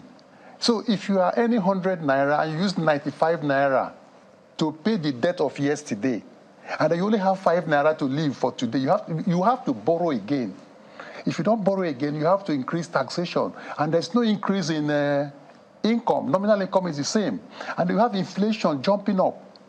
So everybody has become poorer in the past 8 years. We have all become poorer because the real income has fallen drastically because we have inflation going up. So first and foremost, you must secure the country. Let people go to farm. Let the farmers be sure they can go to farm without being raped, without being kidnapped, without being killed. So the person who is farming in Benue State or who is in probably in Borno or whatever can safely, without asking for permission from the terrorists, like we are told, from the bandits, say, look, I'm going to farm tomorrow. Can you allow me to come and farm? We must secure the country first and foremost so that production can take place. Can you travel from here to Aba or travel to Abuja without fear? You have to do prayer and fasting before you board the bus to go to Abuja without being kidnapped in Lokoja. I'm going there for a business. And then over there, you are waylaid. And nothing is happening. So the first thing, secure the country. Let's make sure that there's security. Very, very important. Then you now begin to address the fiscal challenge. Colonel Dare, if I may come to you, which is your forte, security. Are you inspired? Some people would say insecurity in the country now is a big menace, quite difficult. Do you think that in the body language, in what he said about how important security is, that they can sit down and curb this monster? Yeah, thank you, Millicent. Like I said earlier, I really got excited when the president, was very particular about security. I recall he said, security shall be the top priority of our administration because neither prosperity nor justice can prevail amidst insecurity and violence. I mean, everyone knows that we have, in the last, maybe in the last 50 years or thereabouts, lived with our hearts in our hands. Like the Prof said, you cannot just hit the road and say you're traveling without fear of being, kidnapped. And this thing happens, on a daily basis. Only a few are reported. So the president was very particular about this. And you recall that here in the studio, we've discussed this time and time again. So I'm happy to hear that he said it, that to effectively, deal with this menace, that, he also spoke about, the reform of the military doctrine, and the review of the architecture, and this is what we talk about when we say we need to re-strategize, we need to rejig.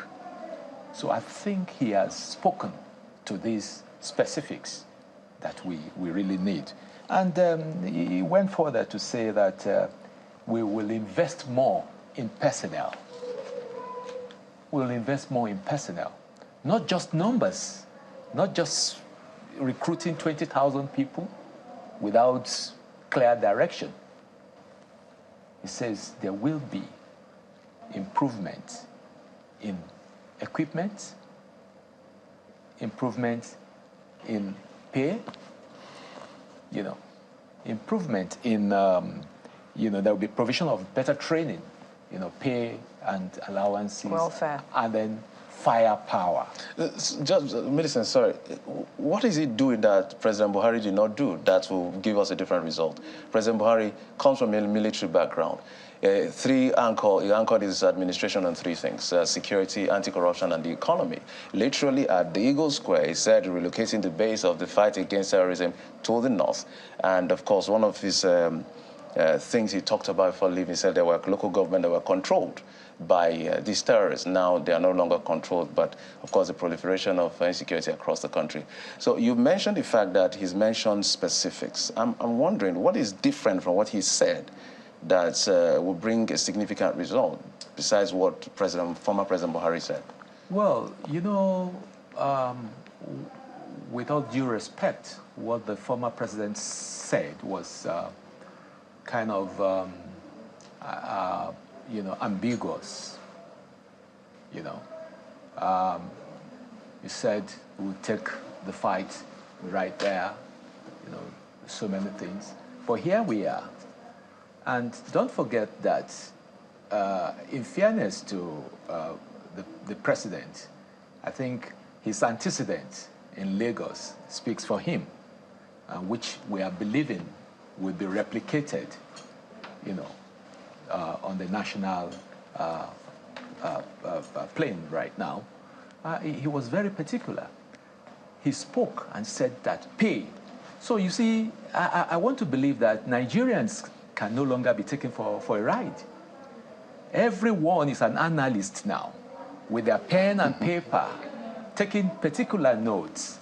The one that affects you, like the professor of economics is here, you know, he's going to do, you know, an analysis of his own area.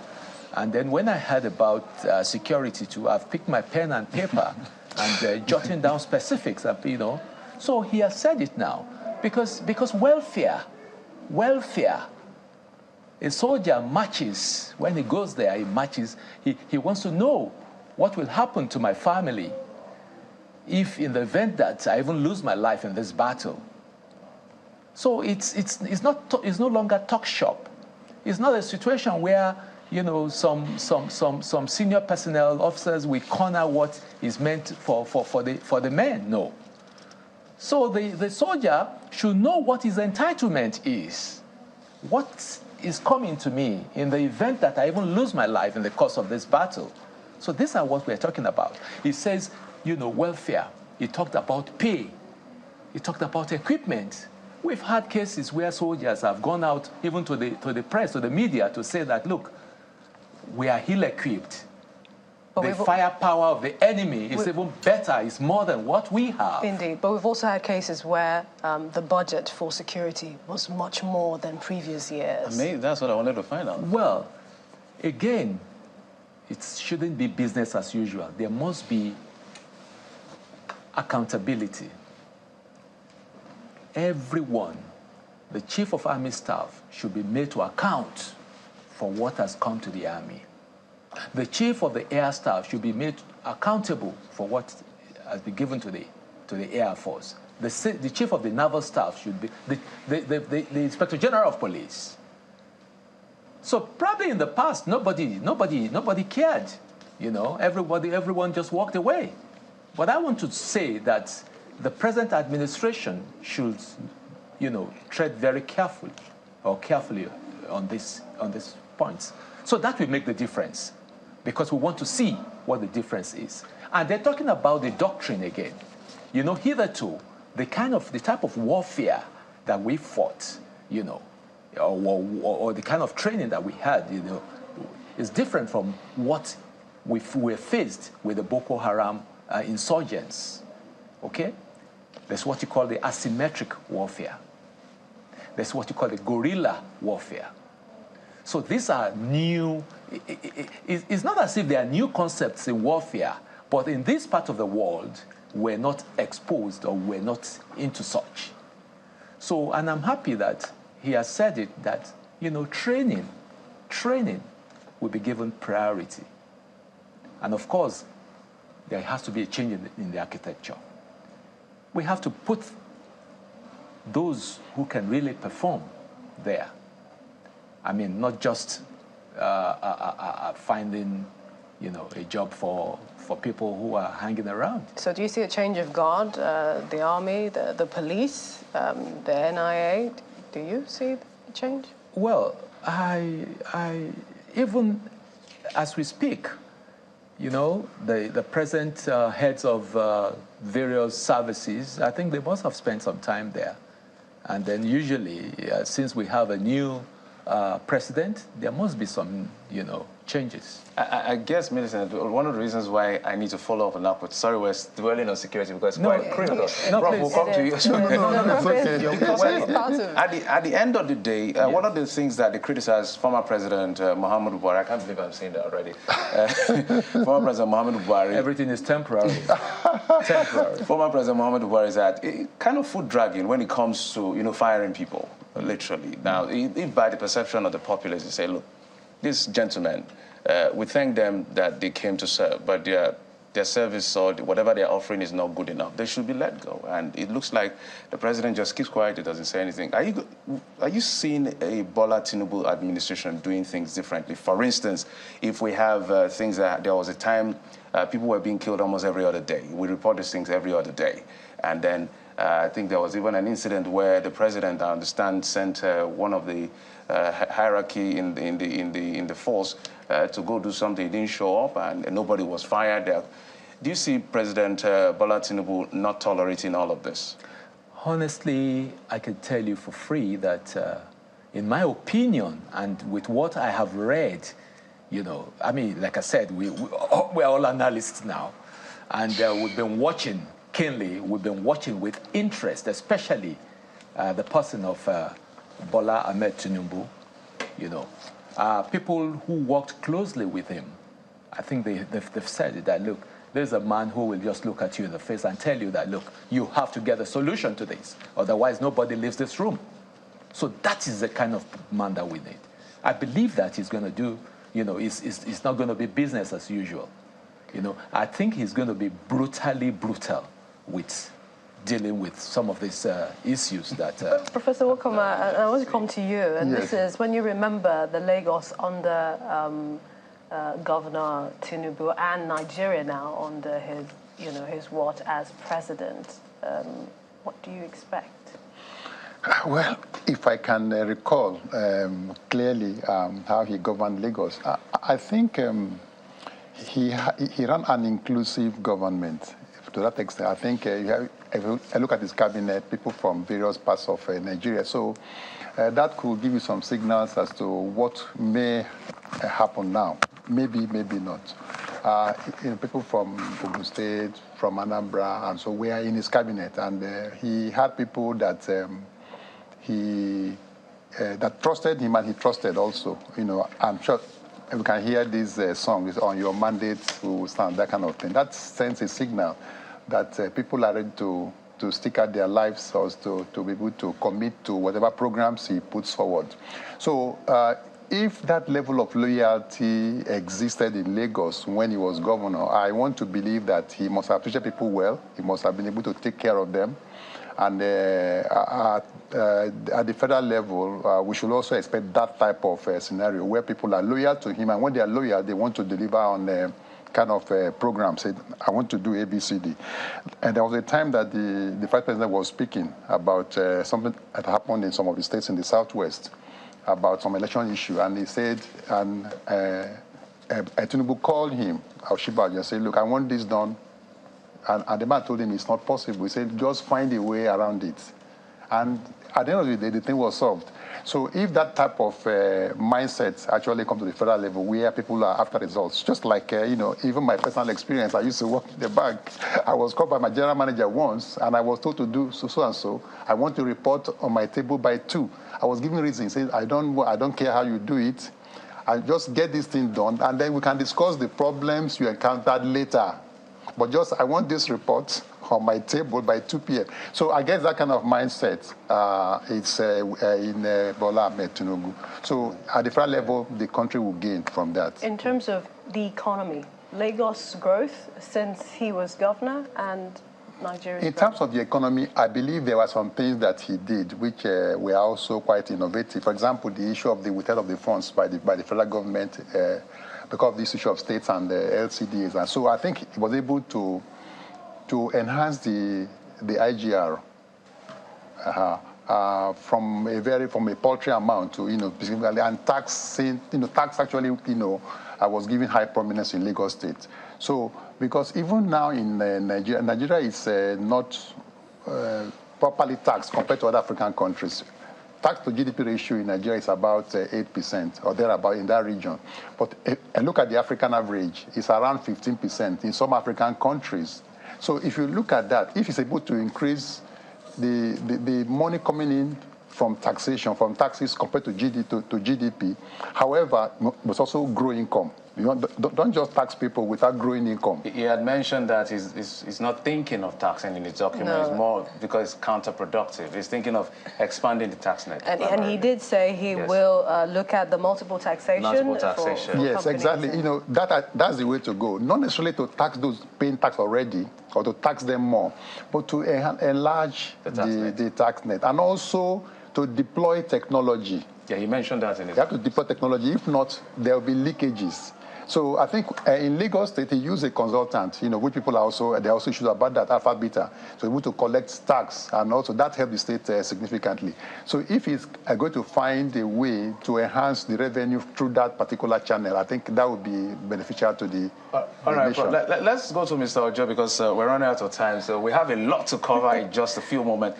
Mr. Ojo, if you're still there, all of this fantastic idea and proposal by our president, Bola Tinubu, one of the things I've always had issues when it comes to politicians is the fact that when it doesn't work, they say they are saboteurs. So I think that politicians should have plans for saboteurs. What plan do you think you should have for saboteurs? Because if you say it's going to increase power generation, there are existential problems there or survival issues. People who benefit from that gap or put will an fight end him. to fuel subsidy. If he wants to improve the economy, there are people who the arbitrage, the rent seeking is benefiting them. They are going to fight back. So what plan should he have for these saboteurs? Mr. Ojo? To us, first, one thing I would challenge the new president to do is to see to the possibility of blocking or stopping altogether this oil theft that we have at industrial scale. How could a nation with military might such as Nigeria be losing about 1 million, out of our 1.8 million barrels per day? According to CBN governor, we are only able to produce 1.1 million as at March, April 2023. In fact, it was worse. As at September 2022, Nigeria was barely producing 800,000 barrels per day, which is why we have gone and borrowing. Just imagine, just think, if we are able to block this oil theft and stop oil pipeline vandalism, do you think we would need to borrow as much as we are currently doing to fund our budget? The answer is no. So that is where sabotage comes from, because those people who are engaging in oil theft, pipeline vandalism are saboteurs. They are economic saboteurs. And they are definitely not going to stop, because they will not stop by persuading them, by calling them out. Buhari, who happens to be a military general, could not stop them. Can Asiwaju Bola Tinubu, 16th president of Nigeria, stop oil theft? Can he stop pipeline vandalism? Can he stop corruption? Look at where we are on corruption perception index. We are 150 over 200 out of 180 countries that, out of 180 countries surveyed in 2022. Nigeria came 150 and we scored 24 over 100. That means the economic saboteurs are thriving under the immediate past administration. And now, with the issue of fuel subsidy removal thrown into the mix, can we appeal to Nigerian labor unions, the TUCs of this world, the NLCs of this world?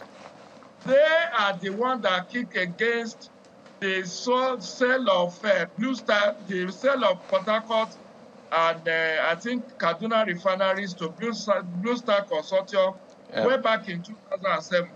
They fought against President Umaru Musa Yar'Adua for him to rescind that decision of Obasanjo to sell. That's why Dangote had to go and build his own.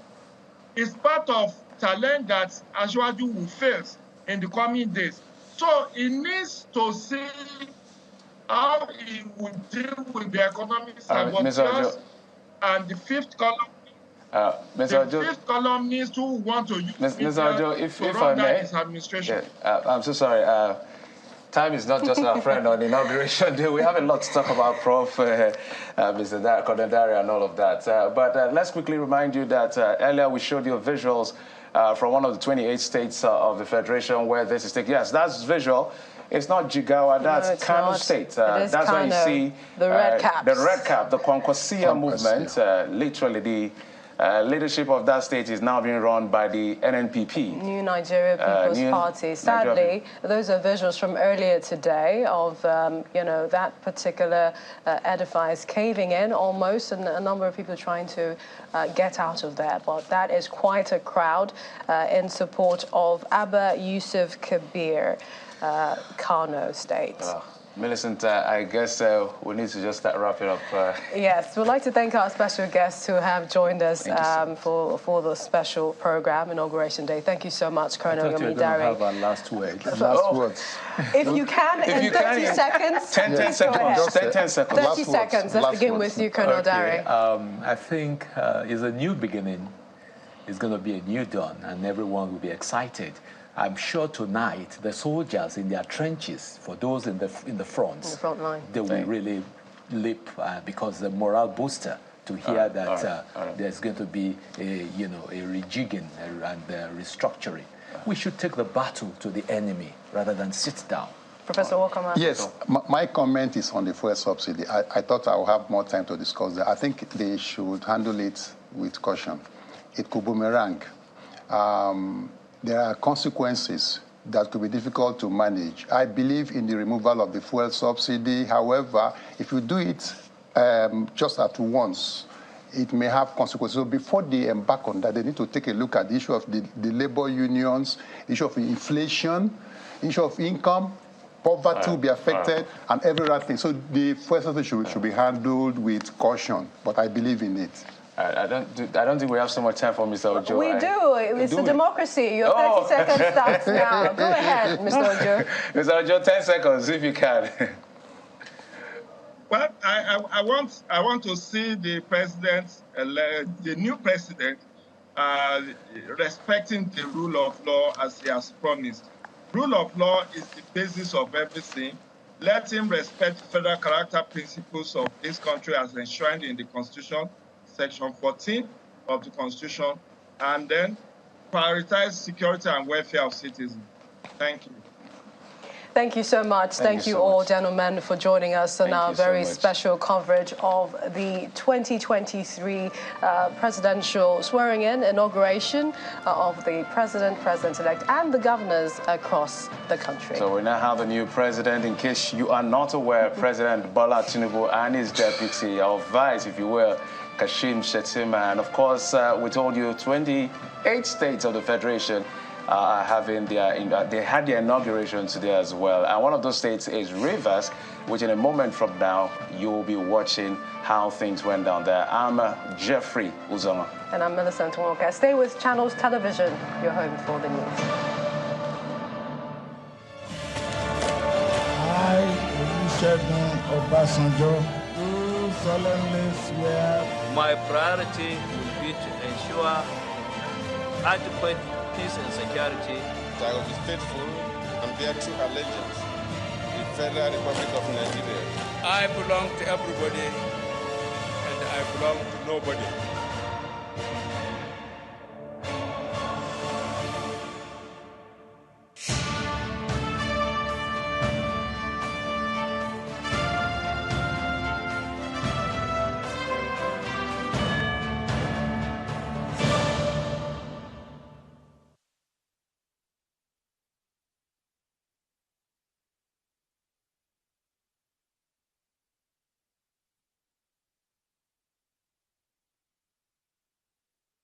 I can assure you that the government under my watch will be people-centered. True to your words, you have kept your covenant with Ogun people. The actualization of the agro-cargo airport, your remarkable intervention in the educational and health sectors, massive infrastructure development, lives and property secured. Under your watch, dividends of democracy are visible all over the state. All these and many more make your tenure outstanding. As you begin your second term in office and another year of your life, we identify with you and wish you a successful tenure of office. Prince Dakbo Abiodun, MFR. We are proud of Your Excellency. Powered by Prince Adebayo Samsidine Akpelugun, all-rounder, National President Akomoran.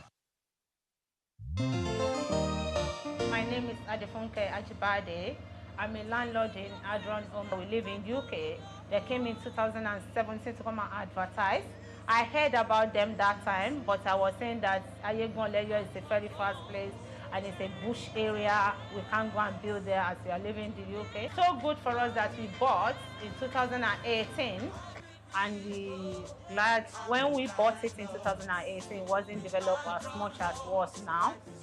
I will wish for anyone that you want to buy to just come down, come and see within 4 years what is developed here. The security is so amazing. So we expect everyone, home and abroad, to buy from Andrew Home, buy a land from them, and we never regret that to do that.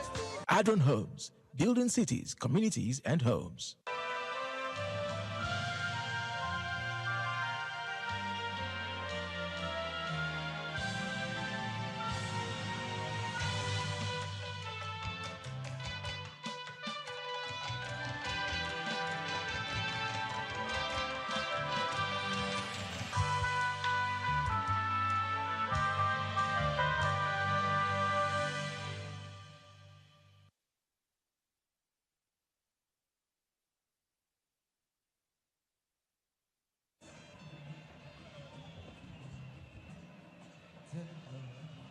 Your Excellencies, distinguished ladies and gentlemen, please may we rise as we welcome the Governor of Rivers State, His Excellency, Yeso Ezenwa Wike, Commander of the Order of the Niger, Grand Minister of Rivers State,